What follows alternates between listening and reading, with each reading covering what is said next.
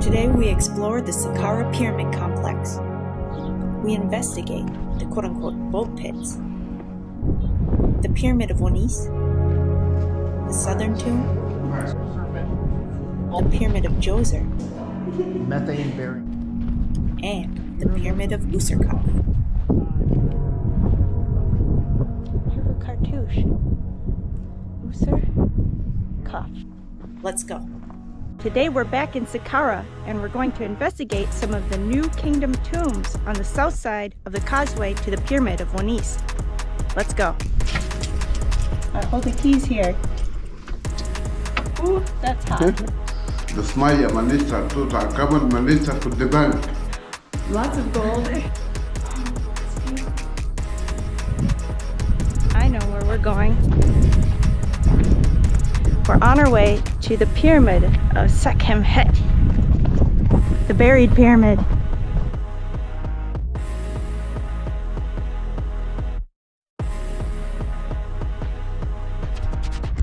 Geoffrey's gonna go down there and clear the area of any snakes. He has a snake amulet on. Yep. You excited? I'm thrilled. Into the Labyrinth of Hotepsekhemwy, underneath the Pyramid of Unas.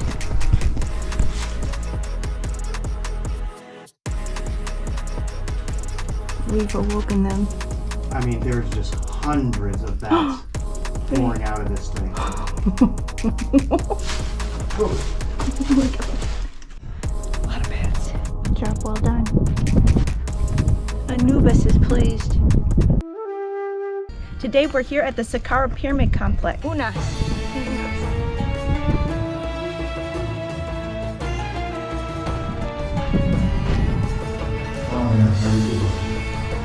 Too early. These two guys were massage guys and manicurists and like hairdressers, and the two brothers. Right. And buried right next to each other.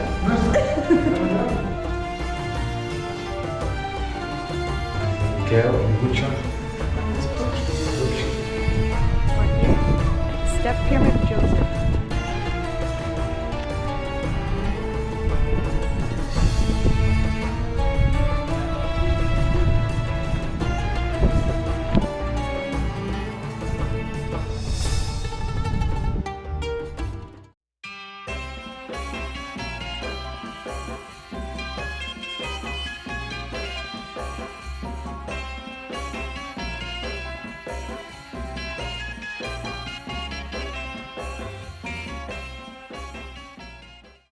If you want to help support our research and expeditions, grab some merch from the new Archaeo.alchemy store.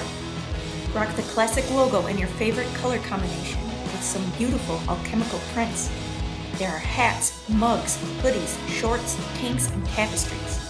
More designs are in the works, so stay tuned. And if you want to be the lifeblood of my channel, please become a member for early access, exclusive updates, and content. Thank you all so much. Now, back to our adventure.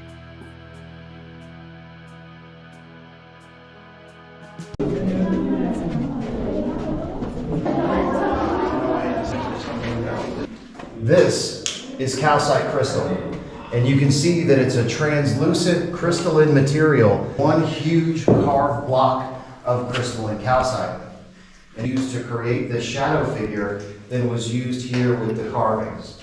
So this is one of the mysteries of the Pyramid of Wenise, is the shadow figure itself.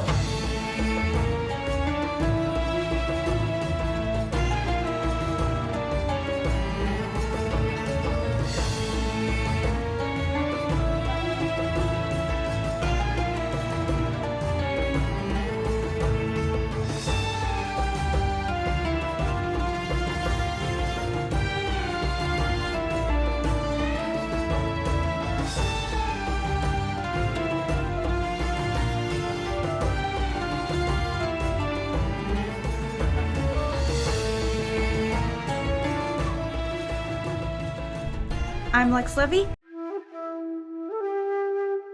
Today, we're here at the Saqqara Pyramid Complex.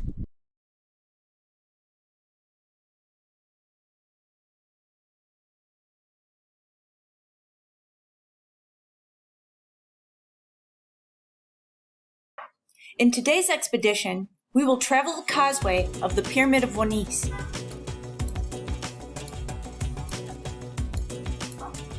And investigate the massive quote-unquote boat pits on our way to the Eastern Temple, where we will examine its anomalies. Next, we will descend into the Pyramid of Wenise, where we will study the pyramid texts inscribed on its walls and inspect the gray wick container in its primary chamber. We will then conclude our expedition at the gorgeous Valley Temple of the Pyramid of Wenise.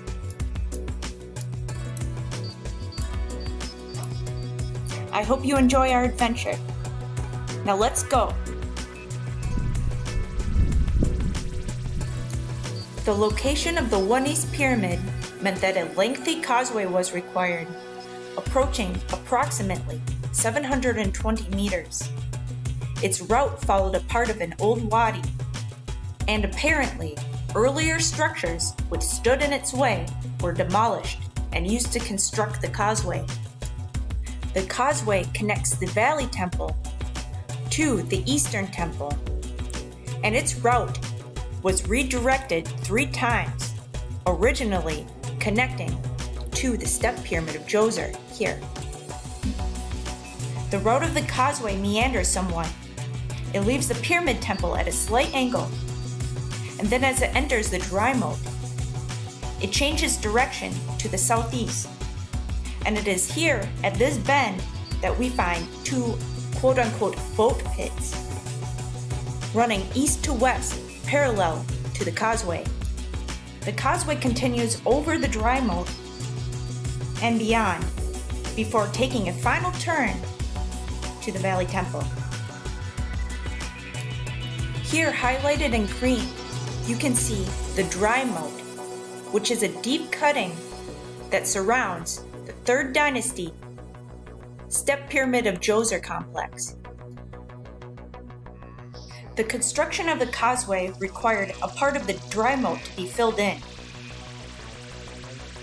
This is an excellent diagram showing some of the subterranean structures,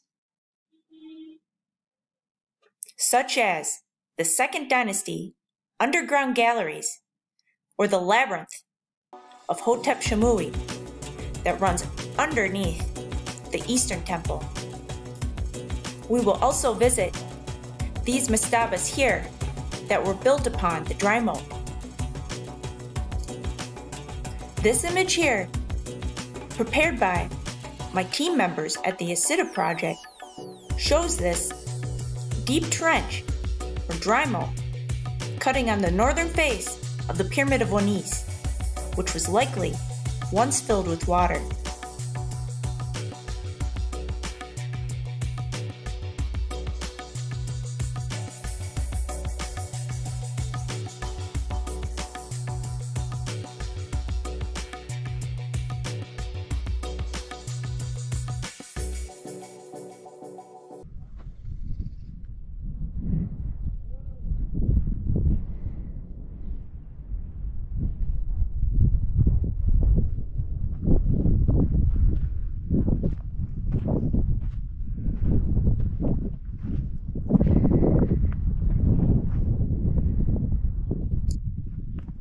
Here we have 2 boat pits of considerable size, running parallel to the causeway.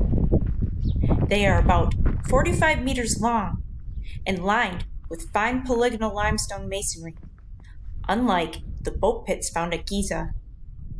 These pits are unusual in that the preceding 5 kings appear to do without these structures, along with the remaining kings of the 6th dynasty, and it wouldn't be until the Middle Kingdom that these quote-unquote boat pits would reappear.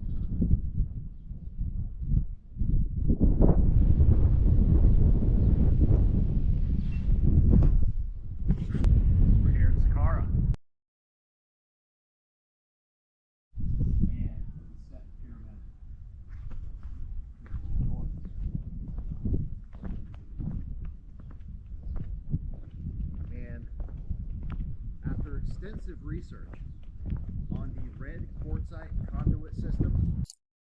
Upon reviewing this footage, I noticed there are two openings here. Perhaps this allowed water from the moat to fill the structure. At the pyramid of Djoser and Abusir, I began to realize that there may have been an alternative function. The conduit system falls into the white calcite crystal in the Userkaf adjacent to the pyramid.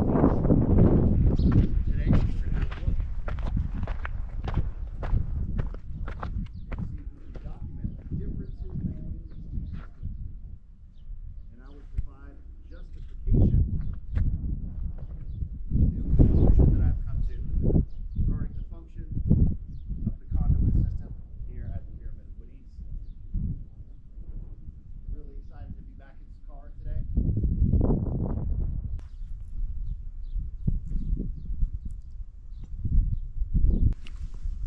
Come to the backside.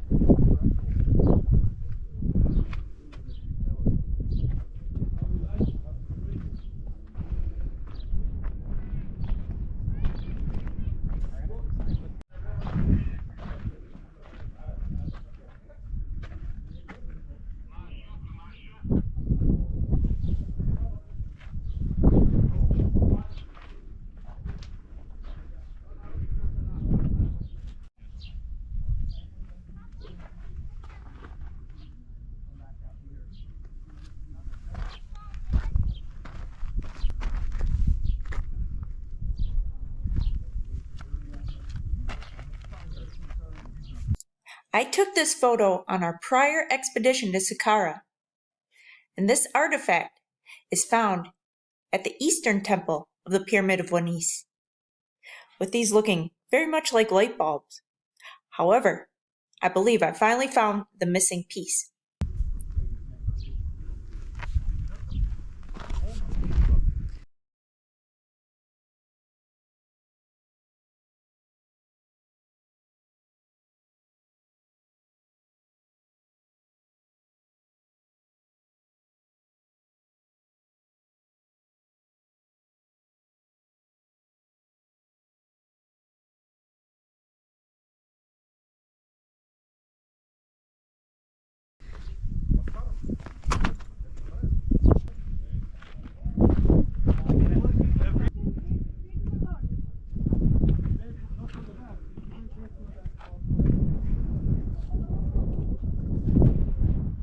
Now, I will decipher the hieroglyphs that are carved into the red granite entrance of the eastern temple of the Pyramid of Wenise.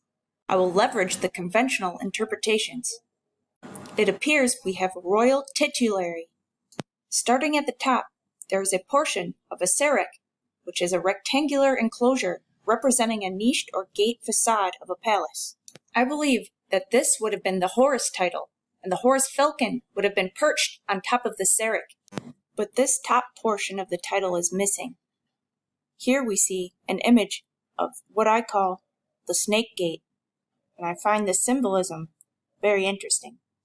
The conventional symbolism of this Horus title expresses a close relationship between the earthly power of the king, the palace, and the divine power of the celestial god Horus.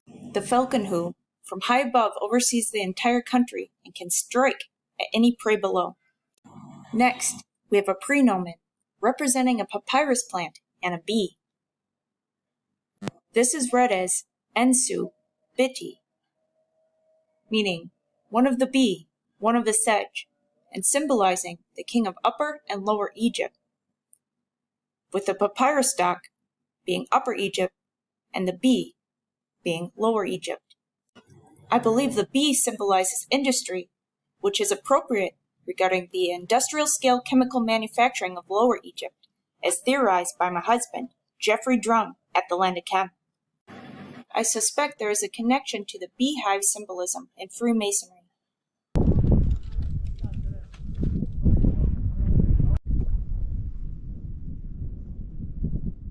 Since we have symmetry, we will look at the left pillar at the better preserved glyph. Here we have the Nebti name, representing a vulture and a cobra, each seated on a basket. The two baskets are read as Nebti, which means the two ladies, a reference to the Nekbet, the vulture, and the Wadjet, the cobra, the patron goddesses of Upper and Lower Egypt, with the Nekbet being the vulture goddess of Upper Egypt and Wadjet being the cobra goddess of Lower Egypt. You find the vulture and the cobra adorning the pharaoh's headdress in later dynasties as the uraeus, meaning supreme power. Now we have a cartouche for the birth name or nomen of the king. The hair is Un or Wun. The water is En.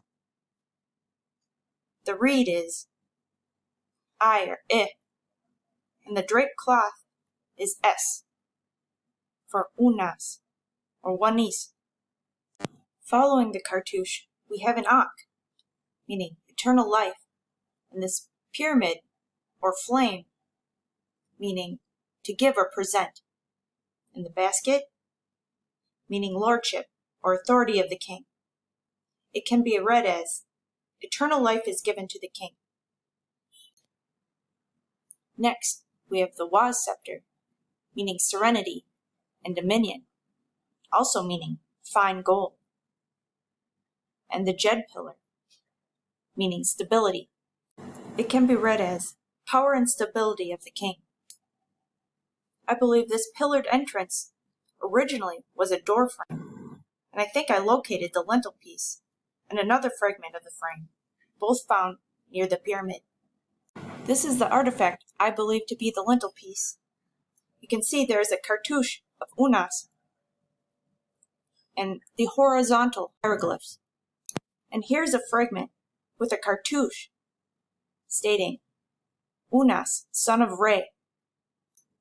We will examine these shortly and perform a secondary investigation on our next expedition. Now, let's cross the threshold of the temple and explore.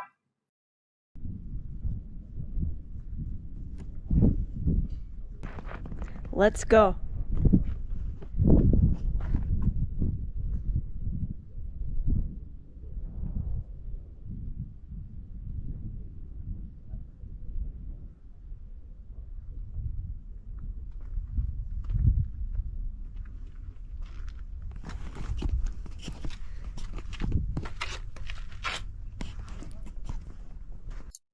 Wenise is often described as the last king of the 5th dynasty. Between Djoser and Wenise, we are looking at a period of 3 centuries. The Pyramid of Wenise was opened in 1881 by Aspera, and it was the first pyramid whose substructure was decorated with what is referred to as the pyramid texts, which we will discuss later. This is a 3D rendering of what the Eastern Temple is thought to have looked like. There are scant remains of the Pyramid Temple because it was extensively quarried for its fine stone. While the exterior of the pyramid is largely destroyed, we are very fortunate that the substructure is largely intact. Here is a diagram showing that the pyramid and Eastern Temple of Wenise is built over a 2nd dynasty subterranean labyrinth attributed to Hotepsekhemwy. We're on the eastern side of the Pyramid Wenise. We just walked the causeway.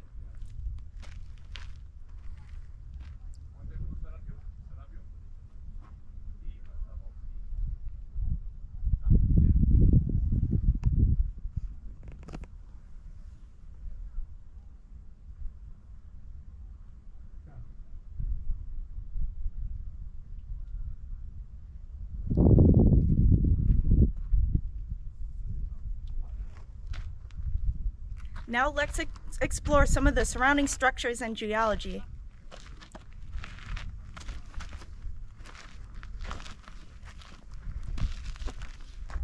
Here you can see a calcite floor.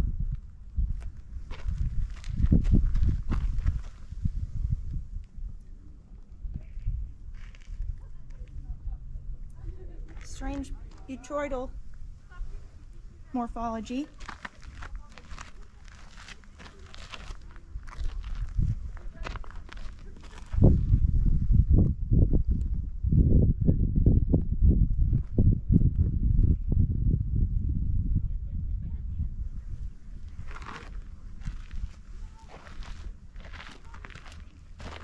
Remnants of red granite pillar and some cylindrical drills.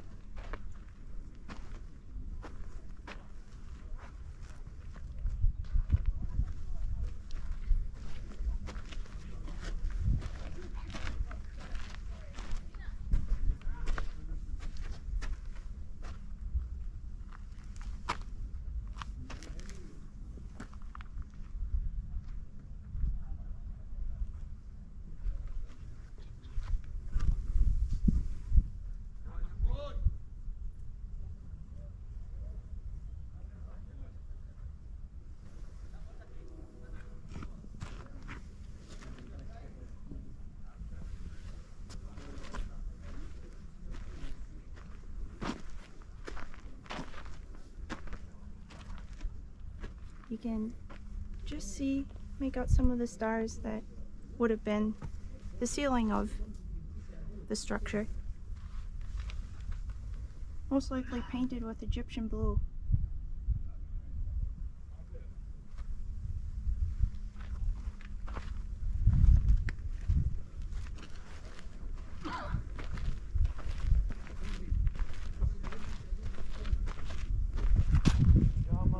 This looks like a conduit made of red granite.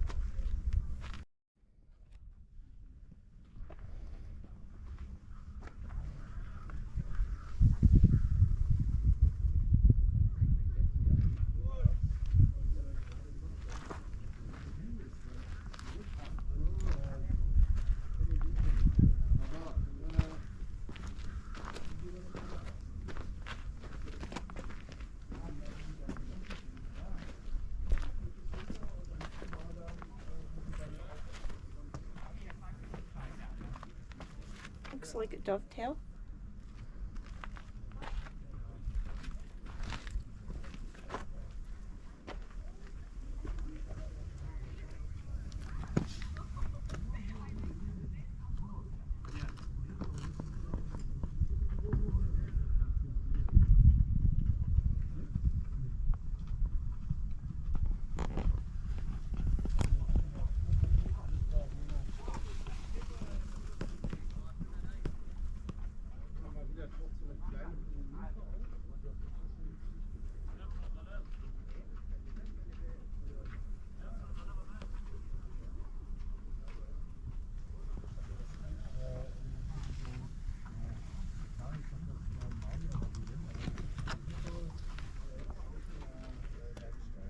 Now, it's a misconception that pyramids were built with precisely measured uniform stones, but you can see the internal was filled with rubble.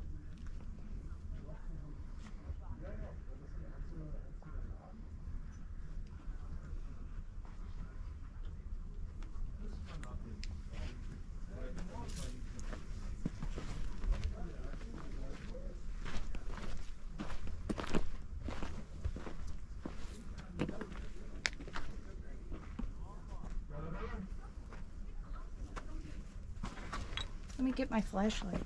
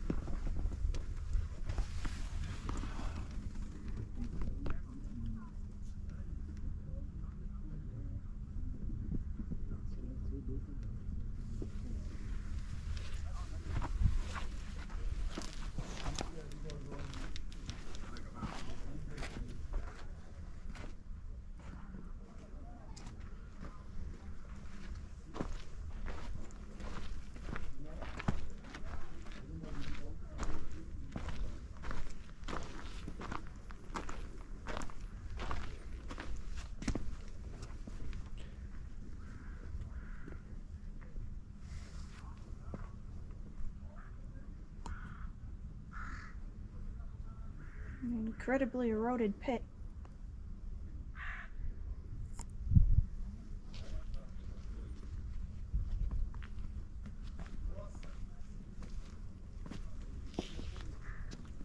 Here you can see some of the casing stones that remain.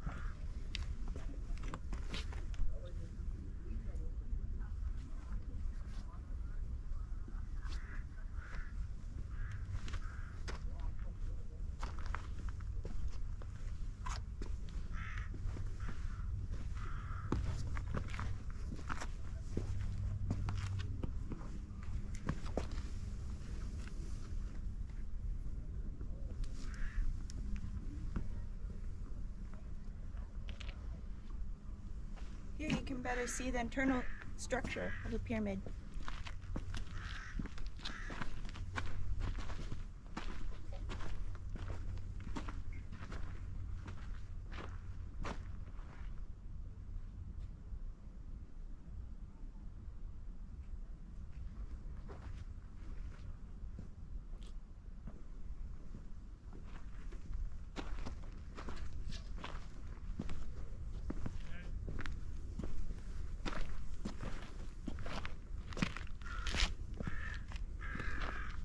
Some more incredibly eroded pits.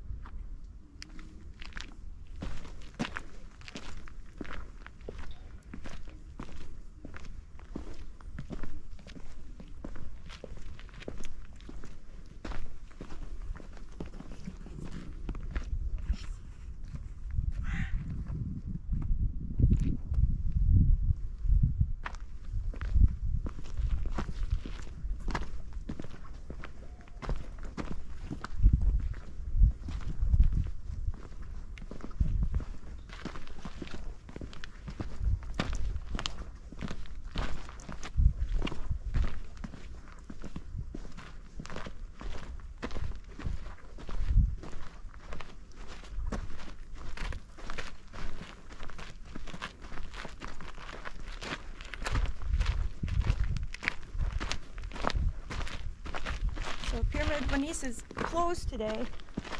Otherwise we'd go inside and explore. The primary chamber has the entire Book of the Dead written on its walls.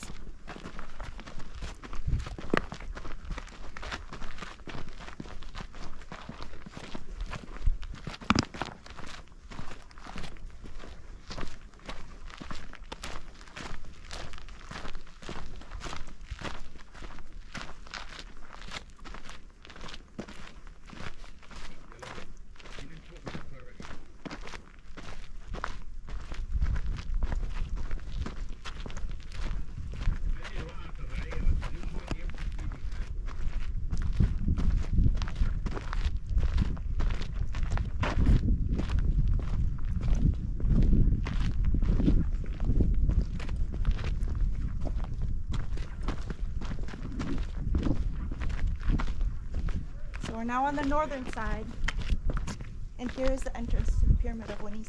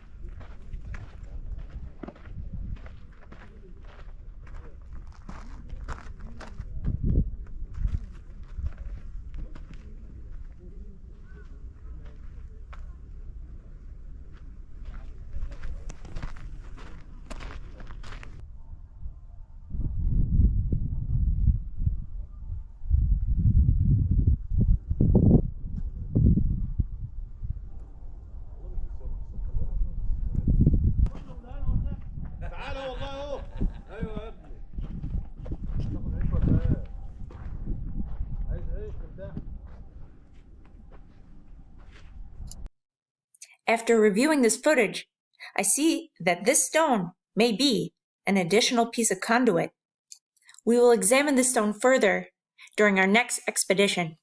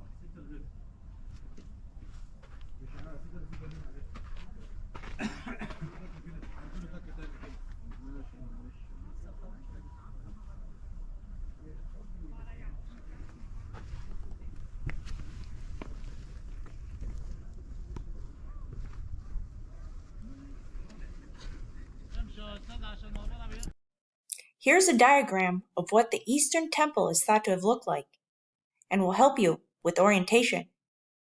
I'm standing approximately here at the stairs to the temple roof, and to the southwest are the remnants of a satellite pyramid. Where there is white, it is thought that there was alabaster pavement. The pink represents red granite masonry. These three large structures, highlighted in red, are representing quote-unquote Persian shafts.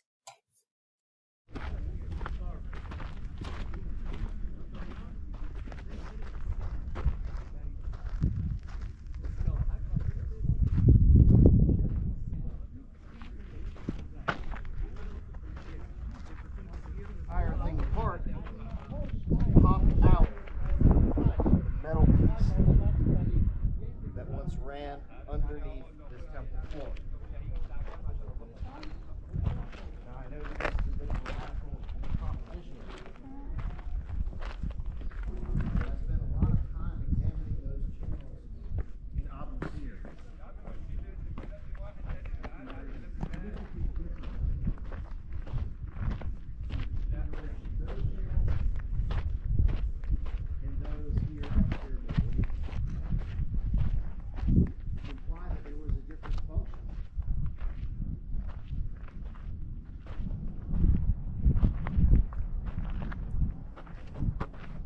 We just examined these alabaster or calcite crystal conduit pieces, and we are standing approximately here. Be sure to watch my husband, Geoffrey Drumm, at the Land of Chem, his Sunday Site Visit 53 episode, where he discusses the crystal conduit and acoustic amplification chambers in Saqqara.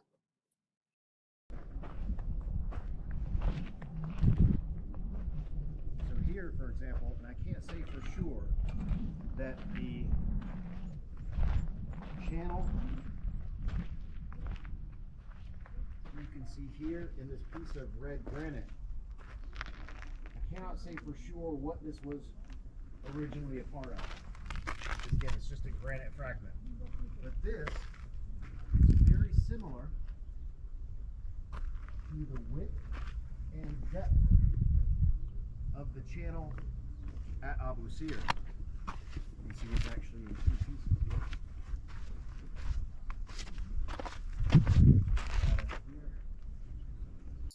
And now for a preview of our new and powerful technology that will be a great help to us in our research.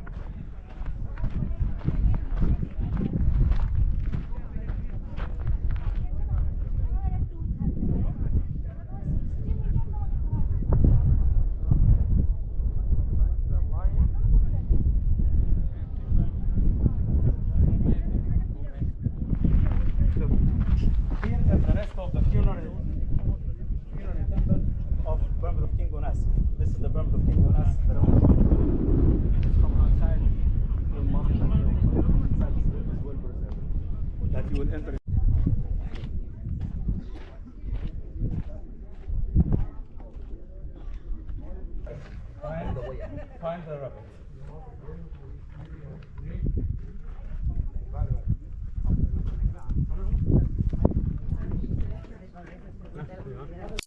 Here is the layout of the Pyramid of Wenise. We enter on the northern face. The entrance is not through the pyramid casing, but through the pavement of the pyramid court. It is in a similar manner to what we see in his predecessor's pyramid, Djedkari Isesi. It would seem unlikely to be a security design to thwart robbers, as the location was well marked by a chapel being built over the location. This is what the chapel is thought to have looked like. As we descend, you will see the red granite belt here. Next, we will travel through the vestibule and through the portcullis system. We begin to see pyramid text approximately here. The walls of the antechamber, number 4, and number 6 of the primary chamber are covered in pyramid text. Highlighted green are the 3 monolithic alabaster facades. Number 7 is the Greywick container, and number 5 are the acoustic amplification chambers. This is a diagram of the entrance, descending passage, vestibule, and portcullis system. The pink is representing red granite.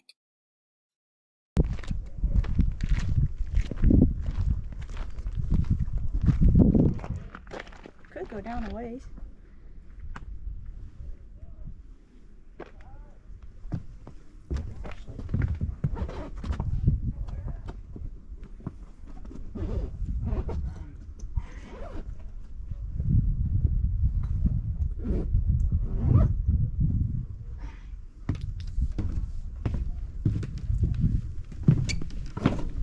All right, let's go.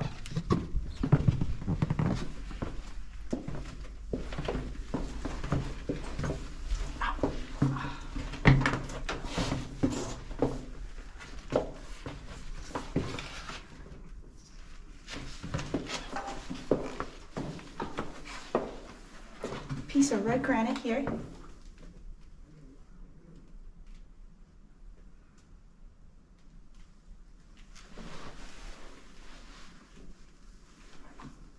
Limestone.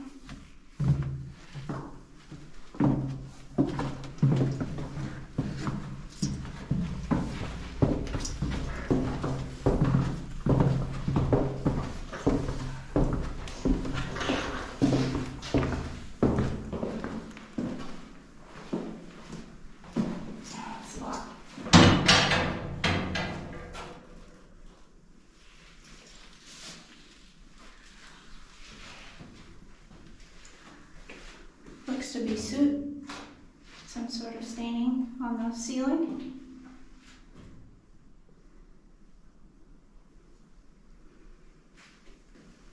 Pretty cool to be in here by ourselves.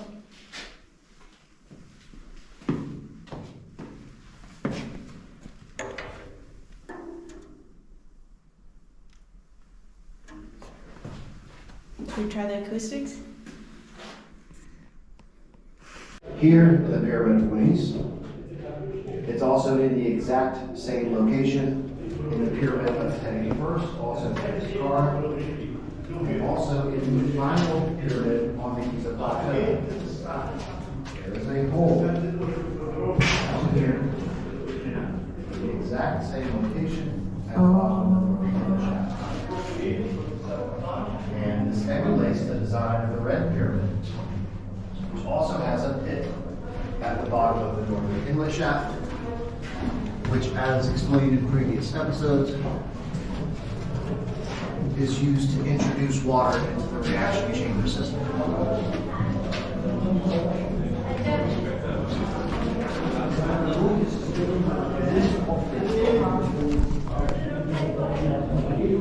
We're currently in the portcullis system right now. There's a series of 3.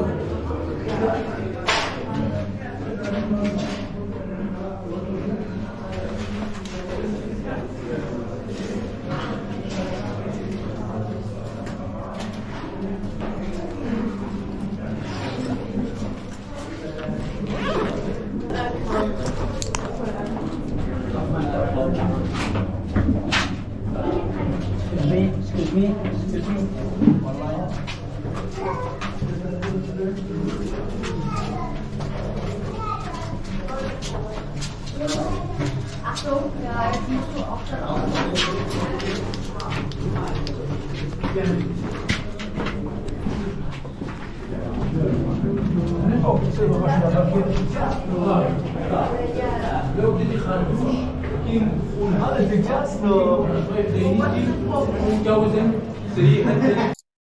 We are now in the antechamber, and you can see its walls are adorned with pyramid texts. And on its ceiling, there are stars painted with Egyptian blue. And you can see that the ceiling does not quite meet the walls. There are gaps on either side. This is a diagram of the antechamber. The chevrons are not supported by the walls, leaving gaps on either side. Busy day in Wenise.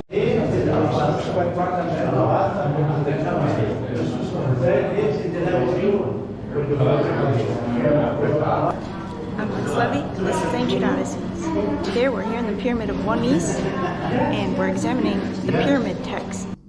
The pyramid texts are Old Kingdom funerary texts and are the earliest known corpus of ancient Egyptian religious texts. They are carved into the subterranean walls of the pyramids of Saqqara, first appearing in the 5th dynasty Pyramid of Wenise. Unlike the funerary texts of the Book of the Dead or the Book of Coming Forth by Day, these texts were reserved for the elite only and were not illustrated. The spells and utterances of the pyramid texts are believed to contain rituals such as the opening of the mouth ceremony and offerings to the gods, essentially a formulae or instruction manual to assist the spirit through the transition into the afterlife.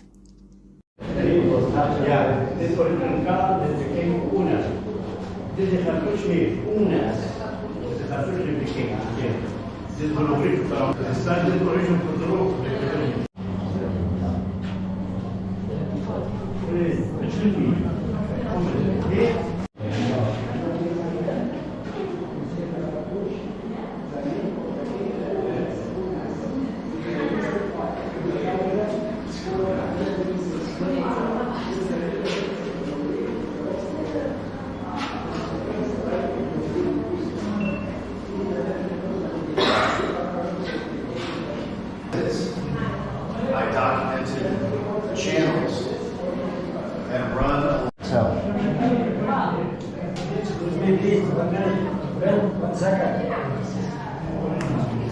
You'll see here particularly how blackened the upper portion up here is very, very blackened and stained. That's not the original color of the chamber itself.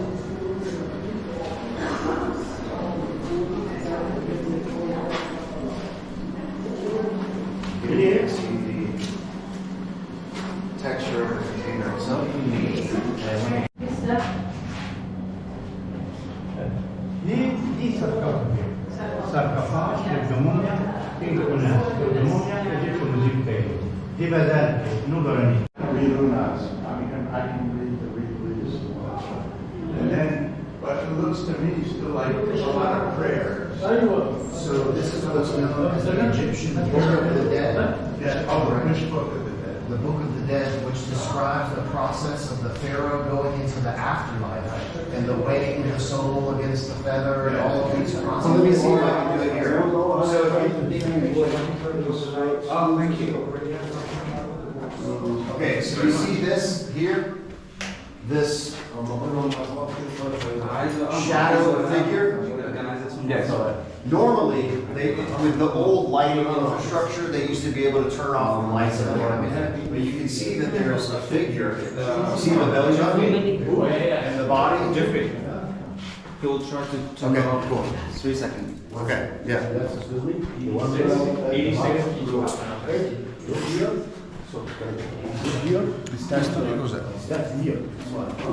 Okay, so this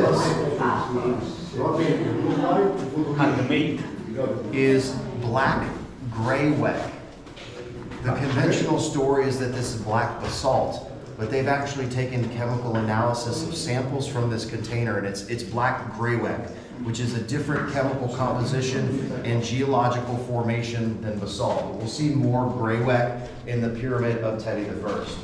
Okay, so again, this is limestone. This is calcite crystal. And you can see that it's a translucent crystalline material that makes up the entire back portion of the chamber in here. So this is two different types of materials. Again, this is limestone and this is calcite crystal. And this piece on the floor is also calcite crystal. You can see that it's the translucent crystalline material here on the floor. And it's a huge piece. These are all single pieces of stone. This is one piece. Each one of these is one huge carved block of crystalline calcite. And if you look here, you can see the shadow figure. The man with his arm standing up like that. You can see the belly button in the middle there. But it's something you can really only see in here when you turn off the lights. And you can see the figure appears. And it's not the same type of carving as the inscriptions and decorations here. You can see that it's a different type of tool and technique was used to create this shadow figure than was used here with the carvings. So this is one of the mysteries of the Pyramid of Wenise, is the shadow figure itself. You can see the legs down here, the belly button and the abdomen here, the left arm and the right arm is reaching up like this.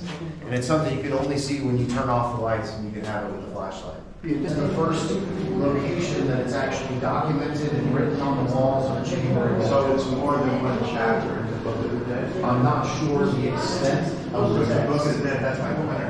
Right, but this is portions of that same material. So can I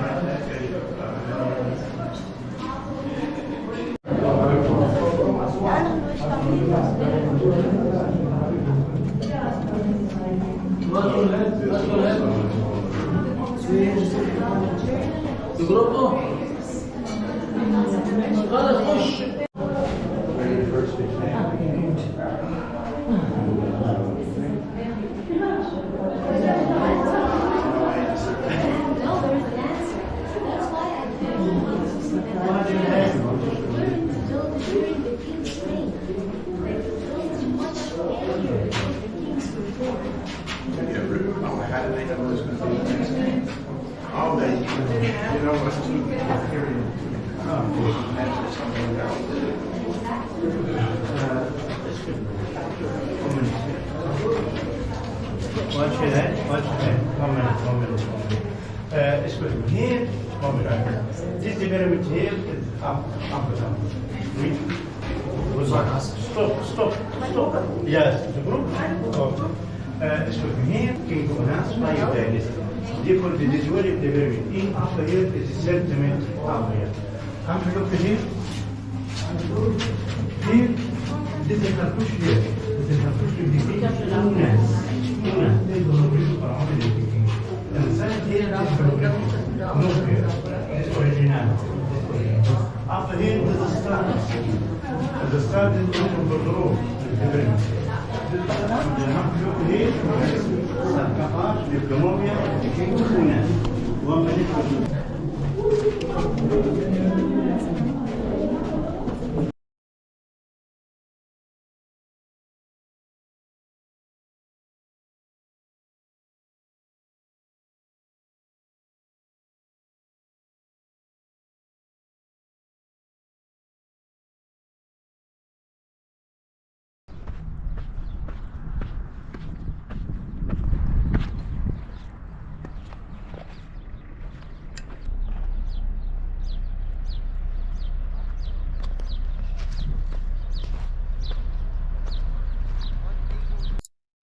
This is a 3D rendering of what the Valley Temple to the Pyramid of Wenise is thought to have looked like. The Nile would have met this temple, and boats would have been able to harbor.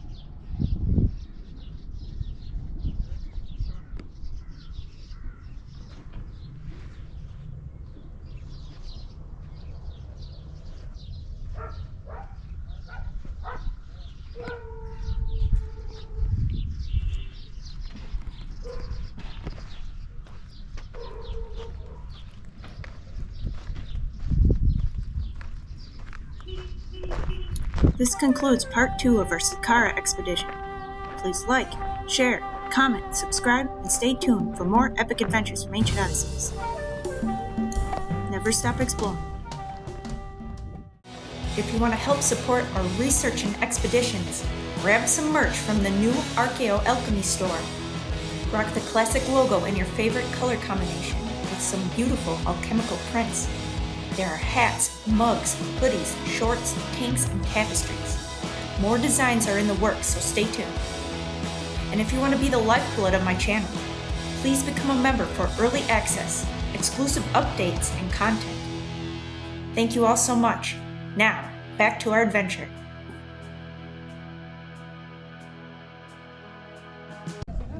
I'm Lex Levy. We're here at Saqqara. Behind me is the pyramid attributed to Teti I, 6th dynasty.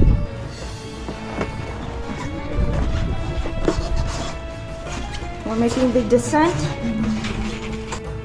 Here we have the pyramid texts, which are funerary rites to help the soul transition into the next life. And here we have the Great Reputation. All right, let's enter the magazines.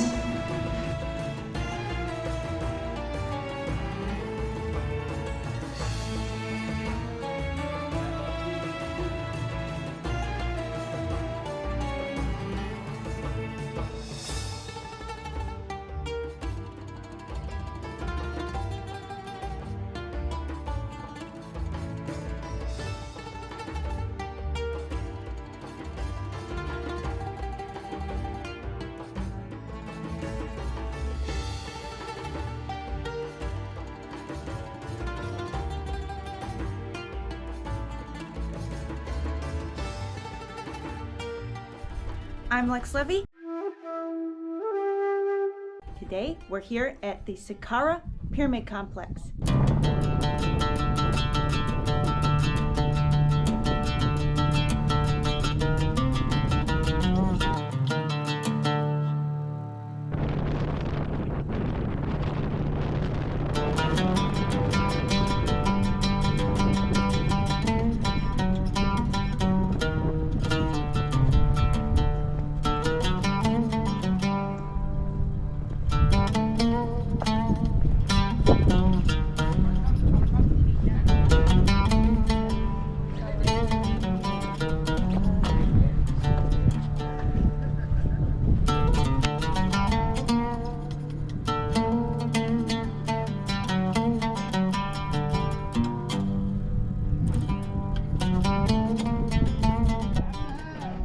We're here at Saqqara. Behind me is the pyramid attributed to Teti I. 6th dynasty. His predecessor was Wenise. It is the second pyramid to be adorned with hieroglyphics. Now, let's go inside and take a look.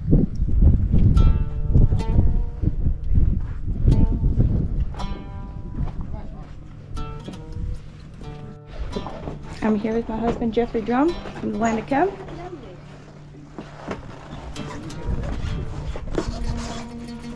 We're making the descent.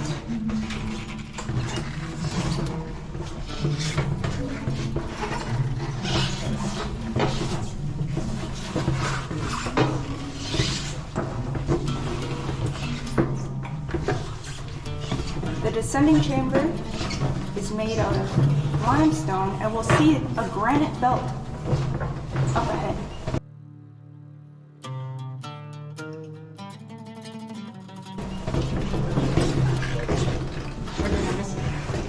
Nope.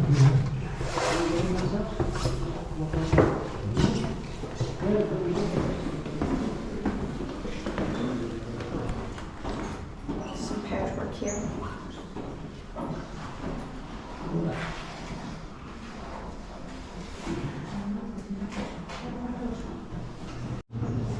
There's soot on the ceiling. We're standing in the vestibule.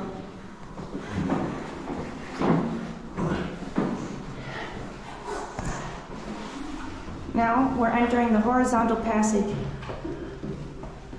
Bonjour. And you'll see the red granite portcullis system ahead. It's been busted through in antiquity.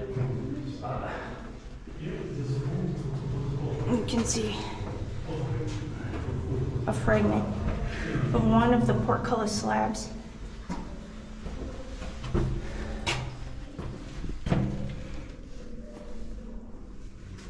I'll get my flashlight.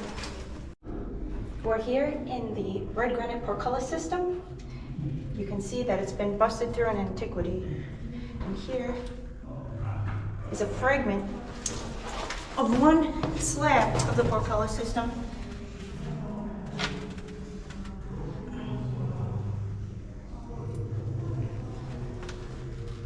Oh wow.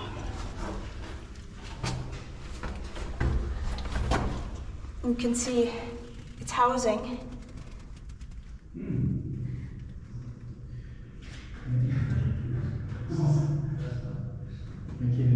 It looks like there was a fire in here.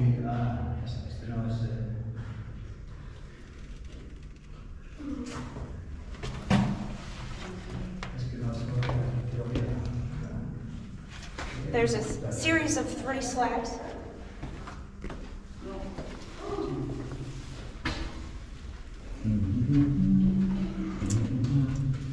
And here, we can get another look at the housing.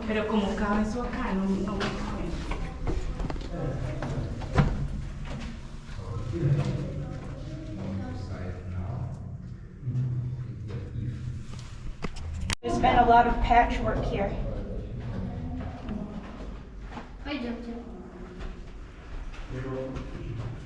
It's red granite.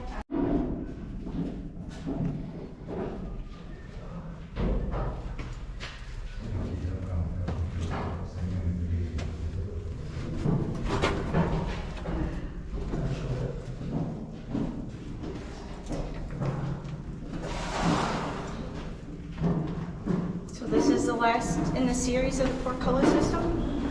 And now it proceeds until with limestone, and there will be a red granite. Stop here.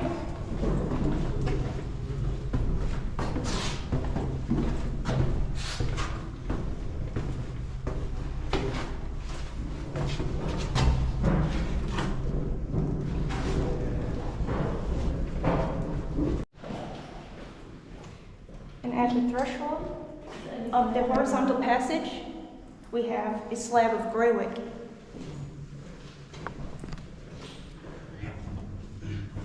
And the rest is red granite.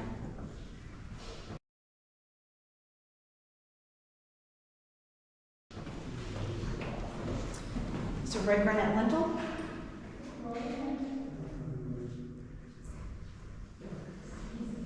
And you can see the gabled roof is made of limestone. And this is our first encounter with the pyramid text.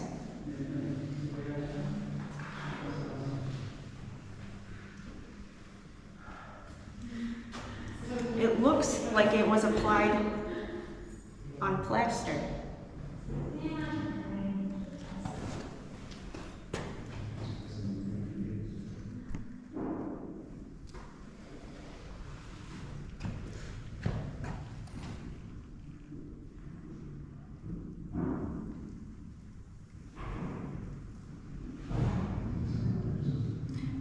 Now, the configuration of the pyramid at Teti is quite similar to that of Wenise.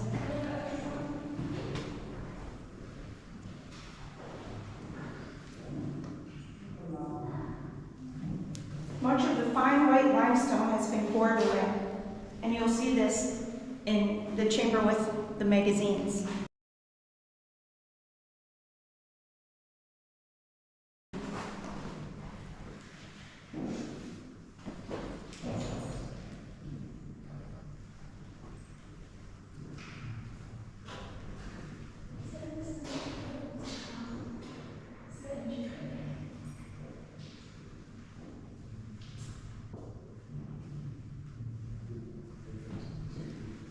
All right, let's enter the magazines.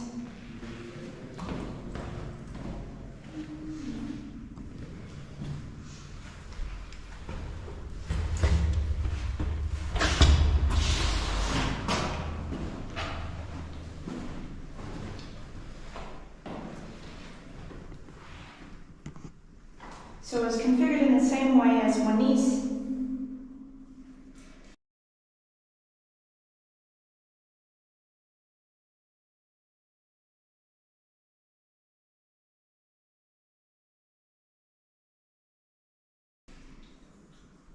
Its resonating chamber.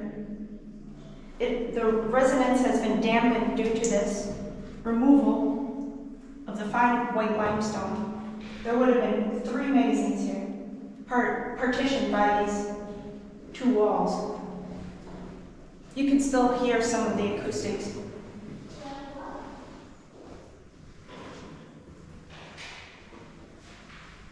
This is all restoration work here.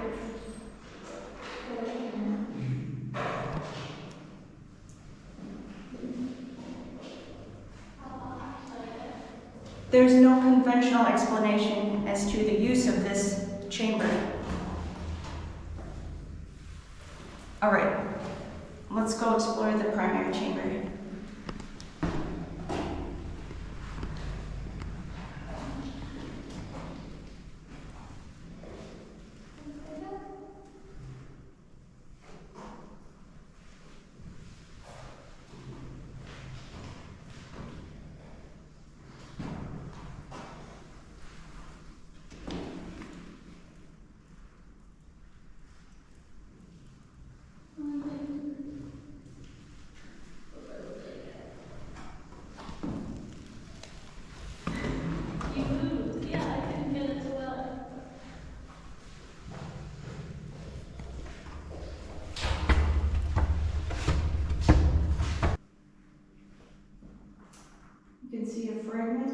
portcullis system here.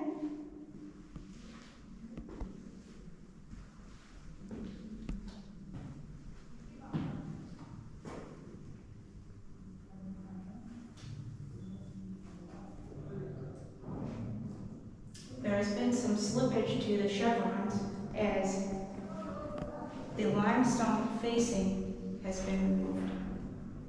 We don't know if there was a channel like we see in the Pyramid of Wenise. We're standing in the antechamber now, and we're going to proceed to the primary chamber. This is your first glimpse of the gray wet container. And you will see, and I agree with the statement that the container was installed while the chamber was being constructed, because it is too wide to fit through this access. Now let's go.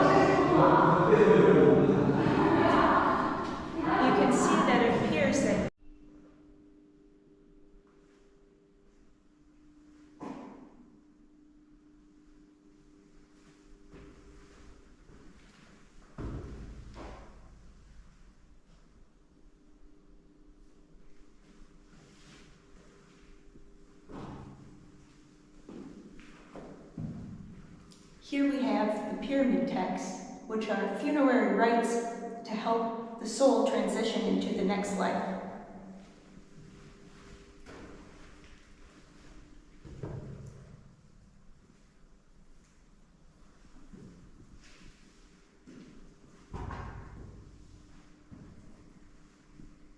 And the gabled ceiling is adorned with these stars.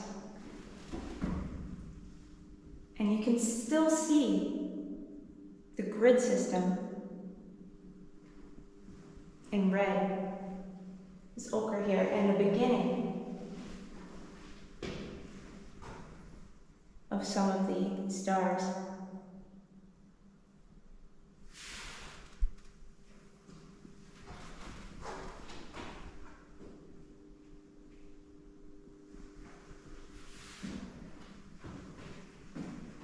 This chevron has slipped down due to the removal of the fine limestone that was on either wall, the north and south walls.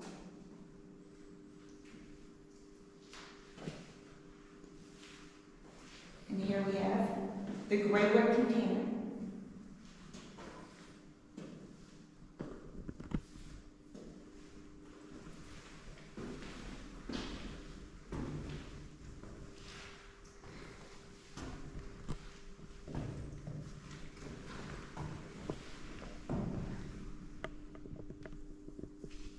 There's some hieroglyphics.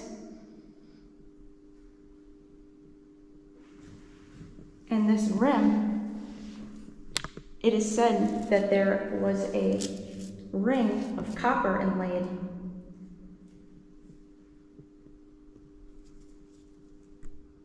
And you can see vertical grooves.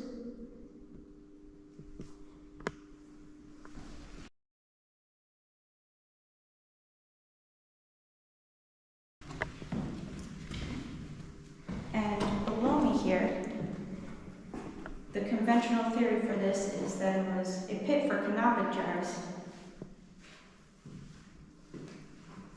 Let's take a look behind the container.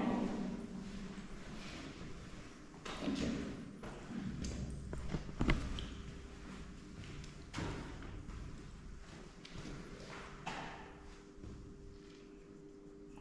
Look at this drip staining here.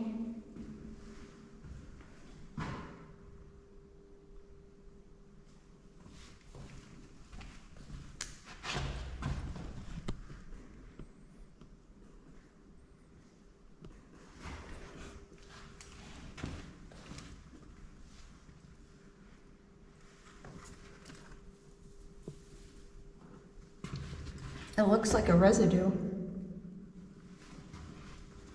I may be able to do a surface analysis on that.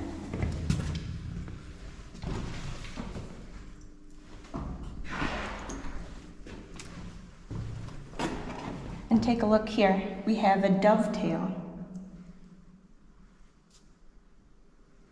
This is the first time I've seen this on a container.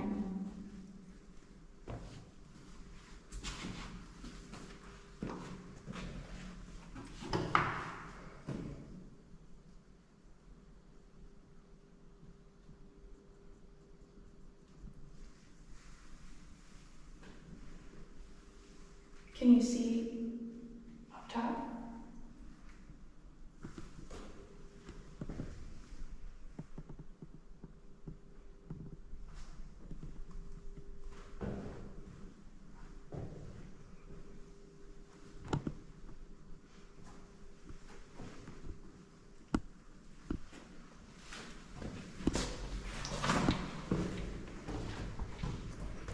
Okay, and here is the second dovetail. Now, this lid would have slid into place and locked at the front. It had to be inserted from the back.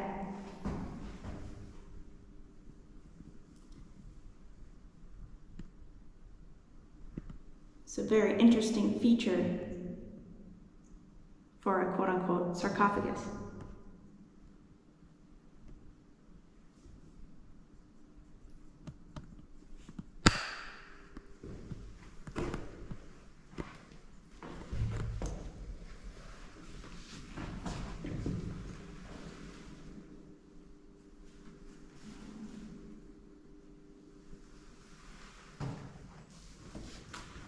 And behind me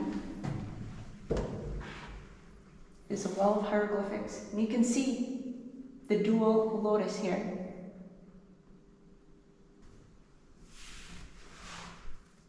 Making a toroidal shape.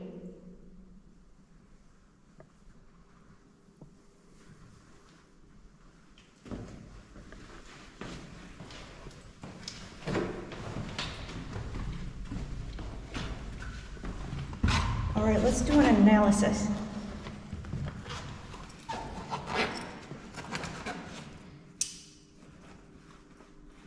I have a UV light.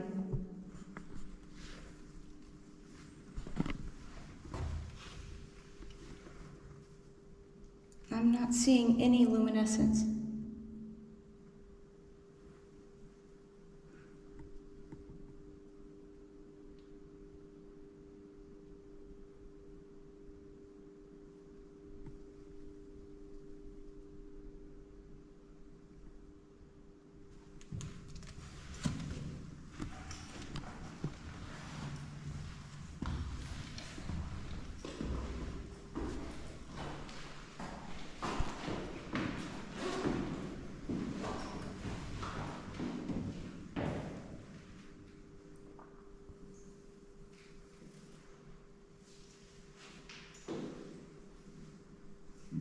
All right, this concludes our expedition to the Pyramid of Teti.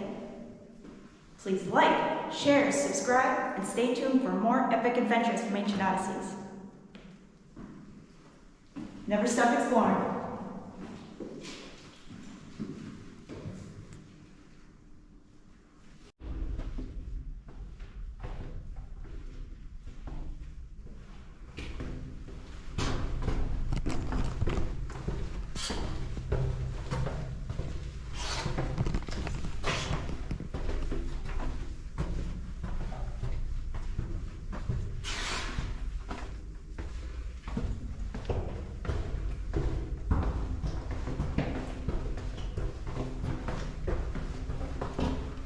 Here are fragments of the portcullis system.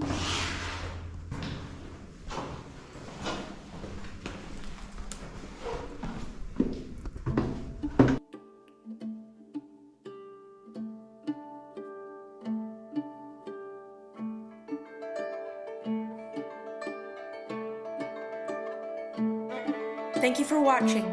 Please like, share, comment, subscribe, pick up some merch, and stay tuned for more epic adventures. Never stop exploring.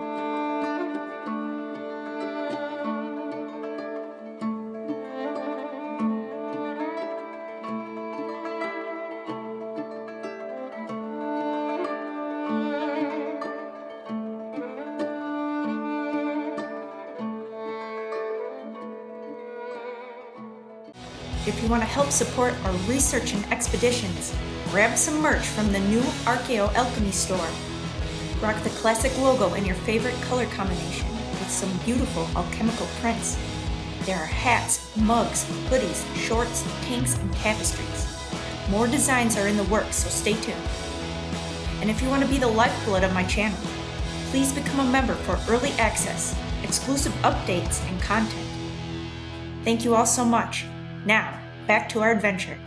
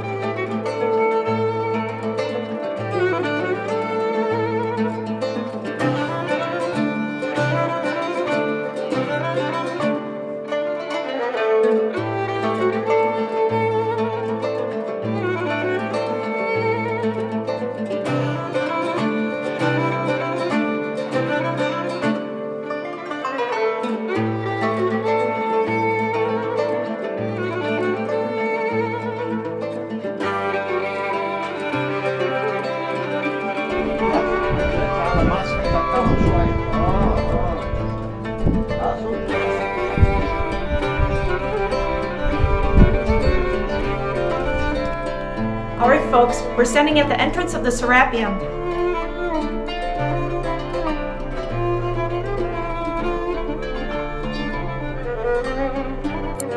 This is a layout of the section of the Serapeum that is open to the public, prepared by my colleagues at the ISIDA Project. Here we have the 27 monolithic artifacts map. Let's take a look. It's dark in here.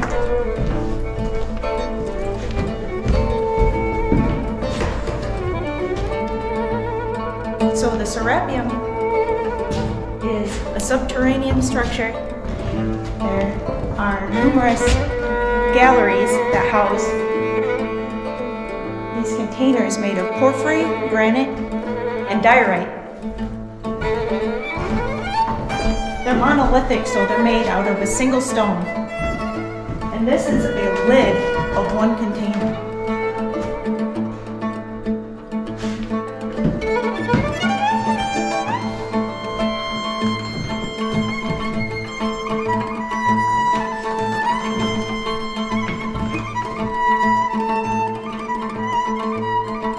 And they're said to have weighed 40 tons, with the lids being half the weight. Looks like they left this lid here in a hurry.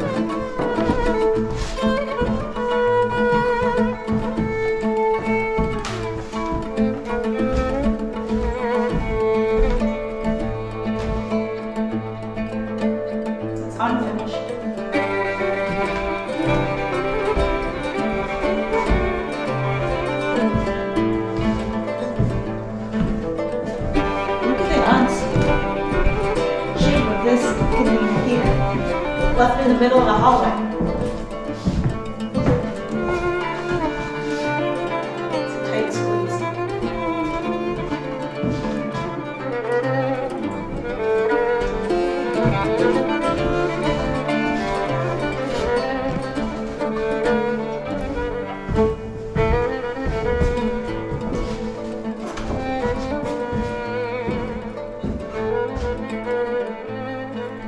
How did they get these massive containers into this tunnel system?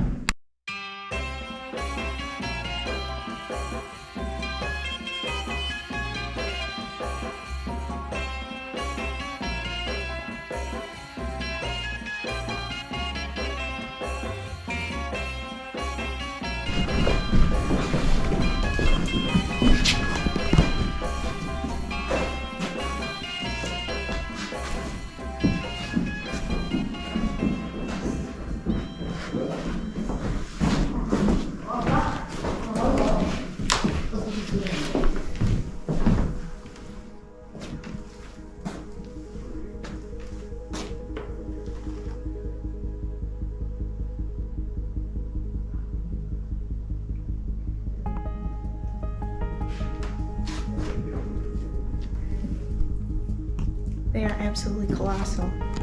Now the mysterious thing about these containers is that the level of precision is higher within the container itself. And they have these dimples or pockmarks on the outer side that look like they've been maintained.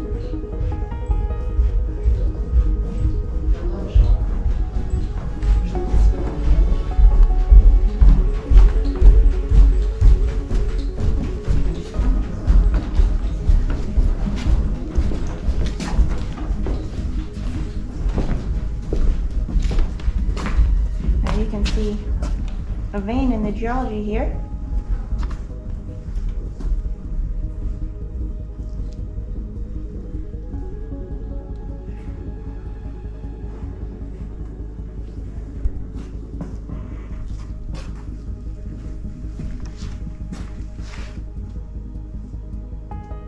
Now, Geoffrey Drumm has a very interesting theory on these dimples or pockmarks on the outside of these containers.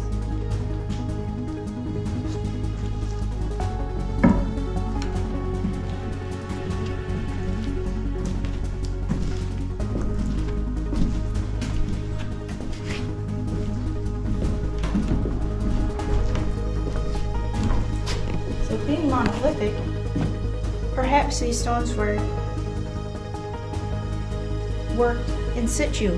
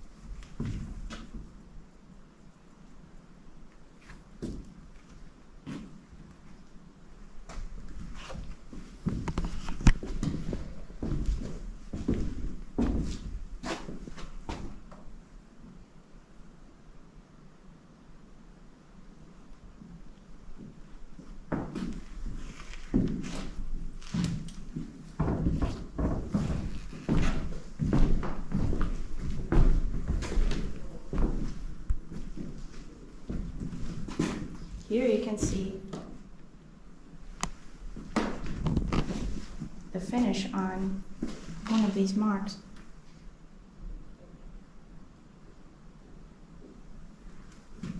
There's a huge gash in the side of the lid.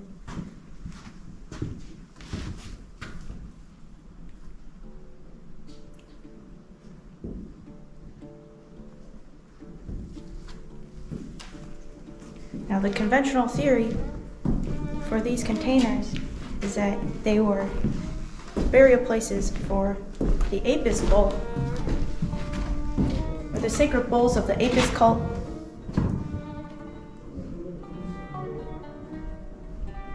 It is believed that bulls were the incarnation of Osiris, and when they died, they lived to be immortal as Osiris Apis. Check out the unique geometry of this lid.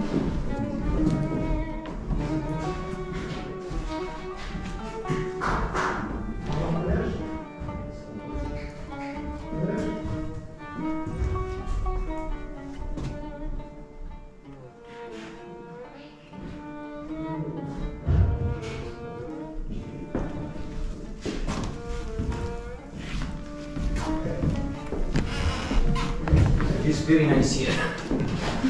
Easy.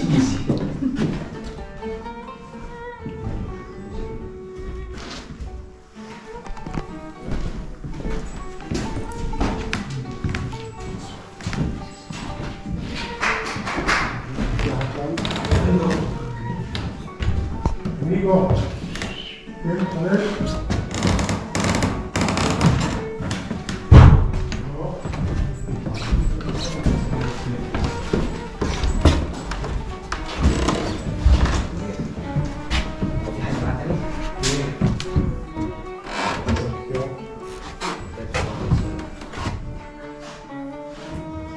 Here we have the dual lotus, which looks like a toroidal structure.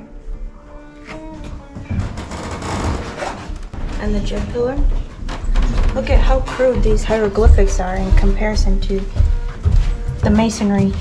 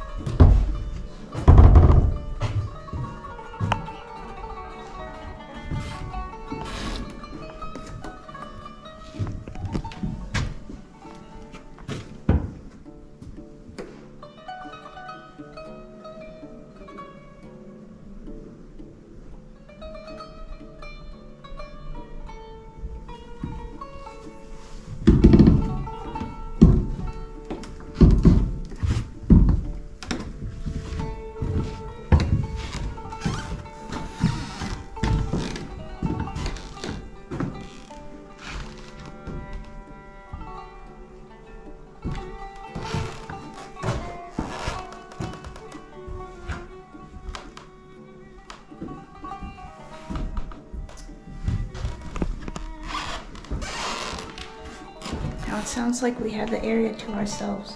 We're gonna hop in and take a few measurements. Yalabina.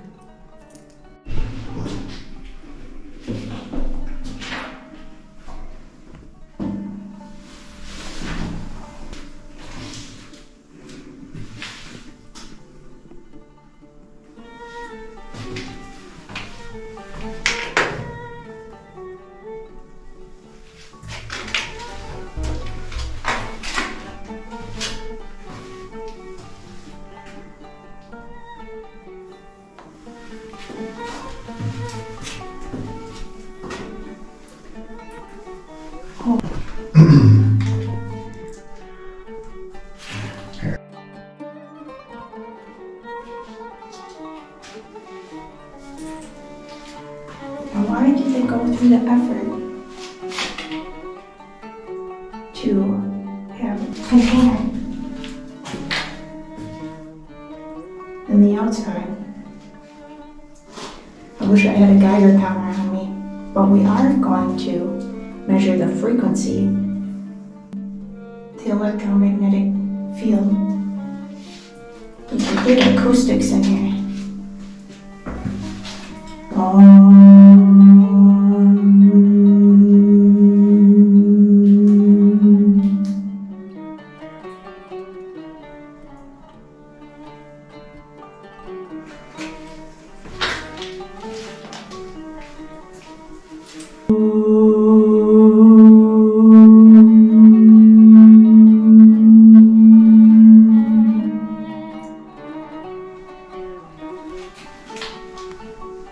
Pretty cool.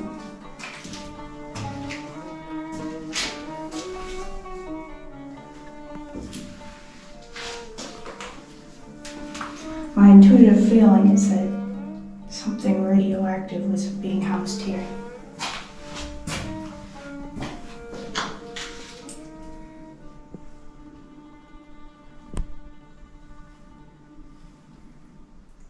Radium.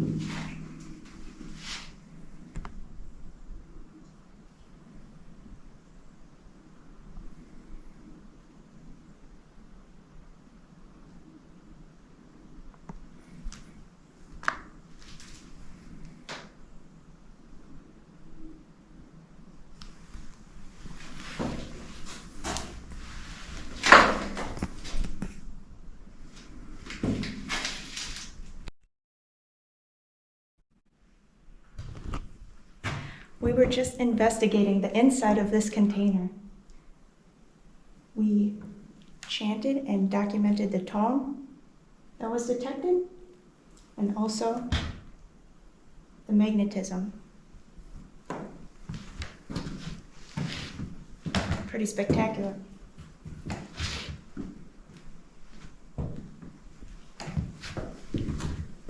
Let's look at the other containers.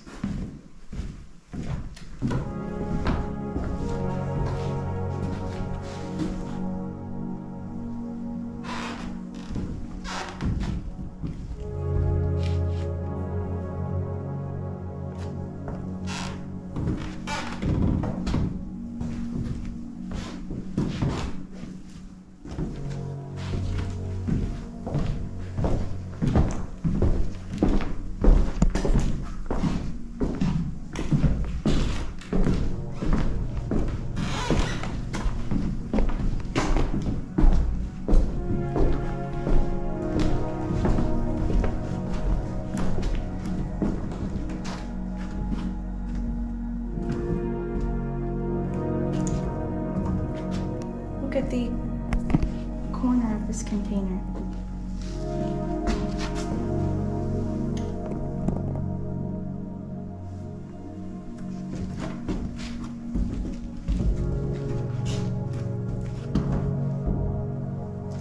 What's on the side there? Oh, deep pit.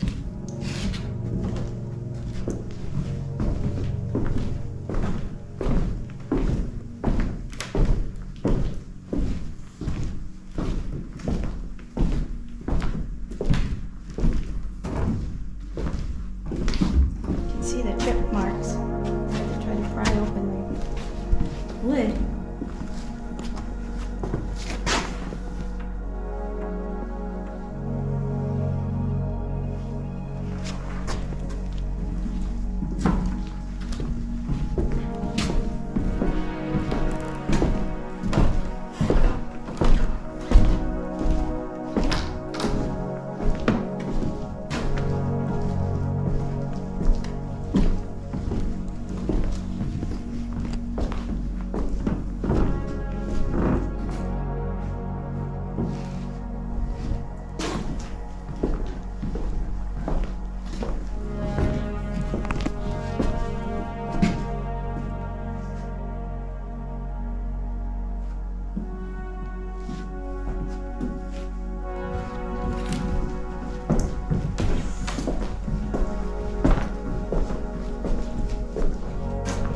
What is the need for such a heavy lid? Look at the size of that.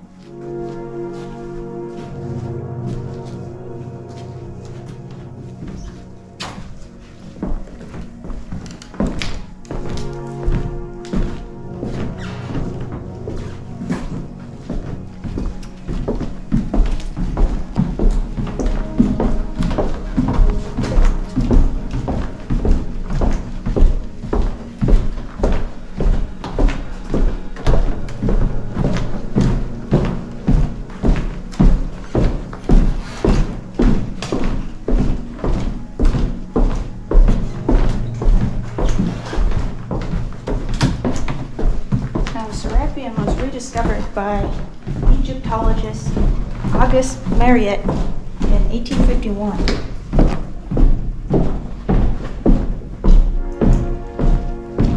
These galleries were used up until the beginning of the Roman period, approximately 30 BC. And you can see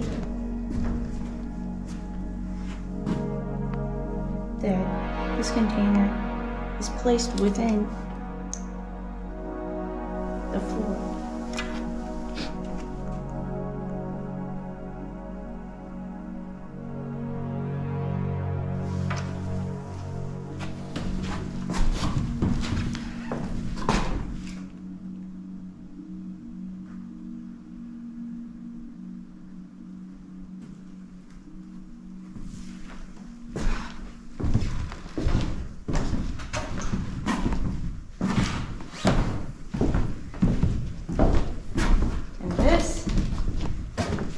In an attempt to find what is inside, they used dynamite. Just totally destroyed the container. Look at how rough it is on the outside compared to the inside.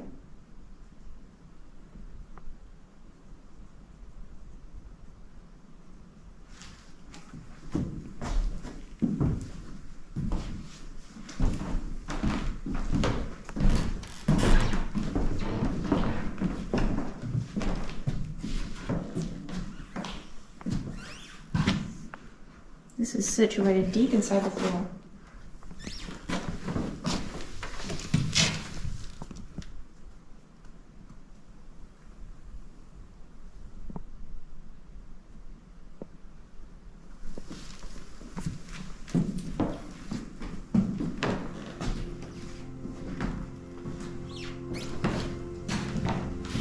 Only 2 Apis burials were found. And here is the only red granite container.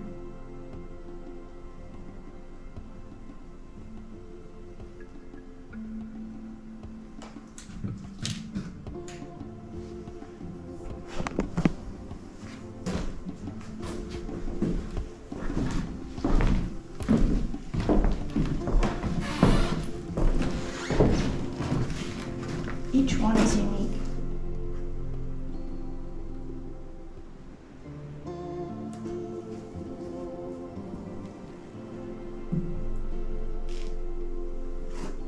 Have these divots on the side of the lid, which I believe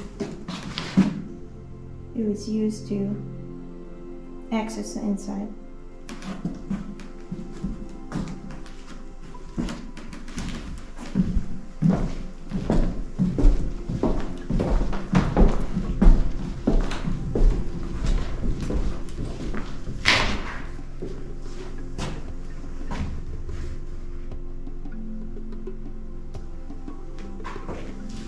Strange markings on the left.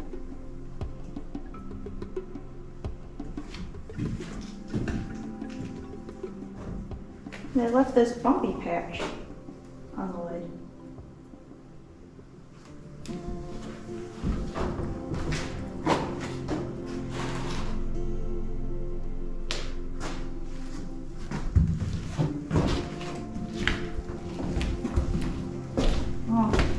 Doing some structural reinforcement. This is new. I feel safe.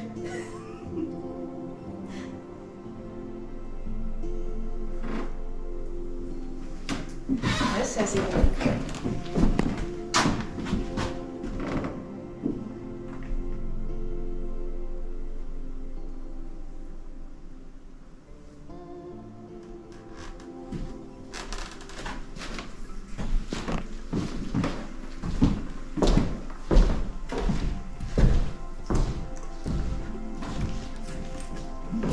There are some hieroglyphics.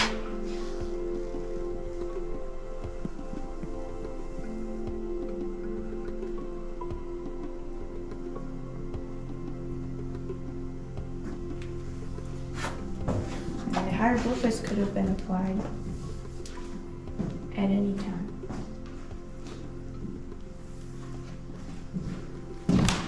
Look at how far back this tunnel goes.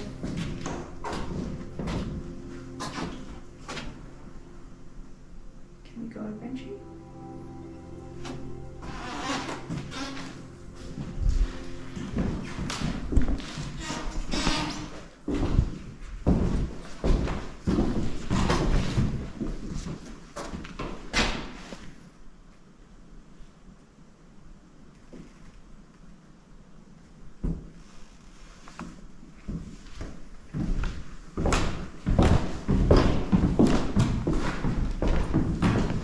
This one is missing its lid. It looks like pink granite.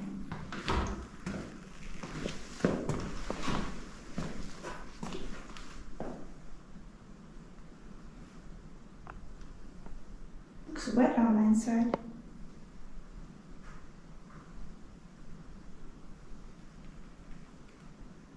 Some sort of residue.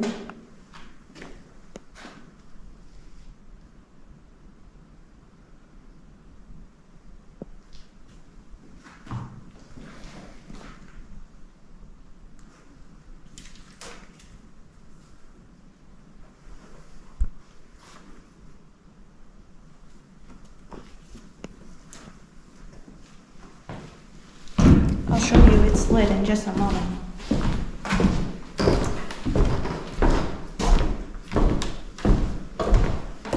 But for now, let's go explore this tunnel. Yalabina.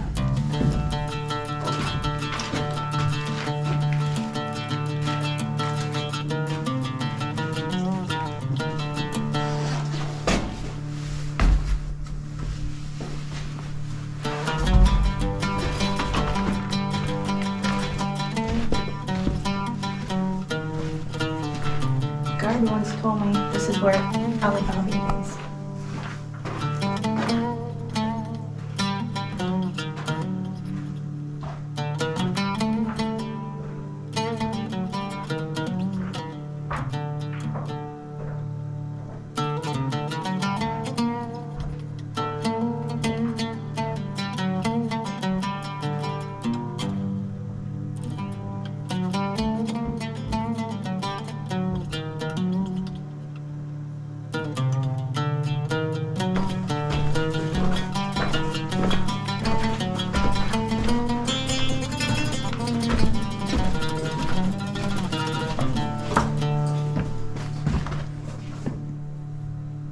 Some odd graffiti.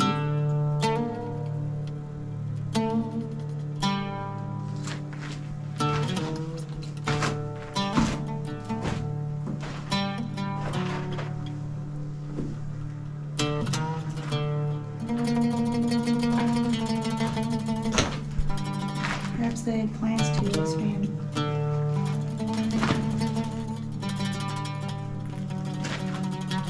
There's a large portion of the Serapeum that's closed off to the public.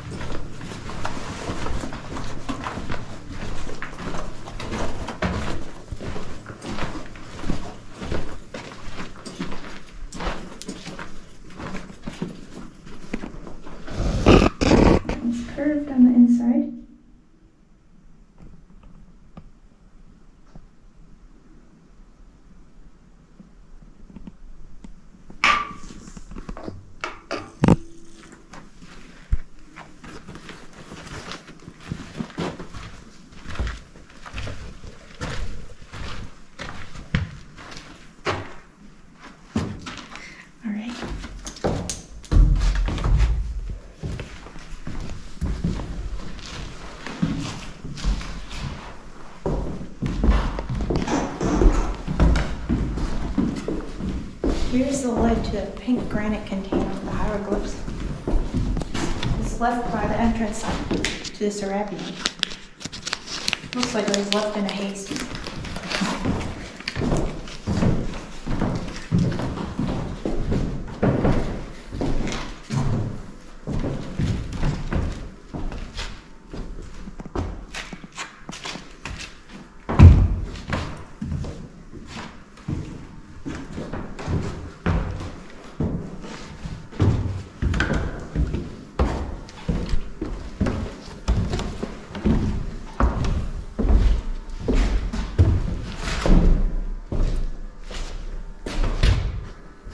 This was left with a note. Perhaps to assist in moving the lid. And on the top, hieroglyphics over the dimpled areas.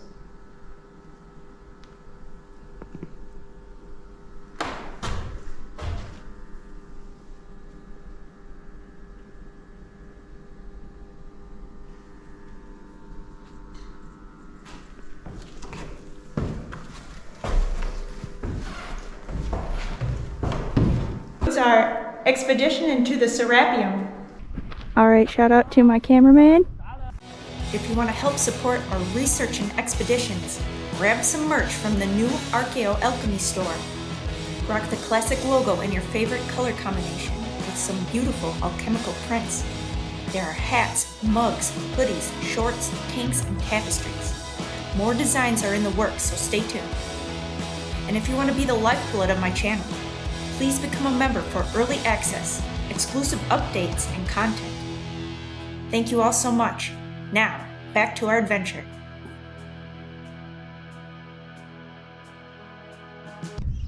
And I'm just taking a look at the configuration of these two pits. It almost looks like there was something above here as well. See, this one goes much higher.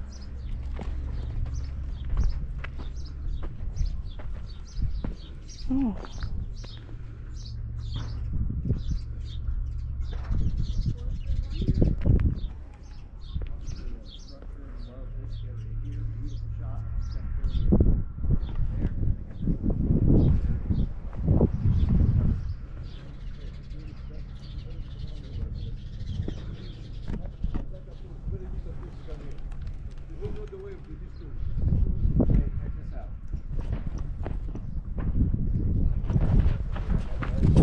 Oh, we've never been back here. This is a cavernous shaft. I mean, talking probably at least 30 meters. I can't see the bottom. Oh my gosh. Huge, Okay. huge pit. I did not know this was here. I never noticed that before.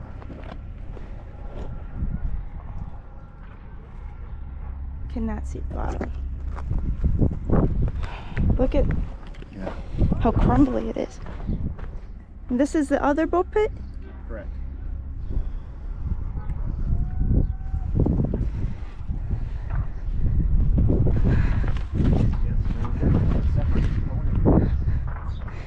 That was attached to this so-called boat trip. Damn. It's elevated. Obviously, after all this time, hopefully you all agree that these things are not boat pits, or at least more original. And I've always wanted to do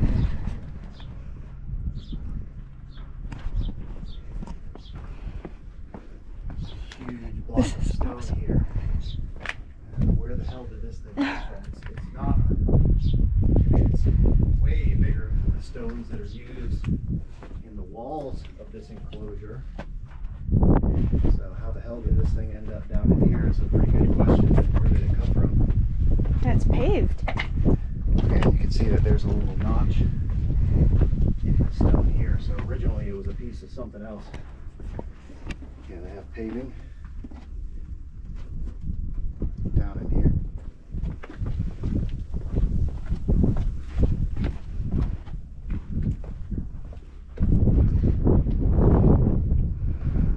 You can see how huge this stone is.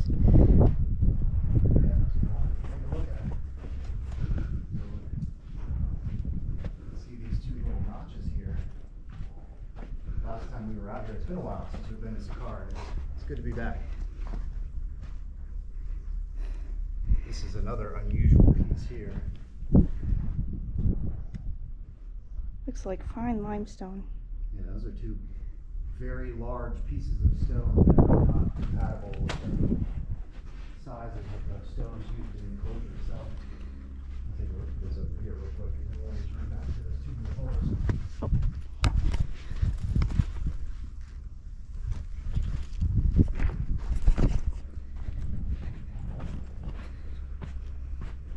Maybe this was like a section here. All the way across. It's hard to say when it's out of place.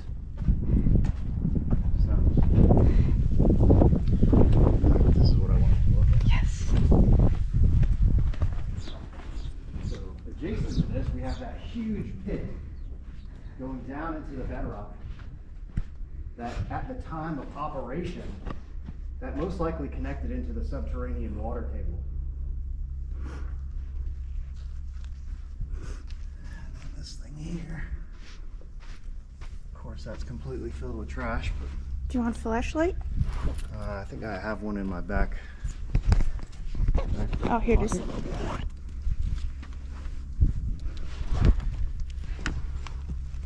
And we'll have a little. Is it?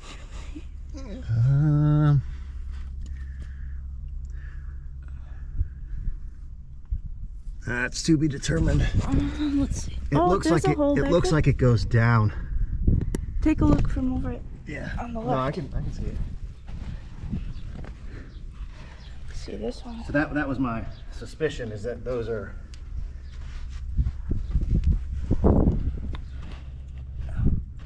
There's a stone in the way. either inlet or outlet. This one looks like an intrusion where they carved into this. Perhaps they found this opening and wanted to see if there was anything else here. This looks like an actual opening.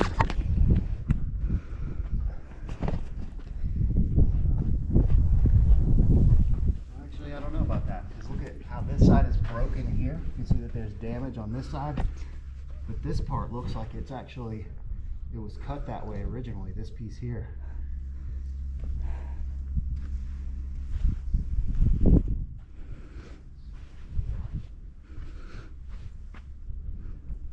Kind of same thing here. This side kind of looks broken off and, chiseled into or whatever, however they did it. This looks like the original face of the stone. Goes back into there. Man, definitely not bow pits. That's some bullshit. That's bullshit.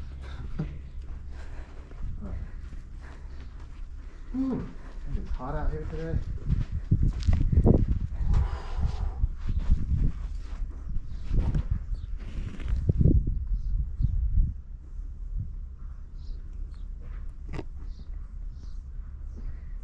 It's really cool to be in here. And this masonry is also a lot different. So there's many layers to the site here in Saqqara, and there's definitely dynastic era activity here. This one, it's not the right proportions. No, How it's long and skinny this thing is. If this were for a child that were this width, it would only need to be like half of the depth. So this is, I don't know what the hell these things are for, but I would say almost certainly they are not coffee guy. Yeah, the proportions of this one specifically don't really make sense.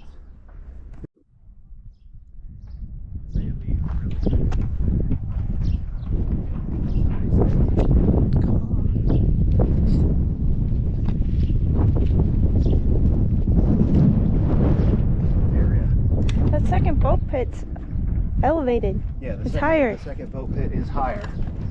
You can see that here, that this piece here is higher than the other one. So I don't know, I feel like this whole area here was most likely a much larger structure.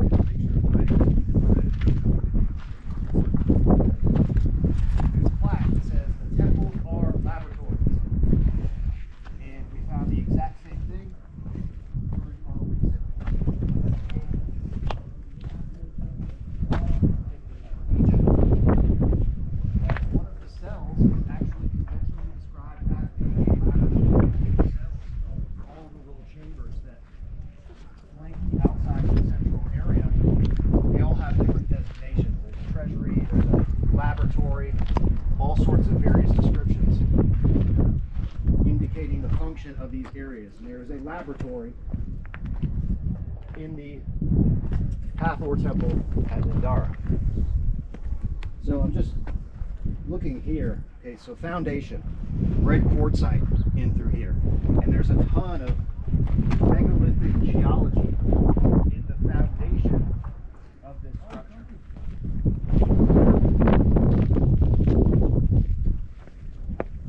He wants to show us something. We can go up there. Okay. Cool. So here we have red granite. Here we have red quartzite. Huge pieces of red quartzite here. And here we have some calcite crystals.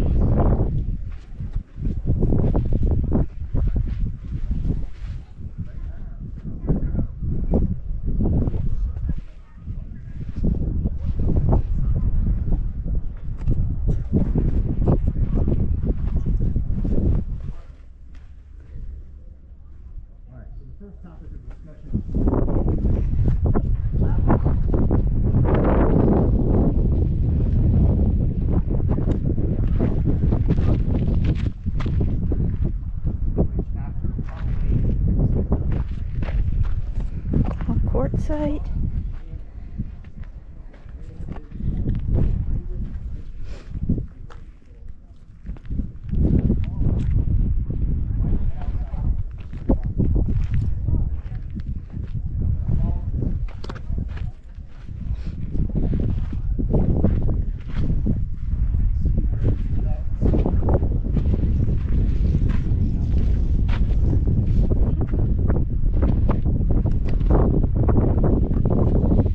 Quartzite foundation, pink granite column,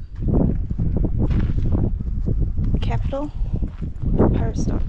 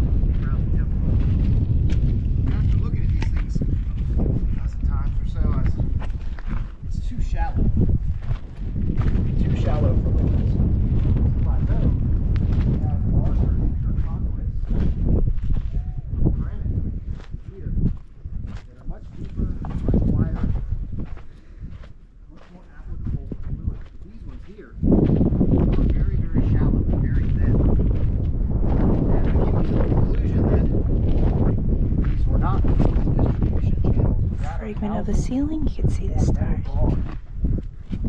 This one's different from the others. Alabaster.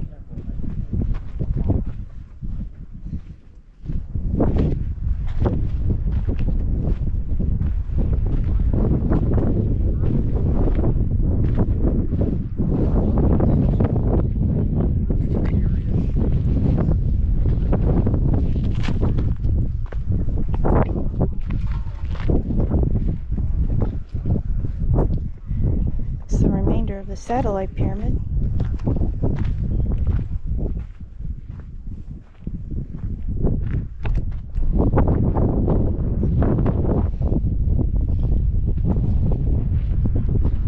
The shaft.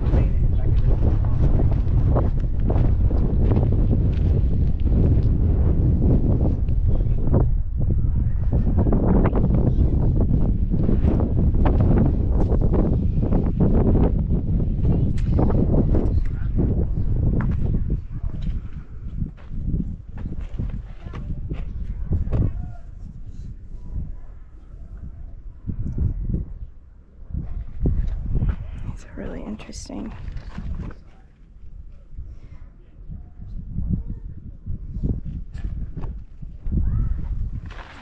Oh, this is another granite piece below. It's like a slat, something slid up and down, like a dovetail.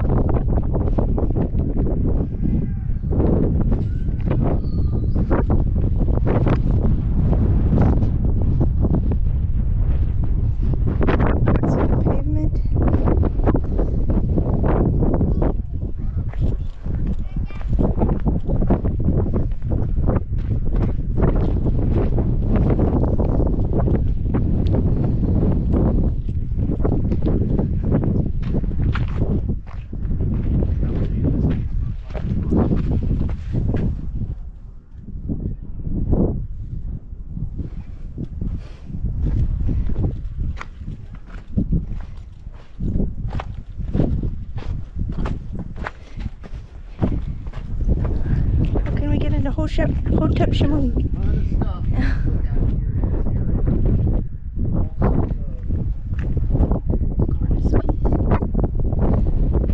Okay, so here are some remaining in situ casings.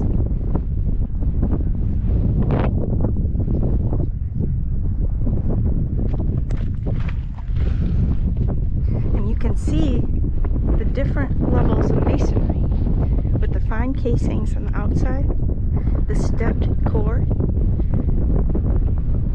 with rough hewn blocks, and then it's backfilled with rubble.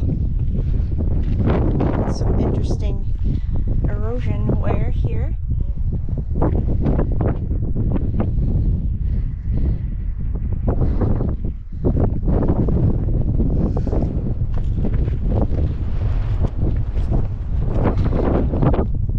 Is an entire labyrinth below the Eastern Temple.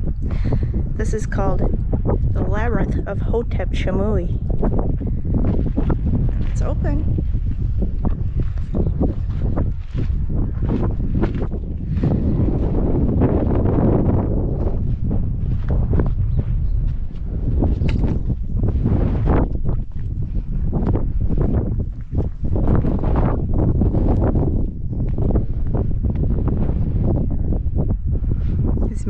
Geoffrey from the land of Chem. Congratulations to him. 100 Sunday site visits, 100 adventures in Egypt, the UK, England and Ireland, and Japan.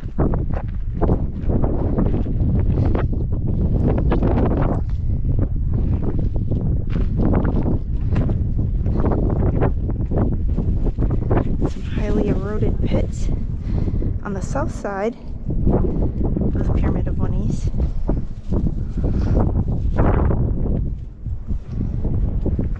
Let's go catch up with Geoffrey.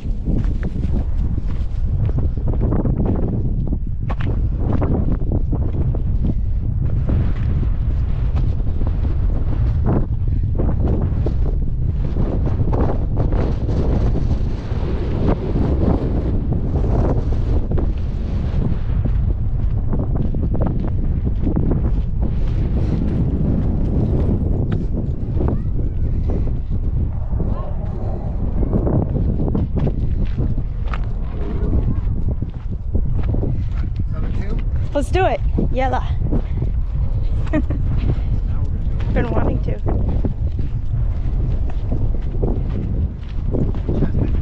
Sporadically open.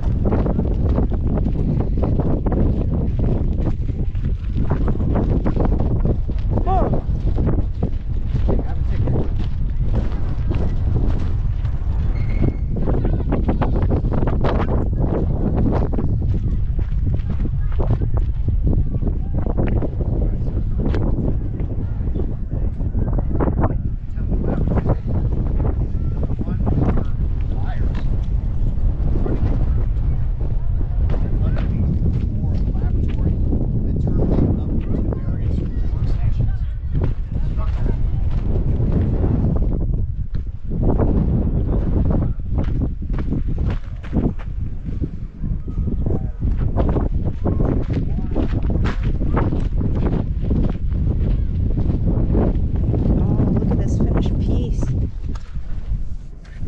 faster. That's incredible. Conduit? Very small diameter conduit.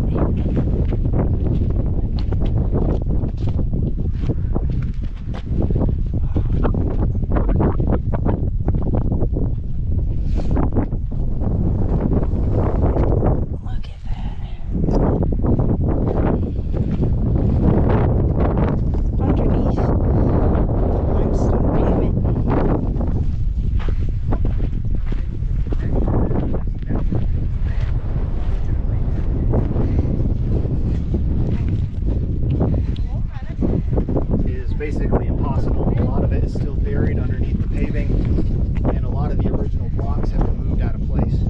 Or completely removed from the site.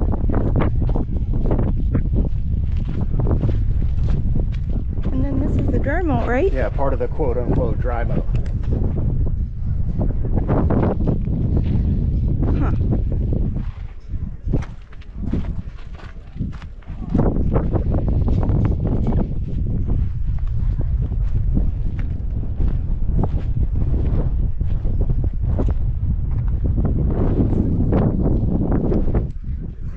There's a conduit.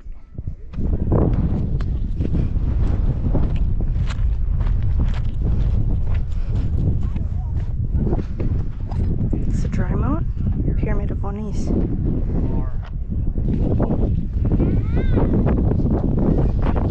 Masonry that we saw before.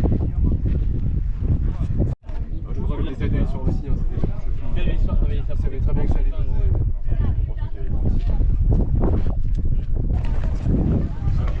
Going back to this scene here.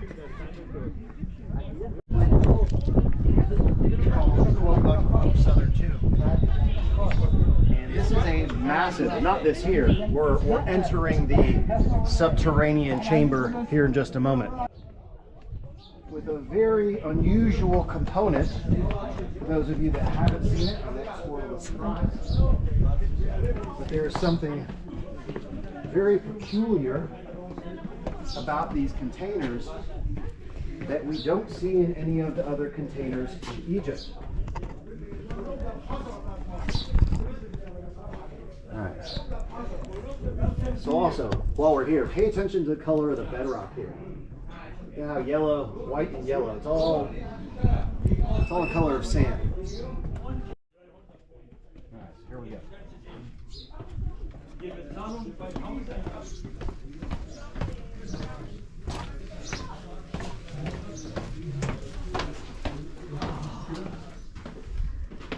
It's open.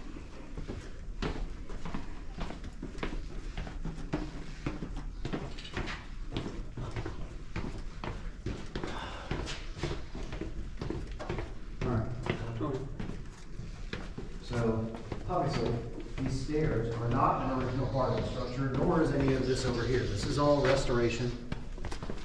These stairs are all modern. There were no stairs leading down into this thing. All right. Here you can see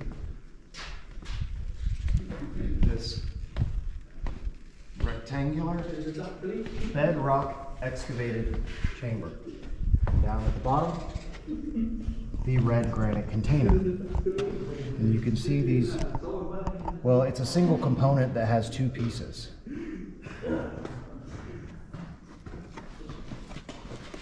And I'll get to why that is the case in just a moment. You can see it. Cigar me. It's almost time My to king. fire this thing up.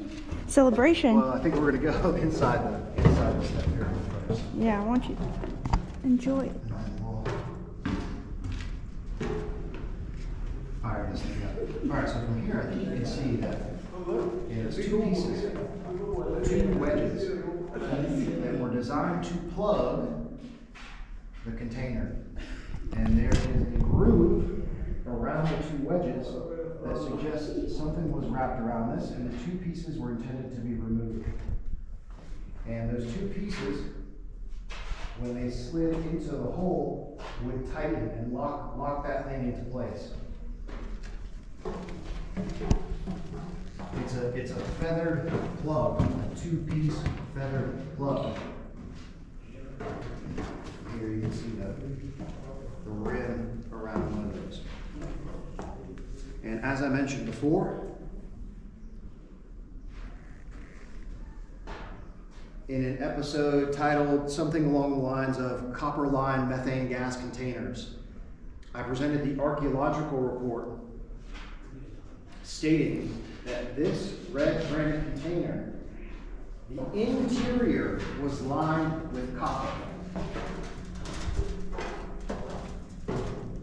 So here we have a massive copper container.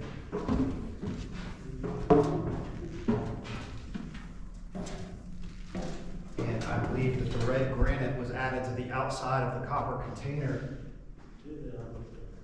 to increase pressure resistance.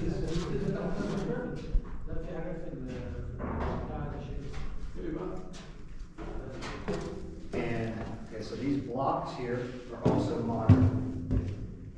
And I always wanted to find out, hey, what it actually looks like on the inside of this thing, and what's below this. So there is a series of tunnels that connect down through this locked door, which is not accessible without private special permission. Do you have a flashlight? Yes. So this is easier. There you go. And you can see and this goes down underground. I'd love to see. And then Lex, go stand next. Think we could get on top?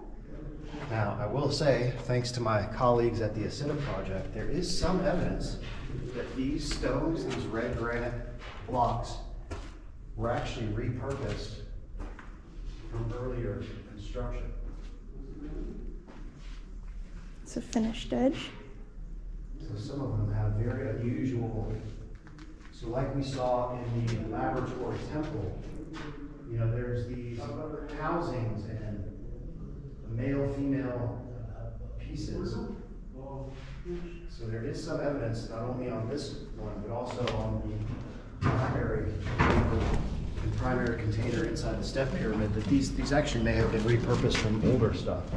Because there's unusual housings that are cut into these that are not compatible with their utilization in the container itself.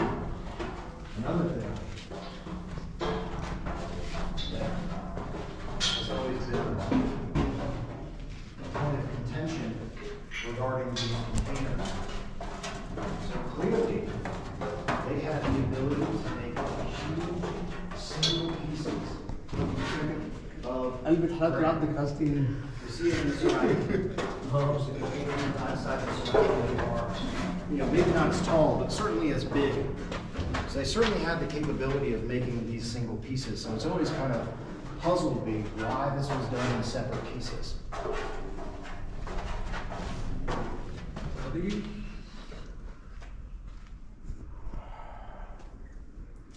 So that is certainly one.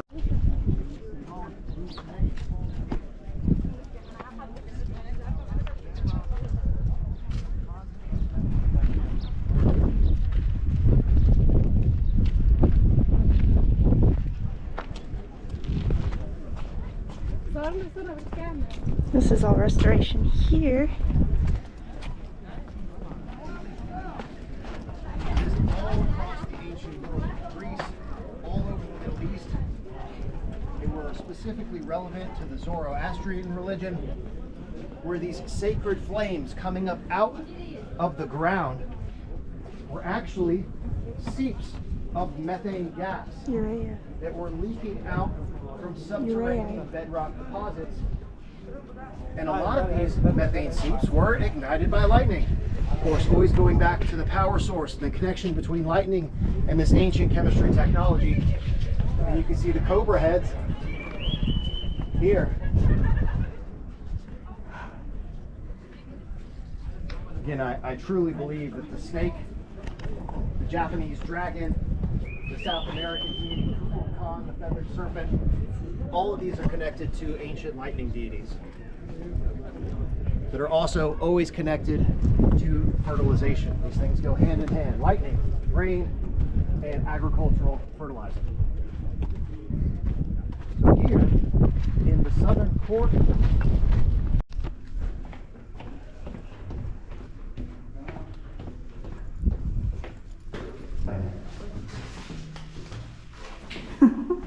alright, so the important thing to remember is that this entrance is not an original part of the structure. This is an excavation that was supposedly done by the Persians that will lead us to the top of the central rectangular bedrock excavated chamber. Shorty. Yeah, I can't stand up all the way or I'll scrape my head against the left my scalp inside numerous different pyramid structures in Egypt. And leave your mark. Okay, so you can already see it into here. Do you have the flashlight? Oh, yeah. Good idea. Okay, so again, remember I said, remember the comparison of the color of the bedrock. Look at this.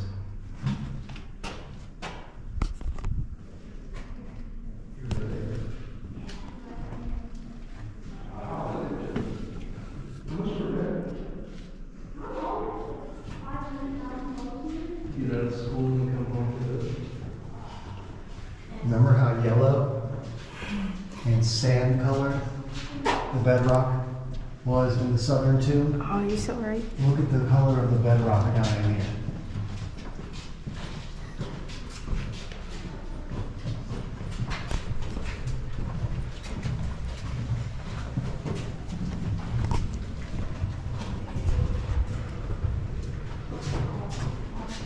Same color.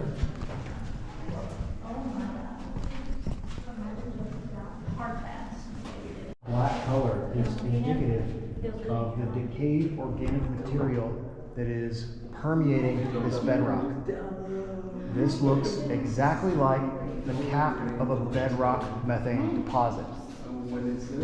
I've shown numerous comparisons of geological investigations of methane-bearing bedrock, and that is exactly what this material looks like down here inside the primary chamber of the step pyramid.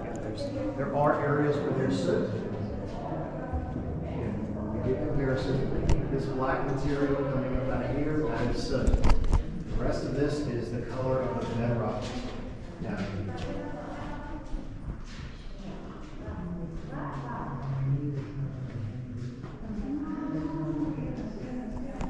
And let's take a look down here. Flashlight on? Yeah. You stick that back in the You bet. Again, looking down.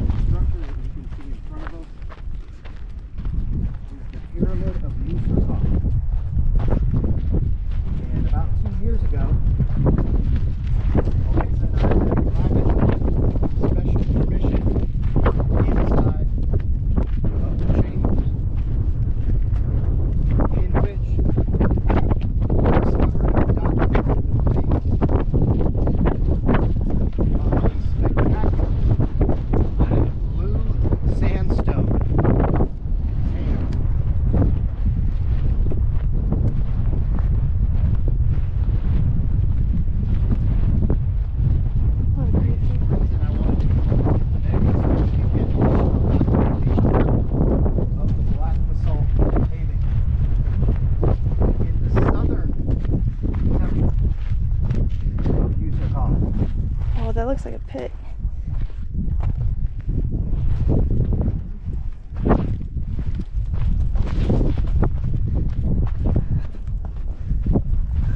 For those of you on the members only channel, I'm sure you already have an idea of why I am interested in this black basalt paving.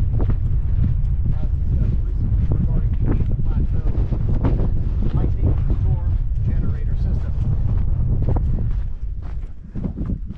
Wow.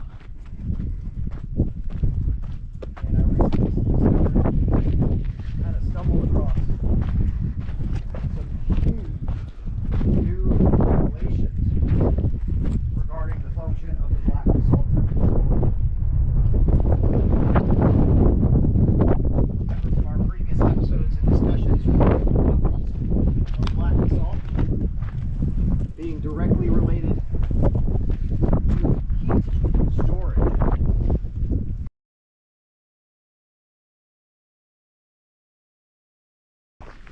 Thermal insulation heat storage material.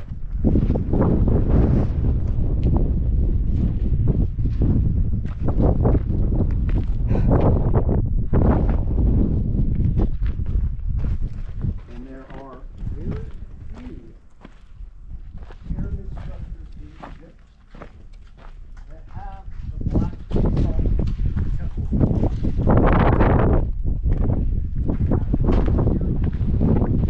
At Giza,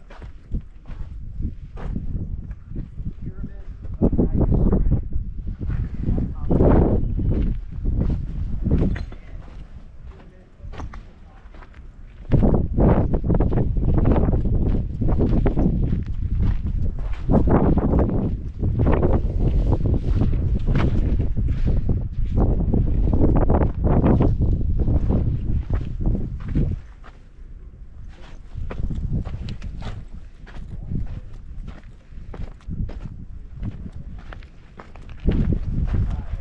That I'll show here in just a moment, that is directly connected to the pyramid itself. Exactly like what we find at the pyramid of Djoser in Abu Sir. That red quartzite conduit that connects into the red quartzite collection, that exact same configuration is also at the pyramid of Userkaf.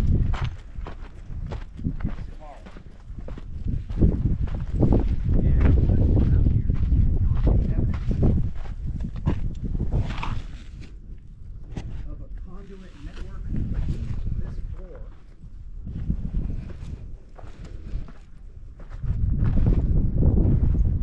So we've talked about the properties, thermal insulating, heat storage properties of black basalt regarding the function of the temple adjacent to Djoser being for the prevention of coagulation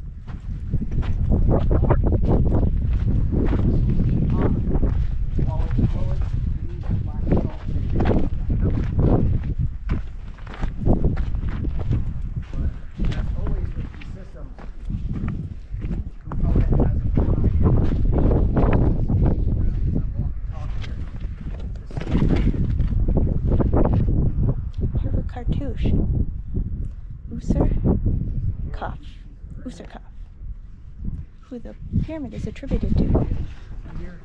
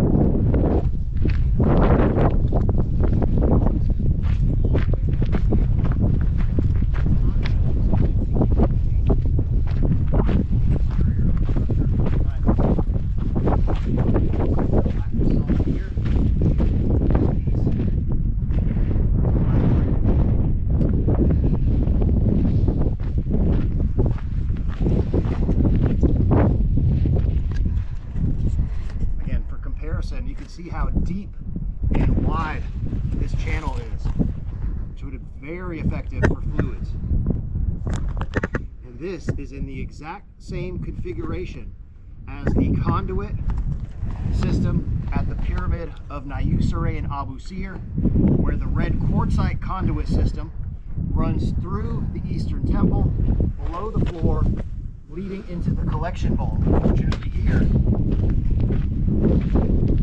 we have no idea where this went.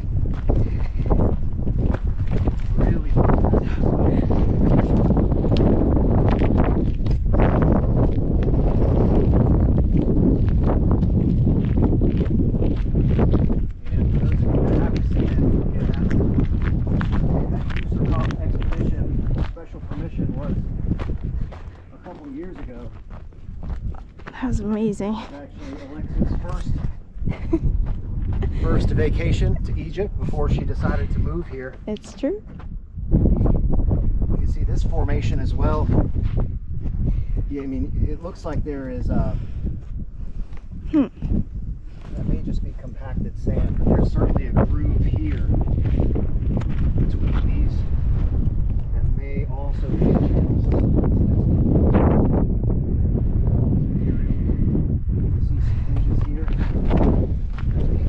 Oh, you're right.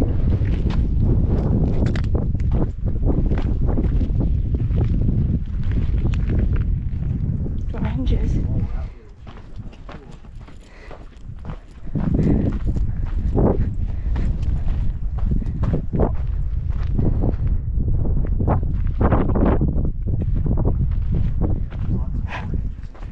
I don't think we went back here last time.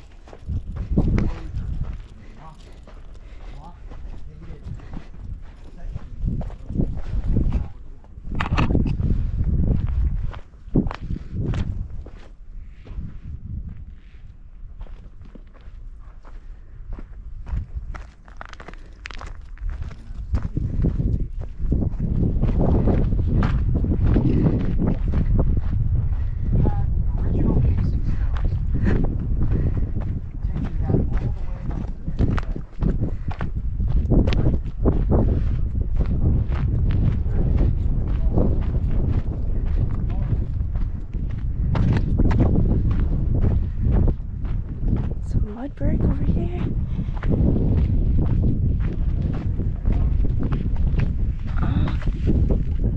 There's some decorative carvings.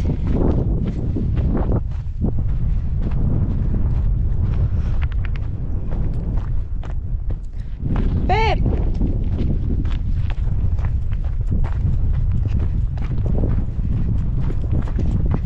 Geoffrey! Babe! I found some more. Oh, it looks like conduit. Oh, yes.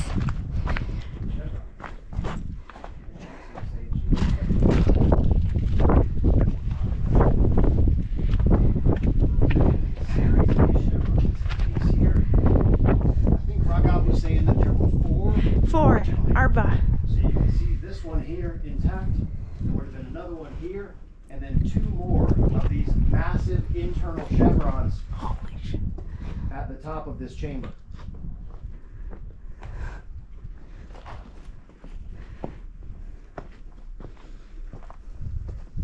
Here, go stand under it.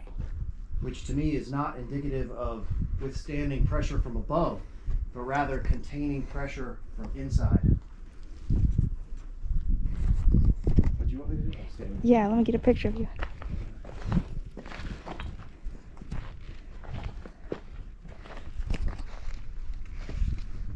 These are very similar. Huge and colossal. Okay, one.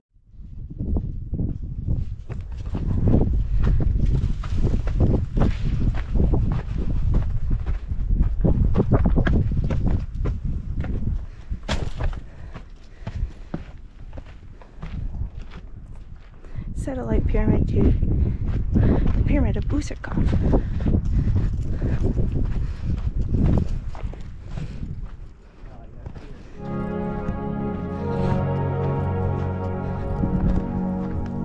Same direction.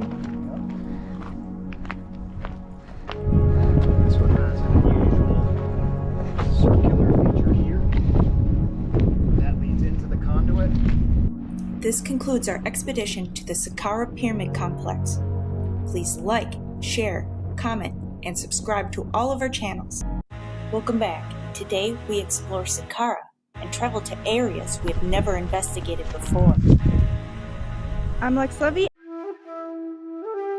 Today we're back in Saqqara and we're going to investigate some of the new kingdom tombs on the south side of the causeway to the pyramid of Wenise. Let's go. I'll hold the keys here.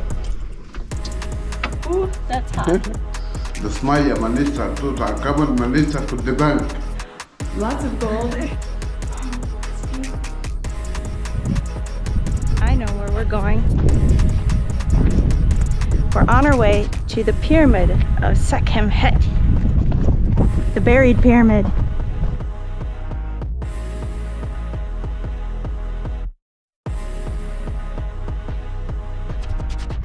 Geoffrey's gonna go down there and clear the area of any snakes. He has a snake amulet on.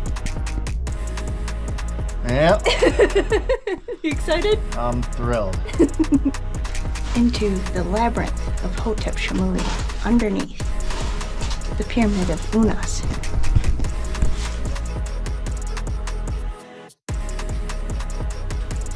We've awoken them. I mean, there's just hundreds of bats pouring out of this thing. A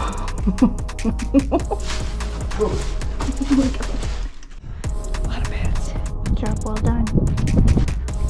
Anubis is pleased.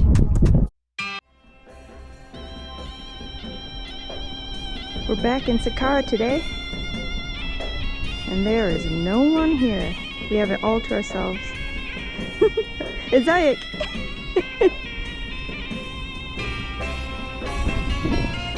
We've never seen it so empty. And over here, to the east of Userkaf, is where you can see a small tent here. It's where the new discovery. The excavations are occurring. They found 13 statues and a rose granite false door. All right, there's Geoffrey.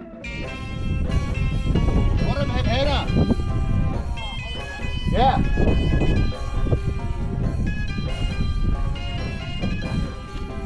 Truck run. Okay.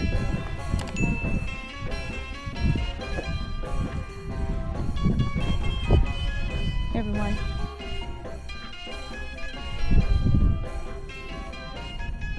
Today we're back in Saqqara and we're going to investigate some of the new kingdom tombs on the south side of the causeway to the pyramid of Wenise. Let's go.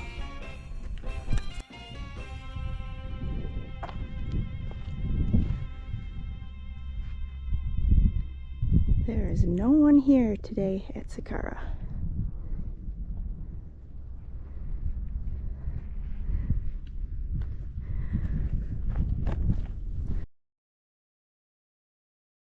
Pyramid of Wenise, and we're making our way towards the Memphite tomb of Hornheb.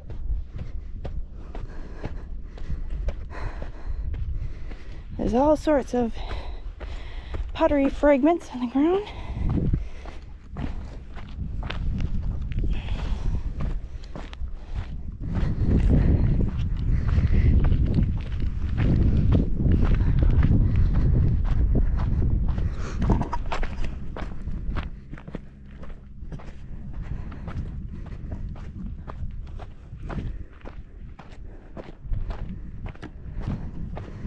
So we've never been to this area before.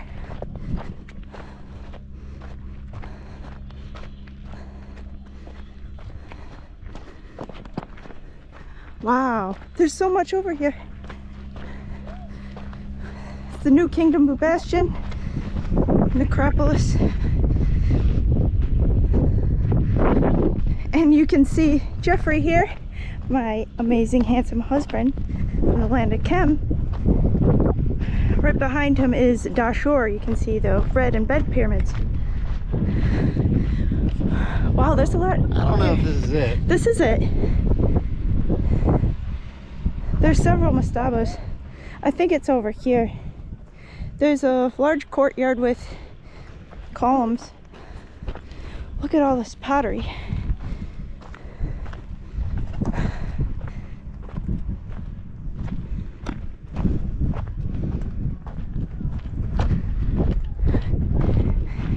Have you ever been out this way?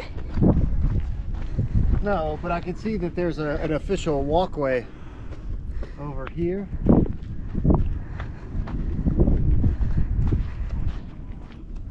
A lot of mud brick structures here.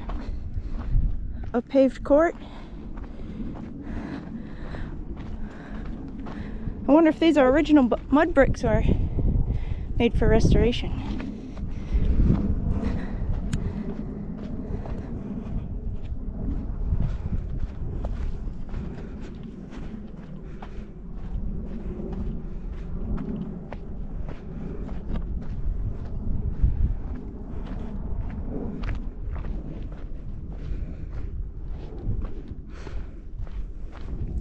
Wow, look at that.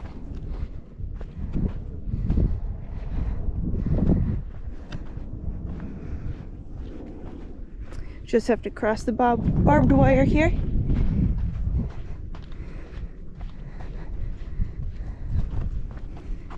Thanks, babe. Awesome.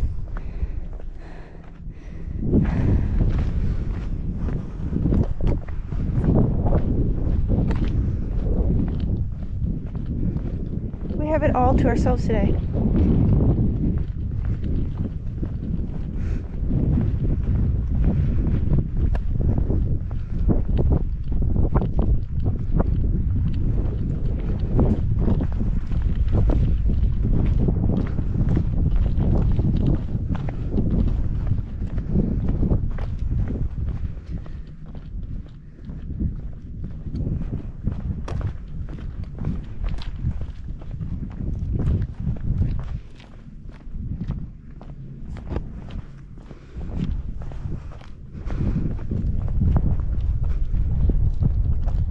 We have a mud brick pylon. Oh, I bet this is it. Might be a while before the guard gets here. Yeah. Oh, it's pretty an extensive tomb, and there's 3 smaller pyramids built into the structure. Interesting.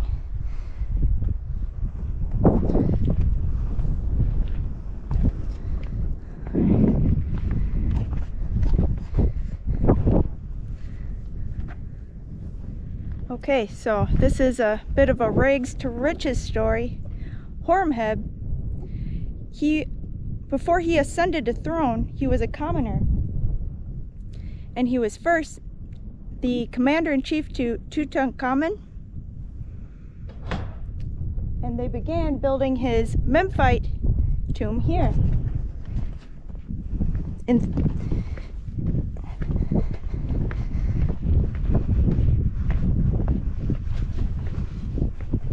Oh, this is Tomb of Maia, the treasurer.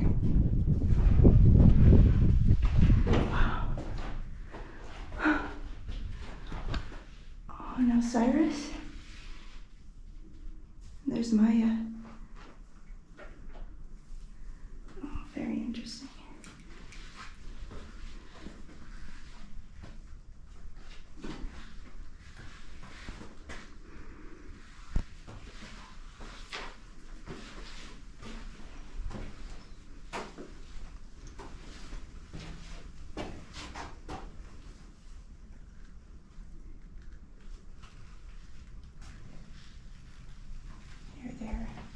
Their wigs. Oh, she's beautiful.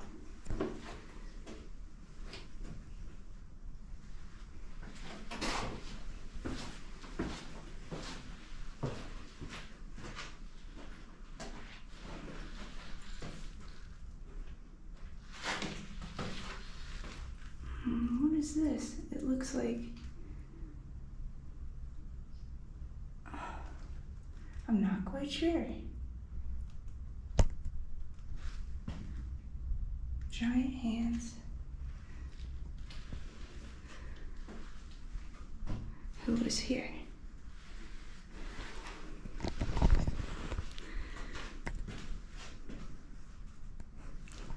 Okay, let's go into the courtyard.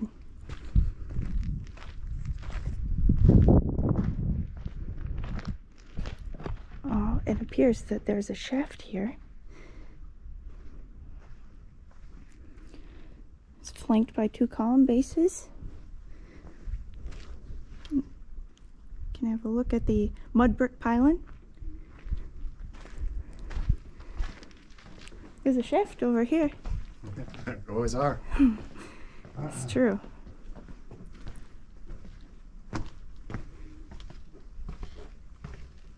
They've sealed up some of the openings here. I bet there was a basin at the center of this courtyard.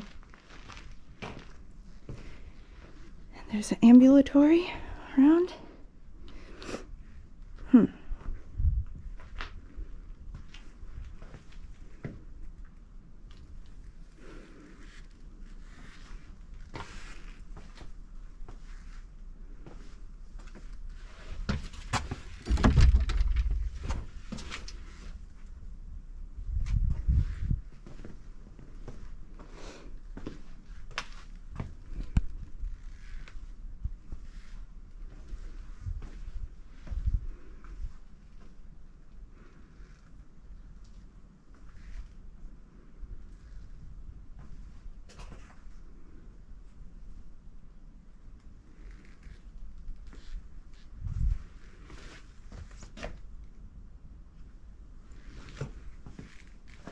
Oh, here's a baboon.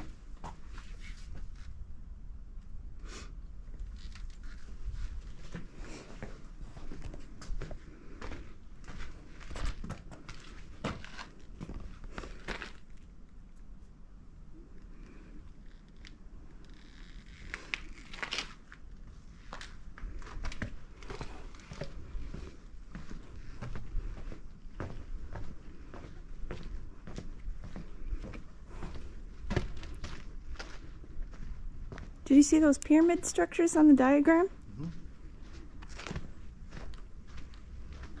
Oh, there's lots out here to see, potentially. I'm glad we made our way. What's left of it?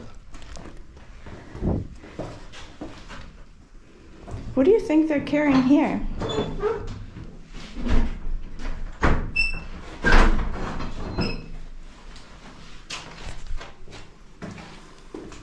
It's not quite a sled or a... Their hands. For a statue? Their hands. You see the... Yeah, I see this, but what is this? It would rock. Tray that they're using to transport it.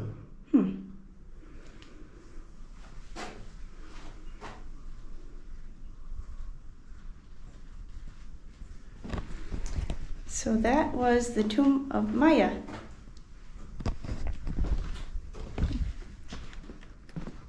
Is that...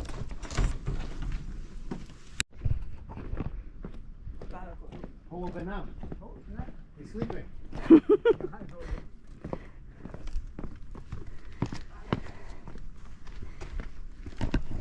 It is Awihara and Harda.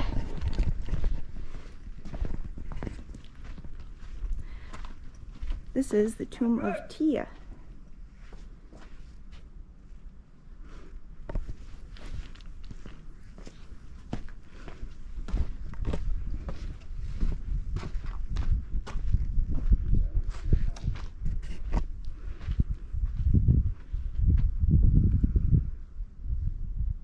I believe this is Isis with the Hathor headdress.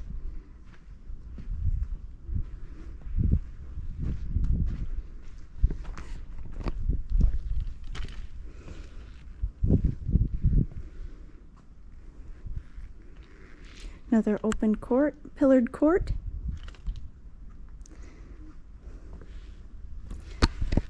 This is the hieroglyph for festival, which is likely the said festival.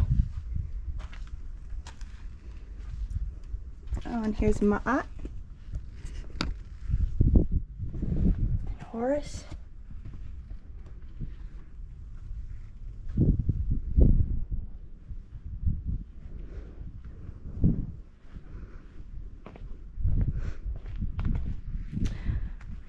Oh, and we've seen similar alchemical tables like this, or offering tables, at the Temple of Ptah and Sekhemket.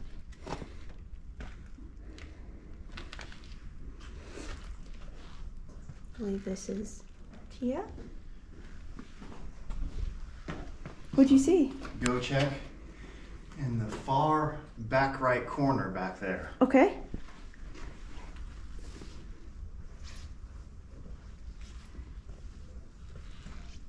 What is this? All right, Geoffrey found something interesting. Let's go check it out.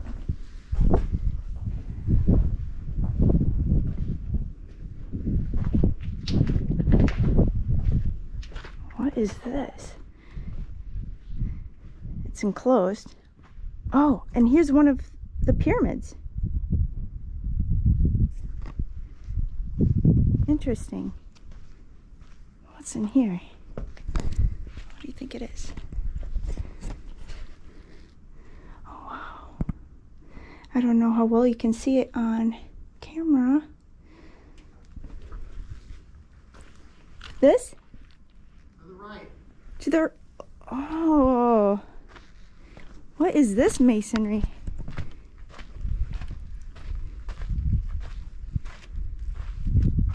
Interesting.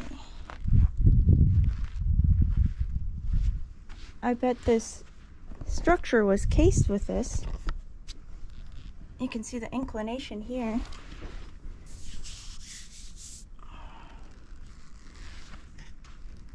It's like a black granite. And it's got a bluish tinge. And very large quartz crystals.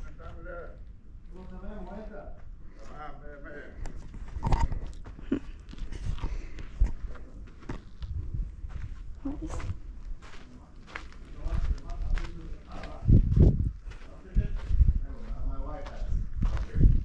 it? Is that...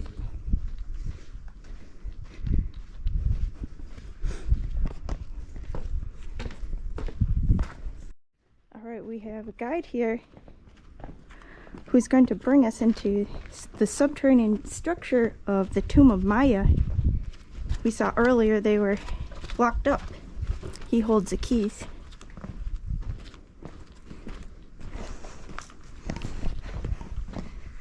That was the tomb of Tia or Tia? Look at the tomb of Maia. Maia? You're after Horemheb. Horemheb. After, can you see? Shukran, ماشي.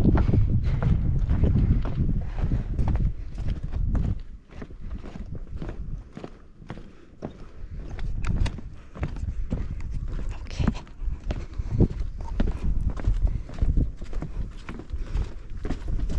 Can you see here? Oh. Wow. Shukran. Jamila. This is Maia. Maia Minister Tutankhamun, Minister for the bank. 1300 before Christ, this 18 dynasty. Treasurer. Yeah. Banker. Yeah, very good. Amazing. Yes. This here, this Osiris. Osiris. Osiris. Osiris. كله تمام. شكرا. طبعا. This here the Maia, this here the Zwaib. Maia? Maia. Zwaib. Appear stars to see from the sky. It's beautiful. Look here, this here the sandal. Oh, interesting. What's here? This here and the gold. gold necklace. Here.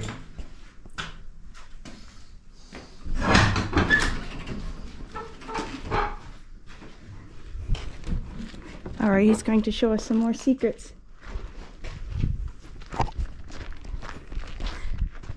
Look at this. And the Anubis. Anubis. And the eyes of Horus and the eyes of Ra. On this lintel here. It's beautiful. You can still see the pigment.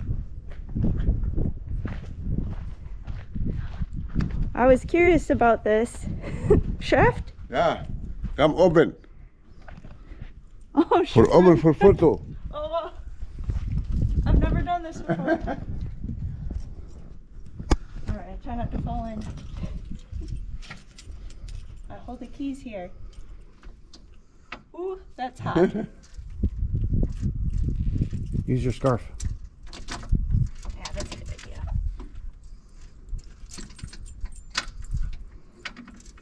Oh, here we go. Oh, burning.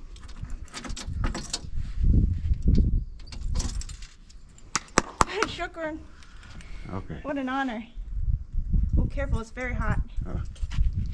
Come on. Here.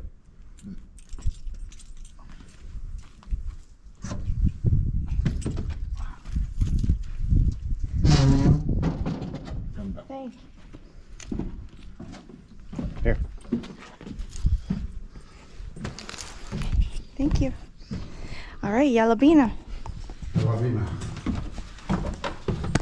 Secret passageway.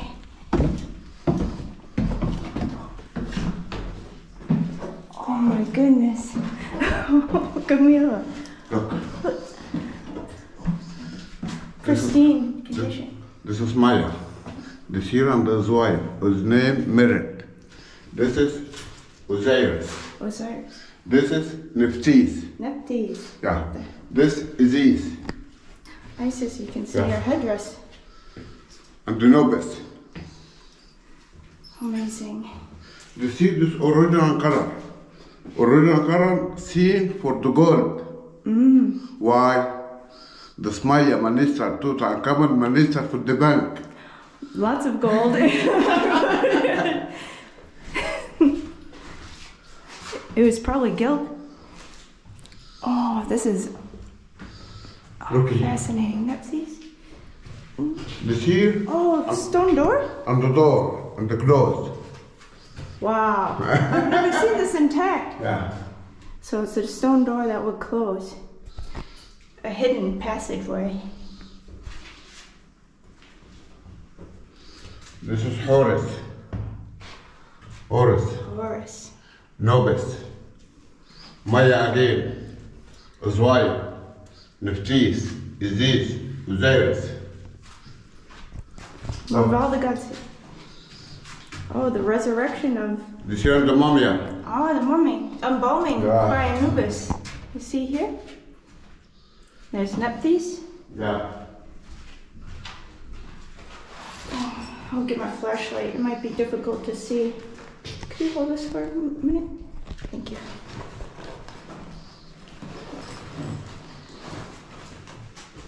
Our God is awesome. Is this good? Come put okay. No, it's okay, it's okay. We have video. Okay. Yeah. Okay. This way. Lead the way.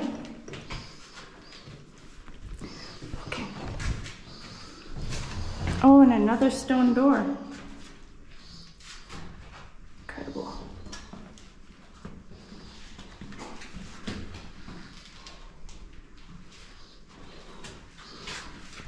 Stop here. Stand for this and the photo. You have telephone? Oh, Here. yeah. For photo. For telephone. You want a photo? Oh, it's okay. He doesn't Mine want is it. No, no, it's okay. Up to you. Oh, shukran, Jazila. What is this here with the lotus? On the... No, no lotus. No, not lotus? This is Barfan. Your Barfan? Fan? Barfan Colonia. What's... This is Barfan. Do you understand? Look this. I'm not sure. Here. This Maia here.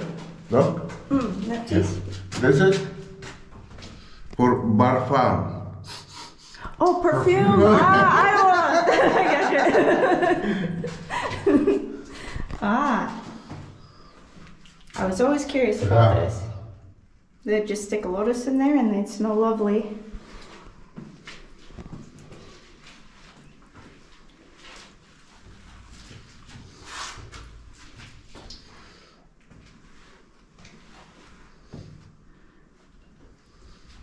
Good? Good. Okay. تمام شكرا.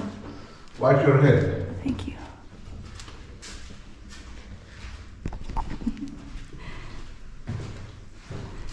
I've never seen this gold pigment before. The gold and black. You shine that on. Beautiful. So are these two women? Those two? Yeah.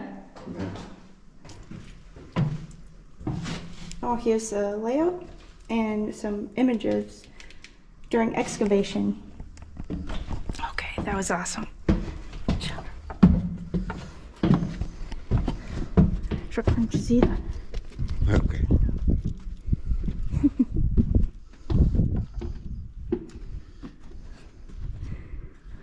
Pretty cool.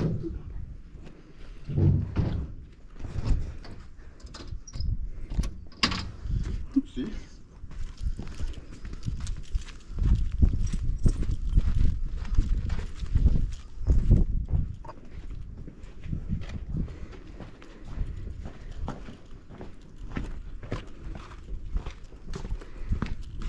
There are many passageways in this. Look.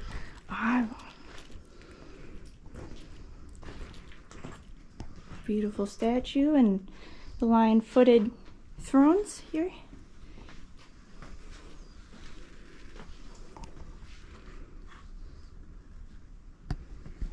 Good? Good. One more. Okay.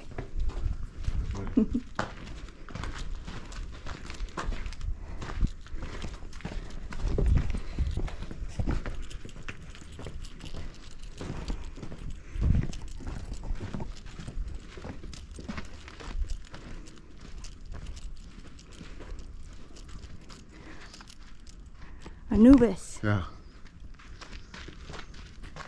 Wow. That's still in such fabulous condition. Thank you, shukran. Okay.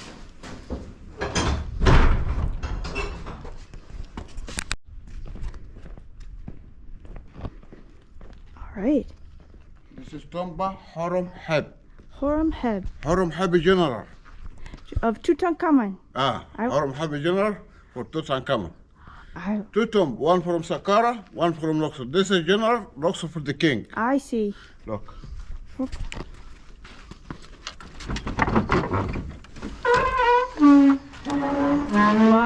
Oh my goodness. That's a Good. huge court. Oh, this is amazing. And there's a stela there. And more of those trays.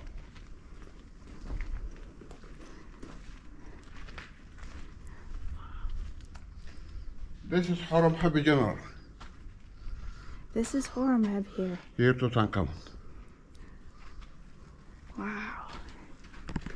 And Tutankhamun.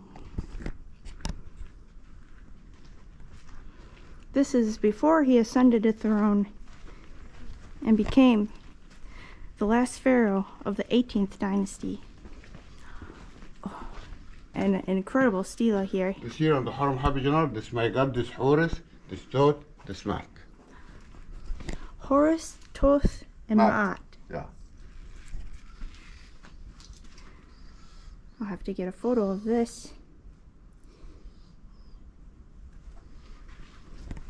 This here under his name, Horemheb. Ah, Horemheb. Why doesn't he get a cartouche? Oh, he's not a royalty yet. Yeah. Again, Horemheb. This here on the operating table. Beautiful. Oh, and a young boy here. Yeah. With the side lock?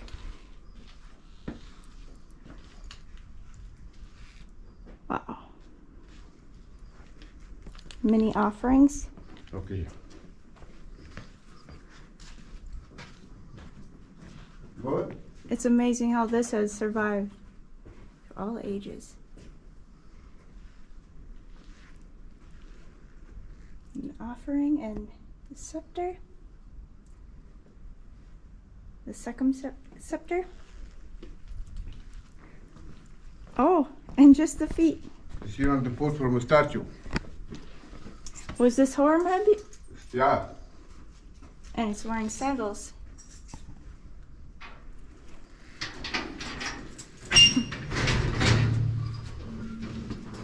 Look. And here's the headdress of Osiris here. Oh, wow. What it is? Oh, Nubian? Yeah. Ah. You see on the Nubian and the Syrian and the Libyan. Oh, for Assyrian. covering this. For Prisoners. general, yeah. Many captives here. He was the commander-in-chief. And you can see all the different races. This is fascinating. Oh, Over here. scribe? Yeah. And women scribes. They're beautiful. Yeah. Here. And the box. Box. Oh, he's fighting. This is Muhammad Ali. I know Muhammad Ali. Oh, he's getting knocked out by a woman? Yeah. Oh, no, that's a man here. That's The funny. Nubia. Oh, and many Nubian captives. And the horses. And the character.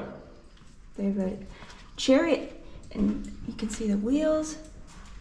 I do wonder if they had rubber, because there are... Okay, there's something quite interesting here. Geoffrey pointed out. We have this Nubian captive, and you can see the difference in size. He's looking up at this much larger figure. And it could be said that this is symbolic, but we've never seen the line of sight looking upward like this before. And some of the women scribes. Because it's obviously, this is probably Horemheb the general, and he's bringing him to look at the sky, and you can see how he's looking up at, well, the symbolic size or commanding presence. I hold the keys here. You don't see the line of sight because he's clearly looking up at this person. Super interesting.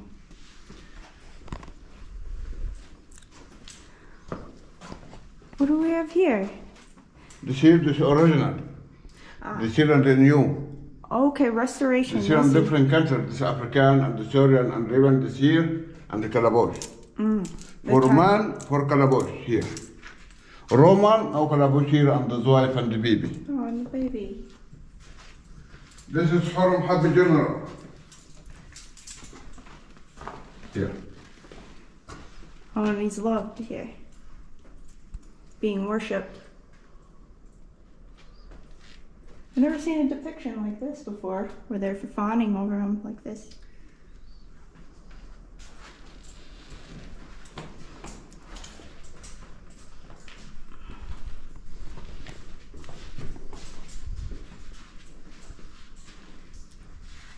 Really amazing restoration work on the glyphs.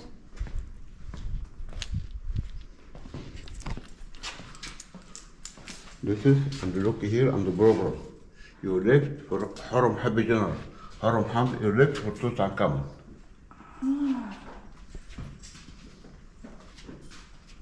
البول تمام شكرا. أنت مبسوط؟ يلا. Yes, I have. Look at this. Look how far it goes. Oh, and here's the subterranean structure. Oh my goodness. I don't want to drop this. That goes way down there. I don't know if you can see it with the camera. I mean, that's as deep as anything you would see at Giza. What do you think, 50 feet? 30 feet? We got 10, 20. 25. 25 feet. Yeah. What's down here? Hey, Hannah. This here and the tomba and the azwayah. For tomba, for haram help, for Luxor. Ah, okay. So they made a Theban tomb for him in Luxor when he ascended a throne. And Fulus. Shukran.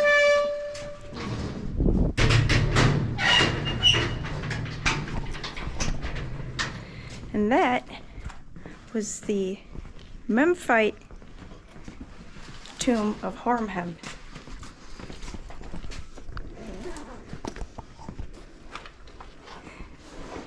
Now Geoffrey's getting some Fulus. Thank you. You're welcome. Shukran. Jazila.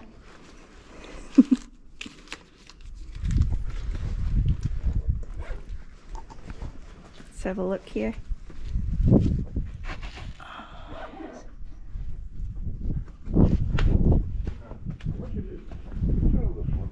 That's all I have. مفيش فلوس, this is it. دلوقتي خلاص. Come from.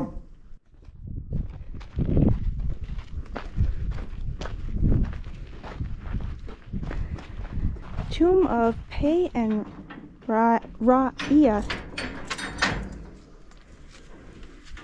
There we go. What? Wow. Huh. Tamam. You want the flashlight? Here we go. Illuminate. Amazing. And here, Nephthys on the Nebu. Oh, better lighting. Shukran. Quite the sarcophagus.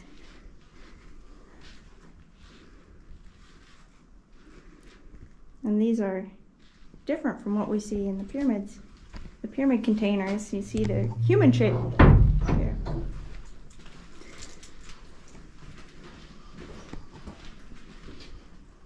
Amazing. Shukran.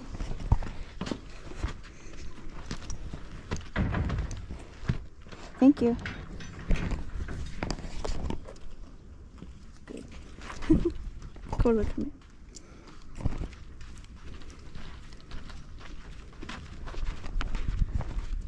The camera keeps overheating.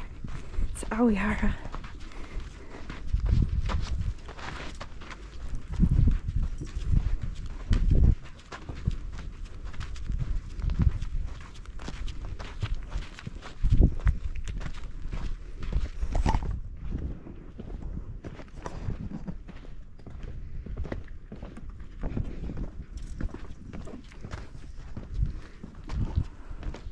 Many mastabas in this area. Mary Neath. Tomb of Mary Neath.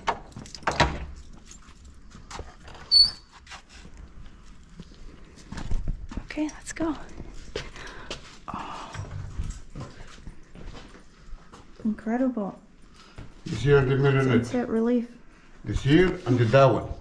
Mary Neath? Yeah, this is out. Ah, okay. We've seen this symbolism before. Interesting. Like the positive and the negative. This guides you through the initiatory path of the temple.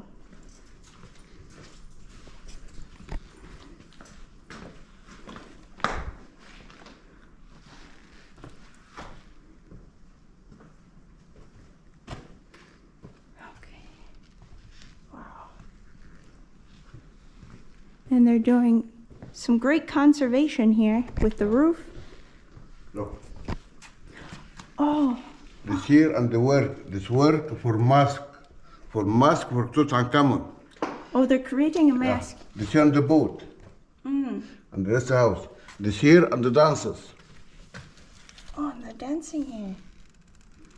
This is limestone. Limestone. This Oh, is limestone, yes. what it is? Mud brick. My brother. I look at this original color, my brother. Come and see. You have five. Yeah. Illuminate. Thank you. So some vibrant pigments. Oh, look at that Egyptian blue. It just pops. Incredible. So stable. Wow. So it's painted right on the mud brick.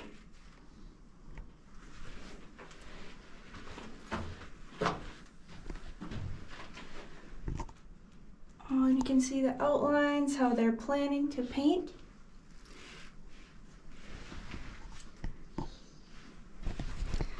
That's amazing.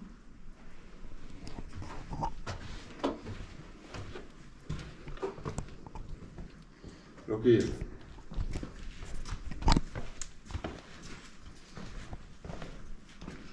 This here and the work, this work from glass. Making glass? Yeah. And the Oh. fire. Okay, this. Oh, look at this. I'm blowing glass here. Try that again. So these are reliefs of glass making.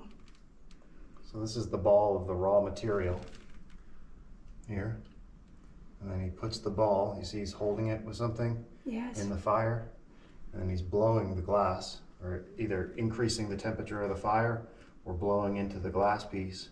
And then here he's shaping the final thing. Very interesting. And we've seen a glyph like this on the lost causeway of the Great Pyramid. Oh,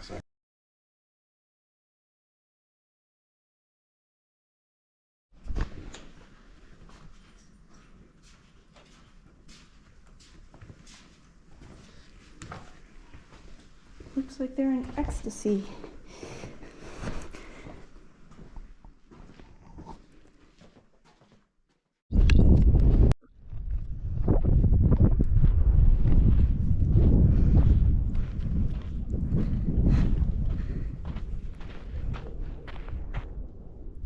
The Pyramid of Wenise. Step pyramid. Oh, we've never been able to get out this way before.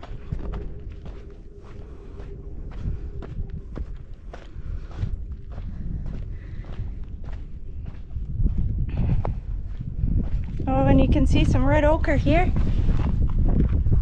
Oh, what was this a piece of?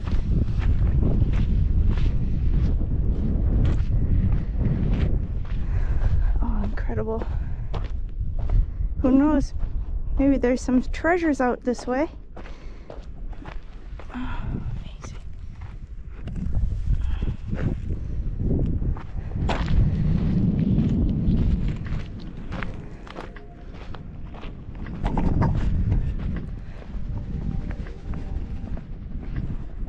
We were just investigating these mastabas here.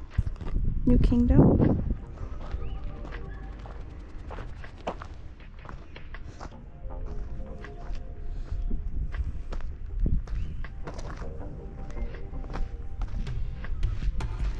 And off in the distance you can see Djoser.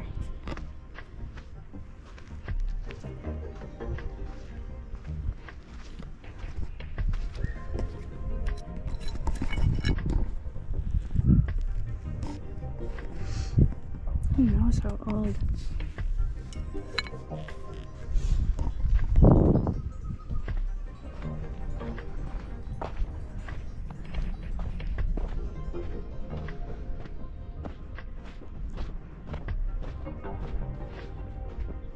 This is a view no one gets to see.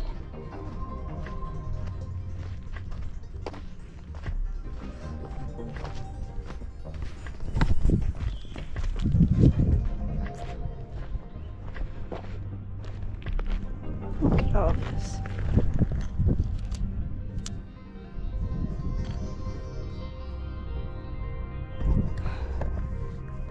I could spend days and days, lifetime out here looking at all of these fragments.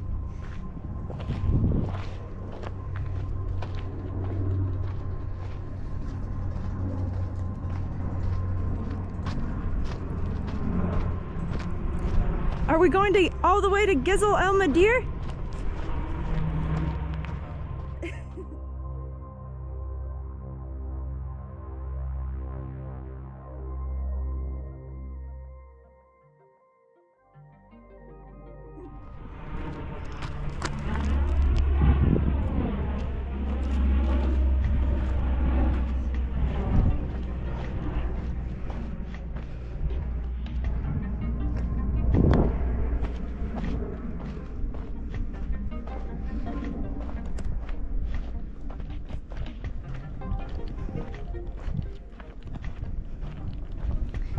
Taking a trek through the desert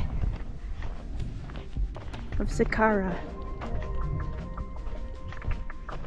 Ancient lands.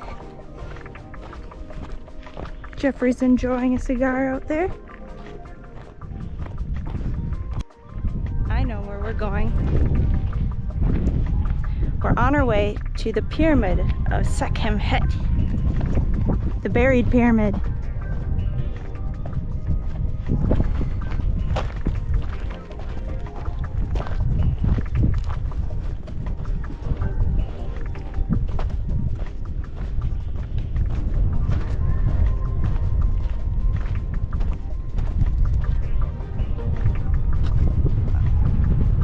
Oh, you can see the different layers of masonry.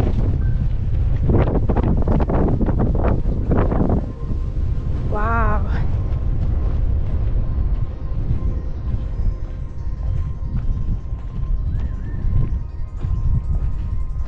So this is a 3rd dynasty pyramid that was also to be a stepped pyramid like Djoser's. Here. No, this isn't it quite yet. Something's here. I thought it was out this way, babe. No, it's this way. Okay, but what's this? This is a major structure. Look at the foundation.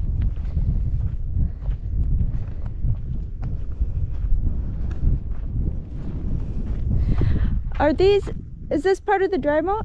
Just come this way. Okay.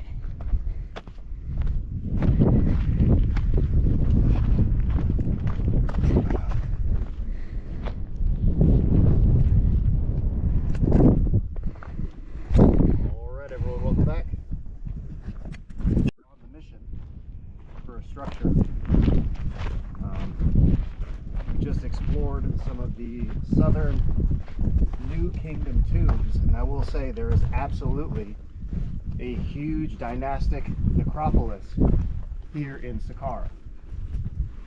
And I have no argument about that whatsoever, that the Saqqara complex is absolutely part of a dynastic era burial complex. Again, necropolis.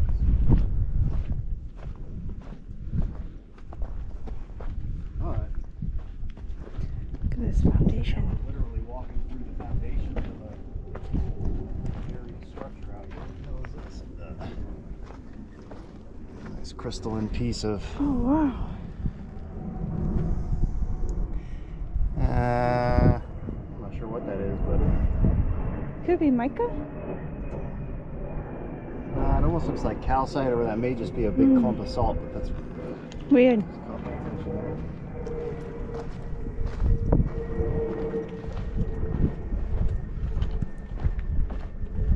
And if you're interested in seeing the exploration of that New Kingdom necropolis, some pretty interesting details in there. Go check out my wife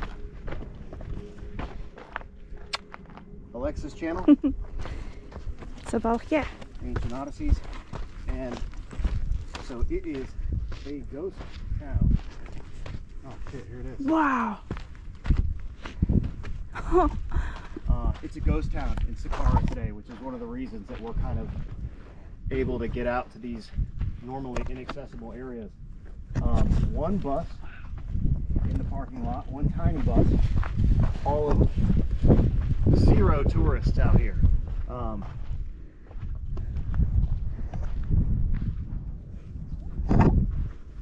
Which obviously we all kind of know the reason for that, but in that vein, people, Egypt is safe. It's safe, people. What are I'm a you scared woman. of? The country and government of Egypt has been adamant. There we go. It's kind of what we're looking for. The rest of the structure is really buried, and we'll walk around, but this is it's known as the Pyramid of Sekhemket, which is another huge stepped pyramid structure. Alright folks, we're at the entrance of the Pyramid of Sekhemket, 3rd Dynasty pyramid, a stepped pyramid structure much like the Pyramid of Djoser. And look here, the entrance is cleared. This wasn't the case a few years ago, so we're very lucky. We're going to gear up and go explore. Yalla!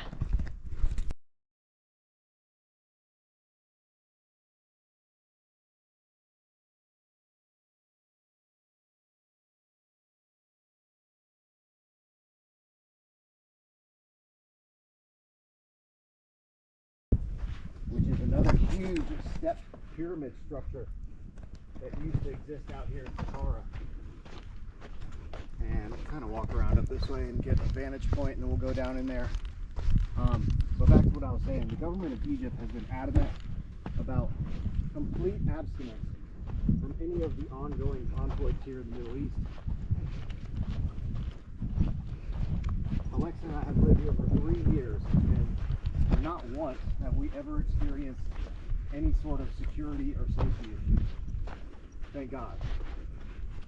But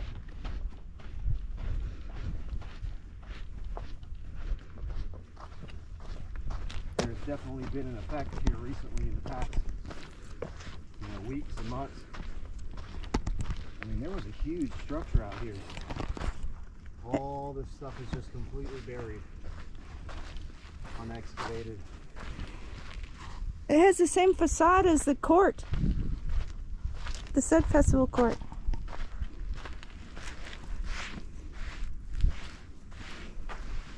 Of the step pyramids, Djoser's court. Any of you brave adventurers that want to come explore these sites with me, the clock is ticking on 2025.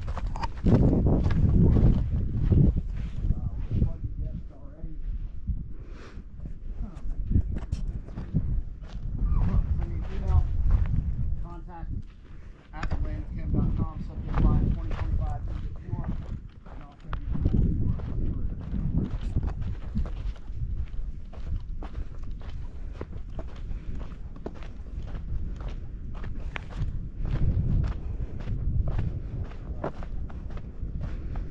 General word of wisdom: don't make life Subterranean on you.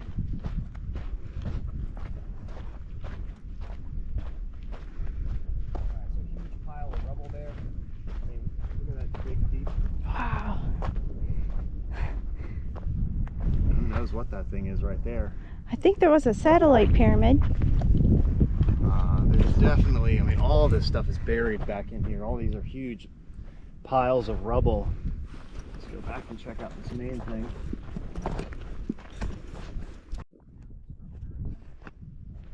See what's left of it.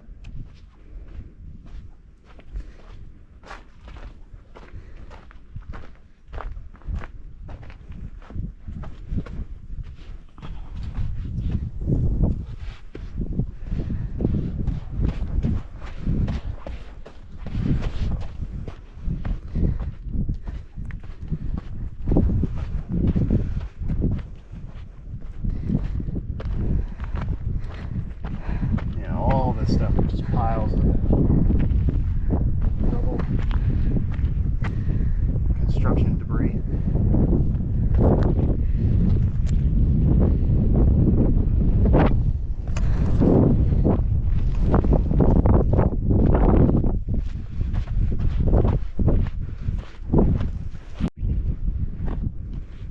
My official title: Geoffrey Drumm, author, YouTuber, official hole investigator. And he's real good at it. Hole explorer. He's the best.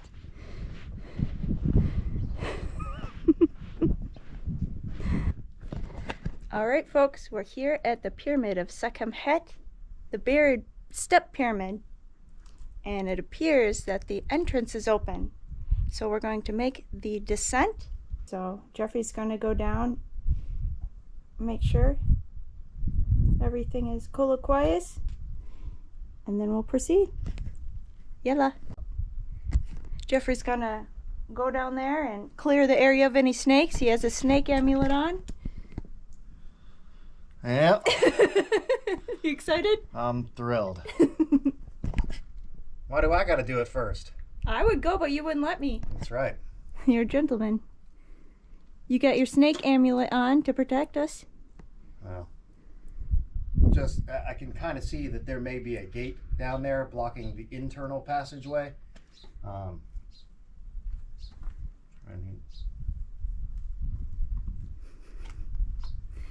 We'll see. All right, enjoy your cigar and let's go. He's puffing on an old stogie right now. After he's done, then it's yalla. I'm extremely excited about this. All right, Geoffrey's gloving up. We're about to make the exploration.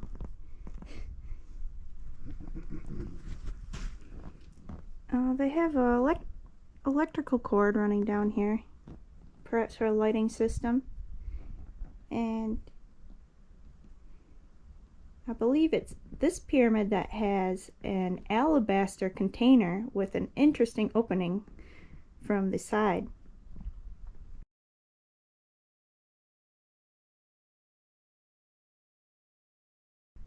And the chambers are carved out of the bedrock, much like the Serapeum.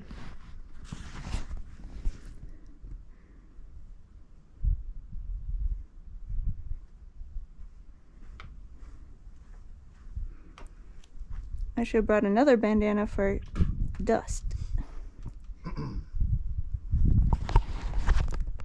All right, let's go.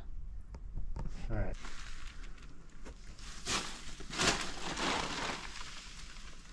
Let me see that flashlight.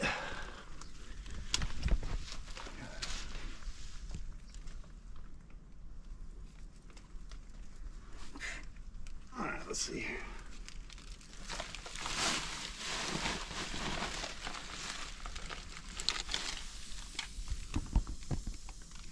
Hold on a sec, babe, before you come through here. Okay, thank you.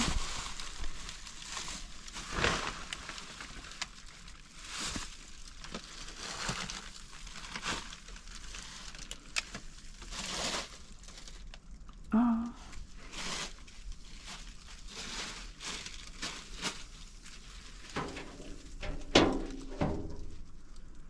Yeah, it's locked. Can you see anything? If you stick your camera up there?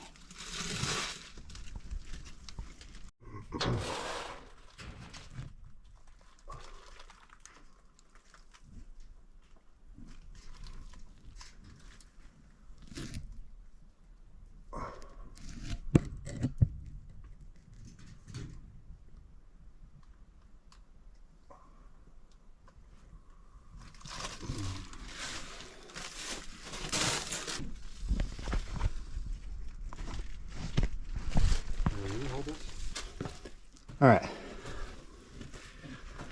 So unfortunately, that lock is locked. But there is a pretty awesome artifact down inside of there. So I'll have to put in a clip now to show you what's down inside of there.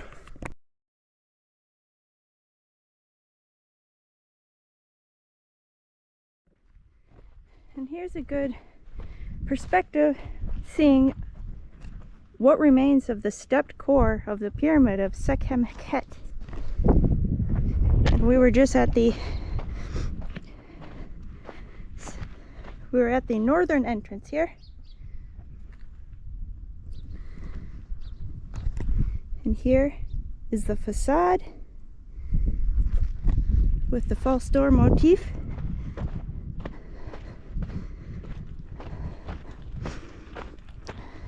Geoffrey's on top of the pyramid here.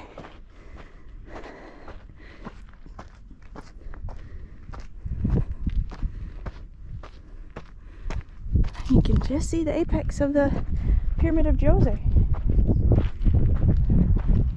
Pretty awesome view.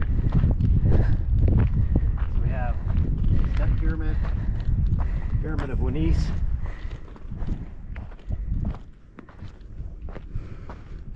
These three,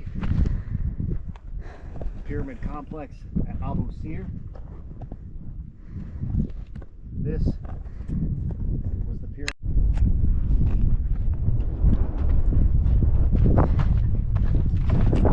All right, so we're checking out the stepped core of the Pyramid of Sekhemket. You can see that there's a foundation here.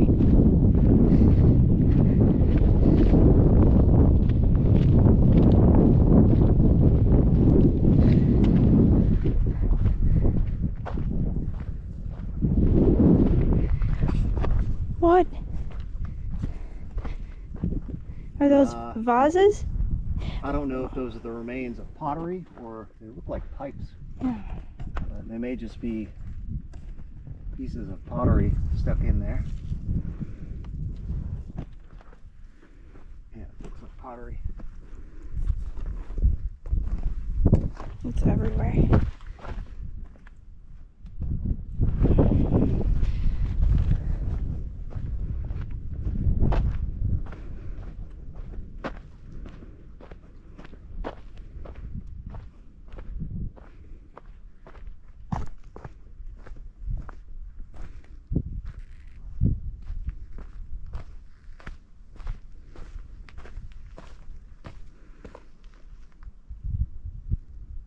That's a really cool shot.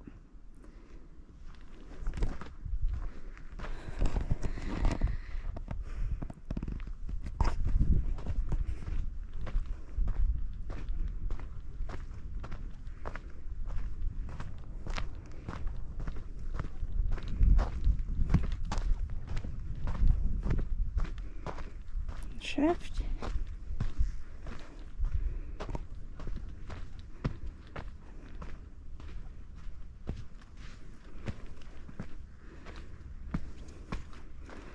Wow. So we're approaching the dry moat enclosure of the Djoser Pyramid. Here you can see Abu Sir in the distance. And right before it is the Serapeum.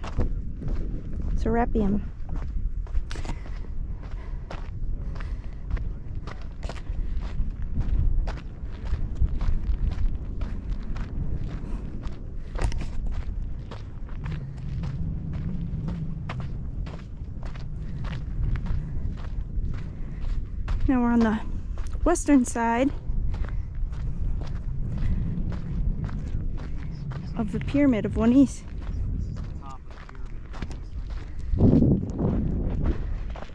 We're so lucky to be able to do this today.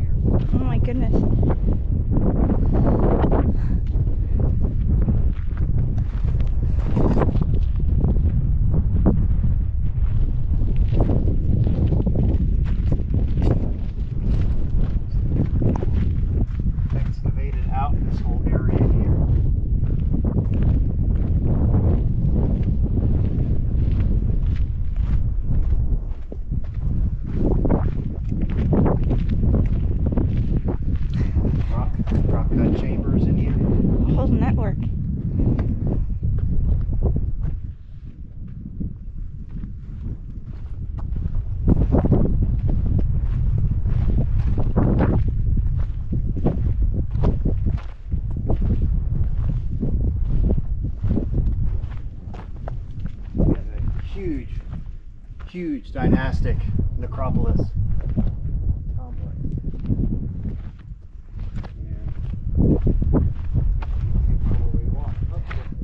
You can see the lid of a very tiny container there.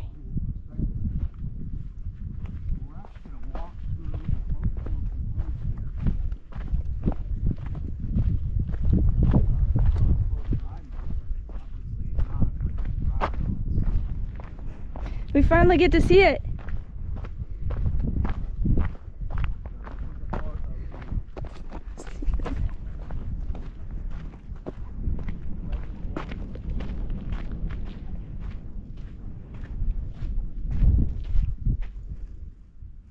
Wow.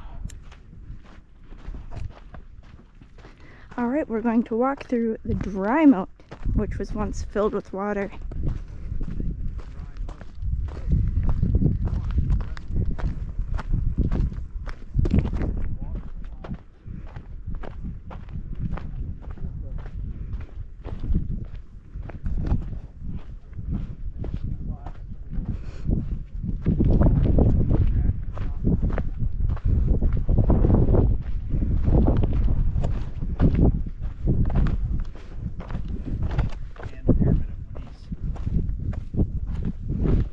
We are now inside the dry moat, and I'll show you a diagram.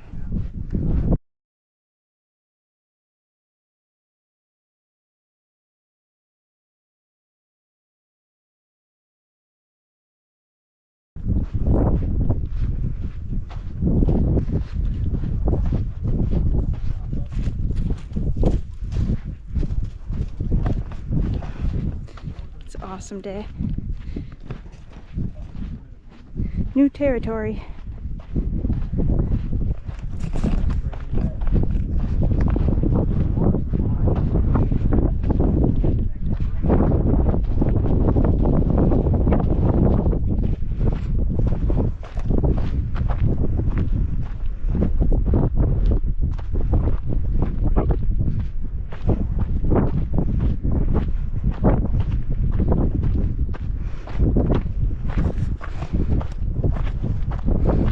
Here we are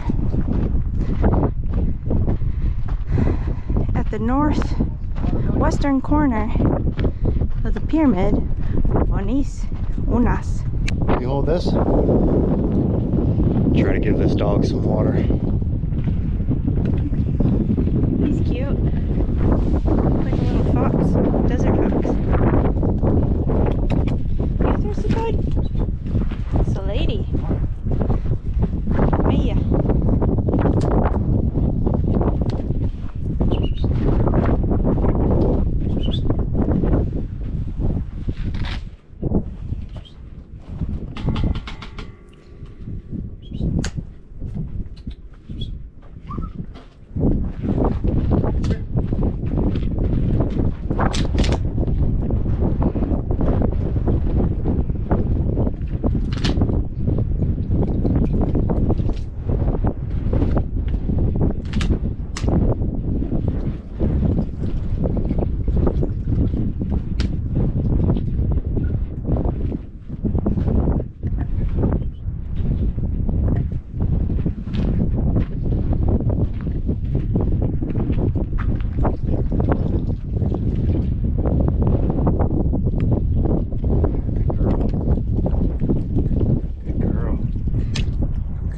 Today.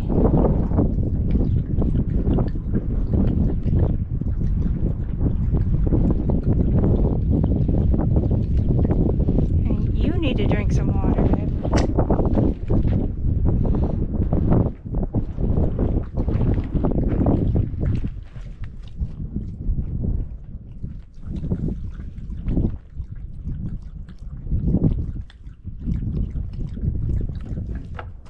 Job well done.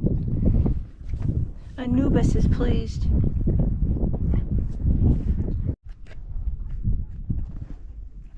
Dry moat here. Pyramid of Wenise. And we're going to take advantage of an opportunity. Can you see the flashlight?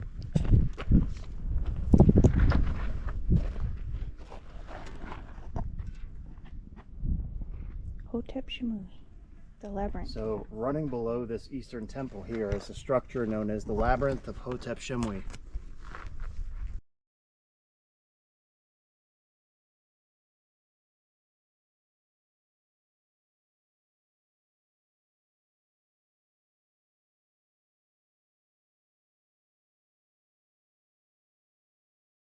Second dynasty. Yeah, second dynasty. So conventional dating, this structure comes way before the Giza pyramids,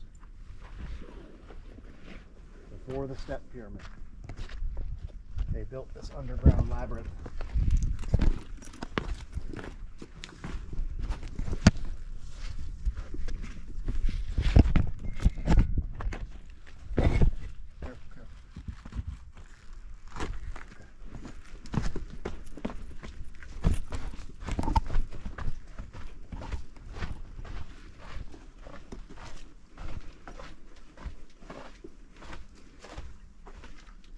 Look at all the sooty butts.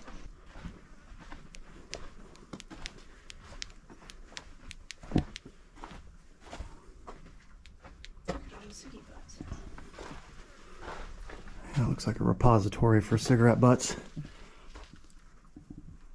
Underground tunnel there leading to a chamber.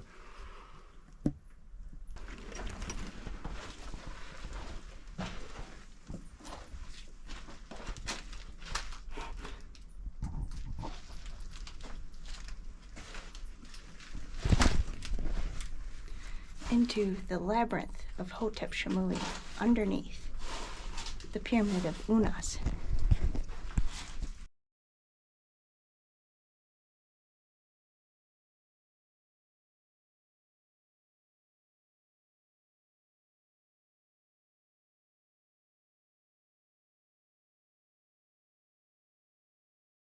This is disgusting.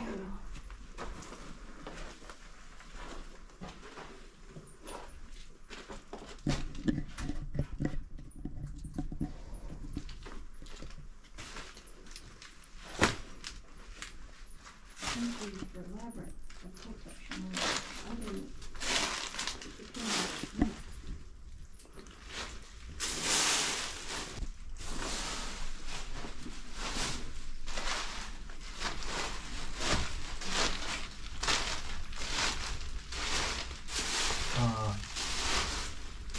Filled Ew. with bats. Oh my gosh. I hear him. Holy shit.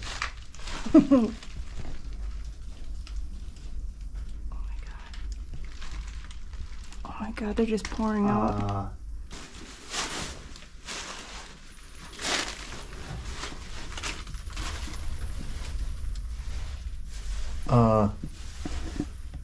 Filled with bats. Look at all of them. Gosh. I hear him. Holy shit. We've awoken them. I mean, there's just hundreds of bats pouring out of this thing.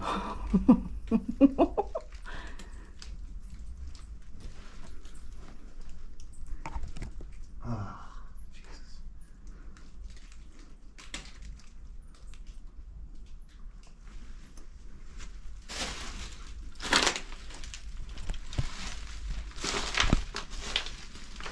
And you can see there through to the other side.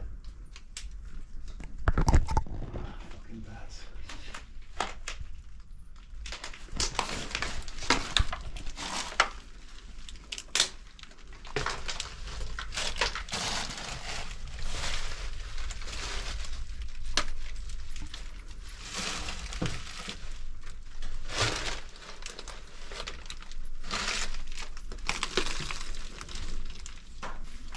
And you can see there through to the other side. Ah, fucking bats.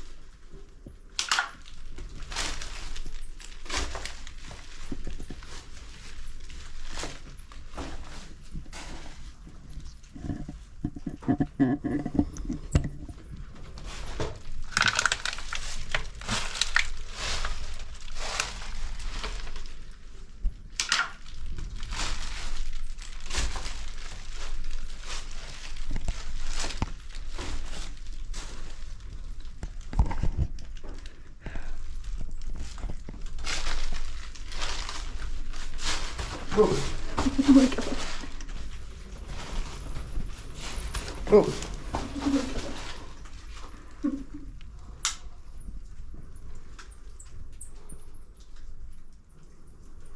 What's on the right?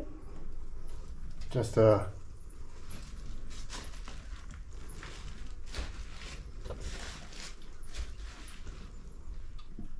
far does it go?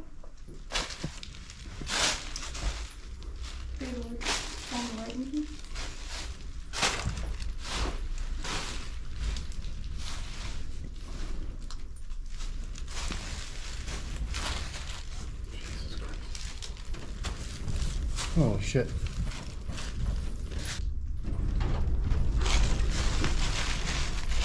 A lot of bats. Man. All of the bats. That was really cool though. There's absolutely a labyrinth underneath. So labyrinth of just sort of dead-end tunnels.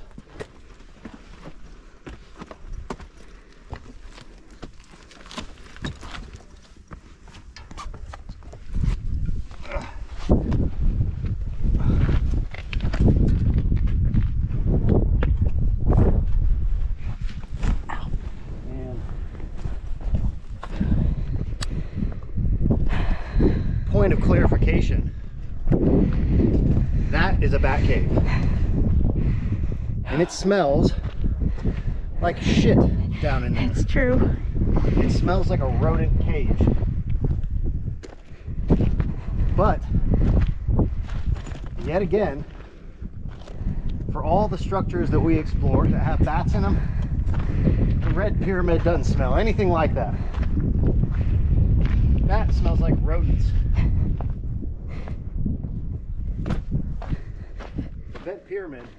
The Red Pyramid smells like ammonia. And there is such a clear difference between the odor in these two structures. That's enough bats for me. That was all of the bats. All of the fucking bats in there.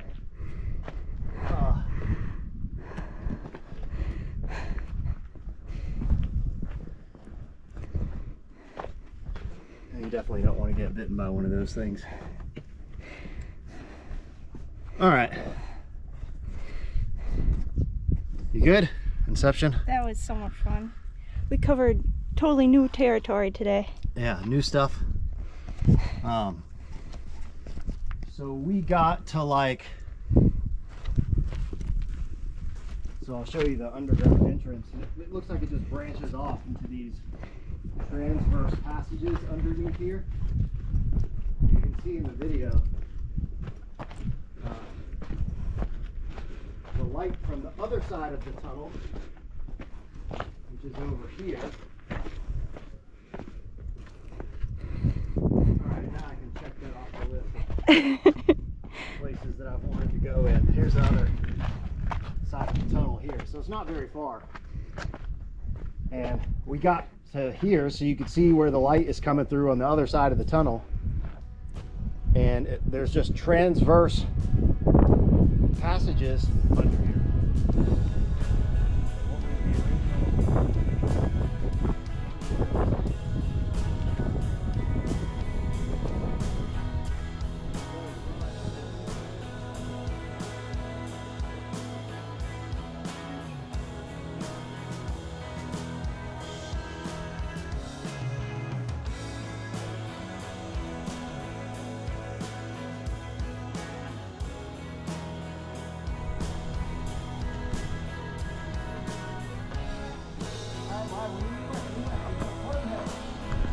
Shukran.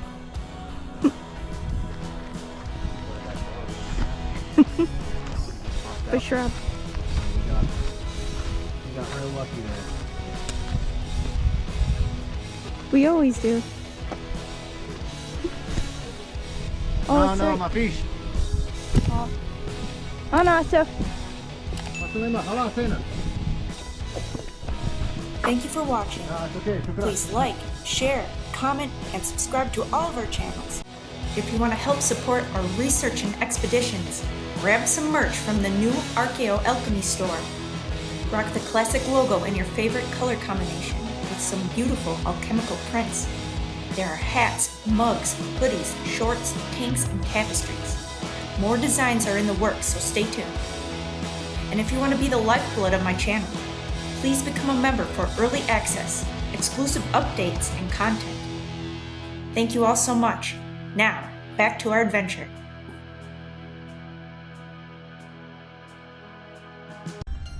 I'm Lex Levy.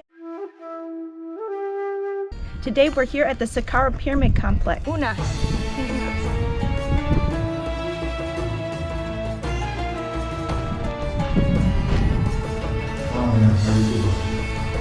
Two brothers. These two guys were massage guys and manicurists and like hairdressers. And the two brothers. Right. And buried right next to each other.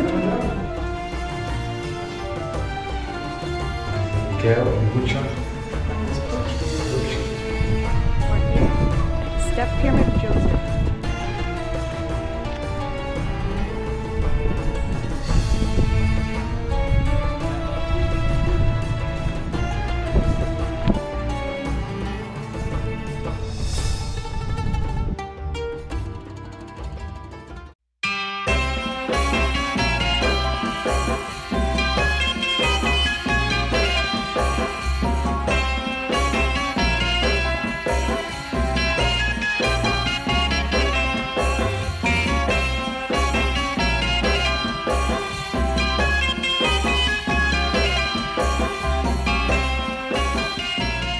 The Tomb of the Two Brothers is an intriguing archaeological site in Saqqara, dating back to the Old Kingdom, around the 5th dynasty. All right, we're going to check out some of these tombs that are along the causeway to the Pyramid of Wenise.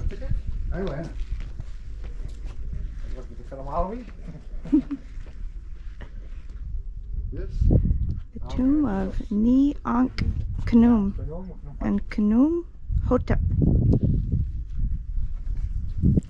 All right, Yalabina.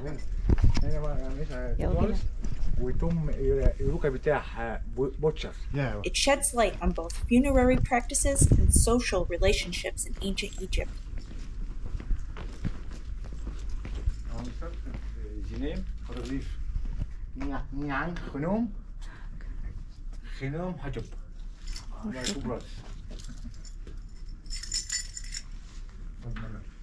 Itnin Ahoya. Ahoya. Which country? Ana Masri. Masri Abiad. He said two brothers, right? Yeah. Wow. Maybe two brothers. The two brothers. Yes. We didn't have coffee. Wow, look at the pigment. Oh, sure. Here they're restraining an apis bull.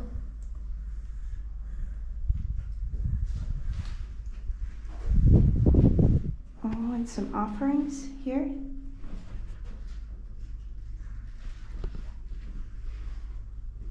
Have you ever been inside?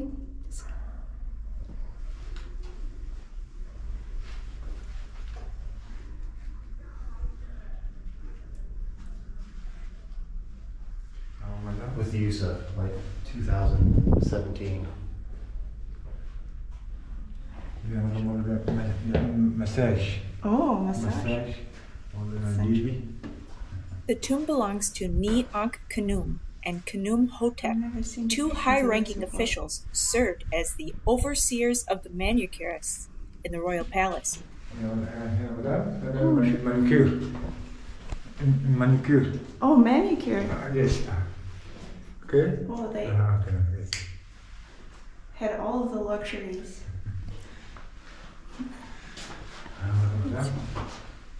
two plots. Hari one, hari two. Their beautifully decorated mastaba tomb was discovered in 1964 by Egyptian archaeologist Ahmed Musa. Fox. Oh, the dogs. Killed. Sorry, madam.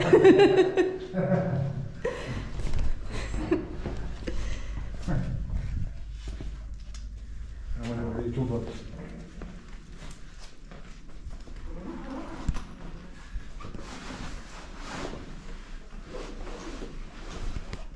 Let me get my flashlight here. What am I done? Is your name? Thank you. Shukran. Niang Kano or is no matter? Neon Canoe Hotep. Yes. Madam. Niang Kano, the woman, madam. Kano Hato, and the woman. So they did have madams. Okay.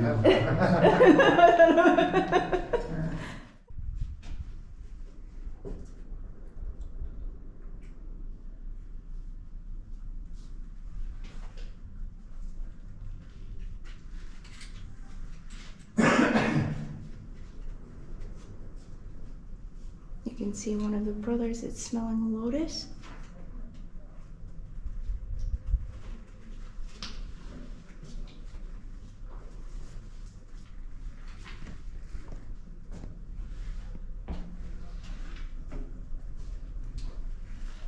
Okay.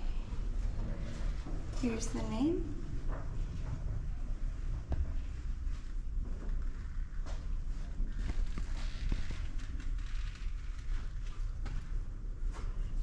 Wow.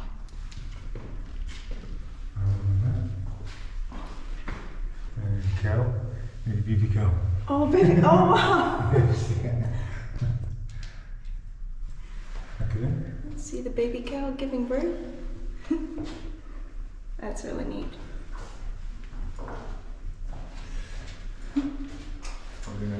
Baby donkey. Oh, donkey? Yes. Baby donkey. There's so many details in this tomb.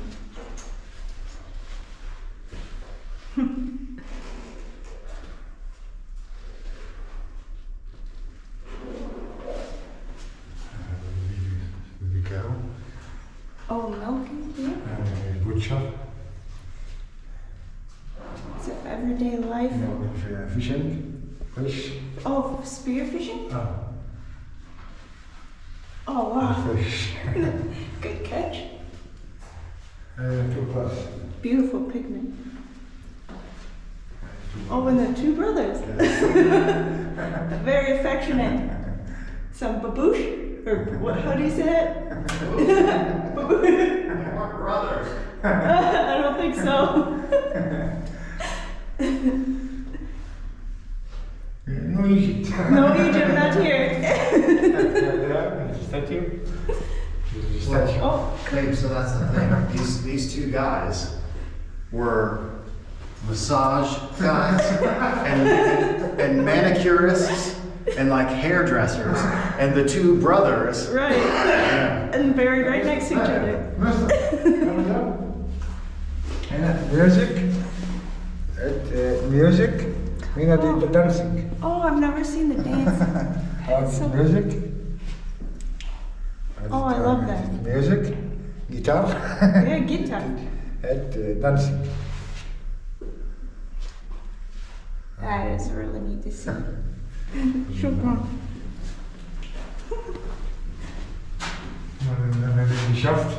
Oh, there's a shaft here. Shaft. Oh, and look, here we have a false. Cartouche. Genome Hajab. Oh, here.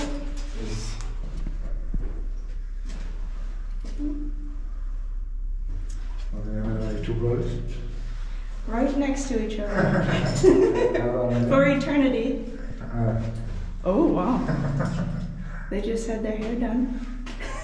What makes this tomb especially fascinating is the unusually intimate depiction of two men shown embracing, nose to nose, and in positions typically reserved for married couples in Egyptian art. This has led scholars to debate whether they were brothers, twins, close companions, or even a romantic couple. Huh. And here we have, he pointed out a shaft. Right over the false stone.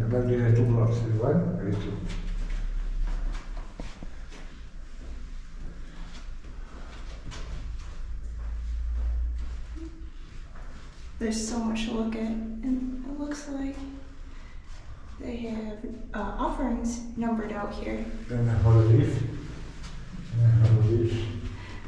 Is offerings? Oh, hieroglyph.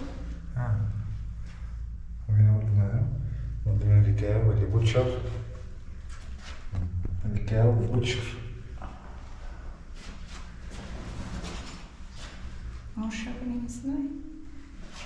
And I have a heart here. Oh.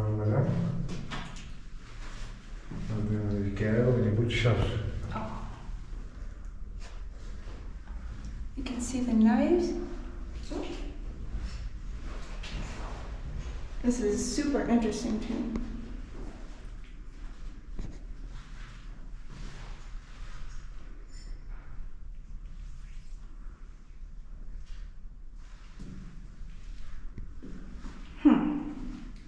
And these are numbers here. 1,000, the lily pad.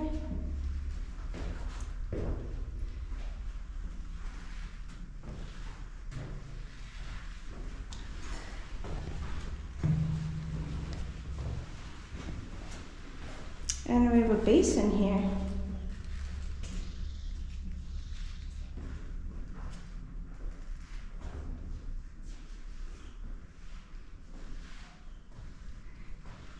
And they're on a boat.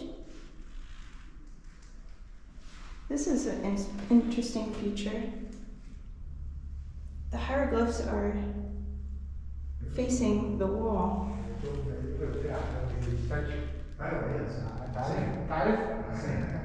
This is the glyph for a scribe's tool. What is this?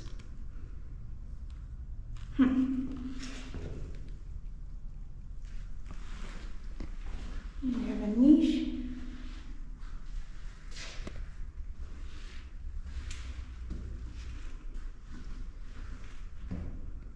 Dark skinned here.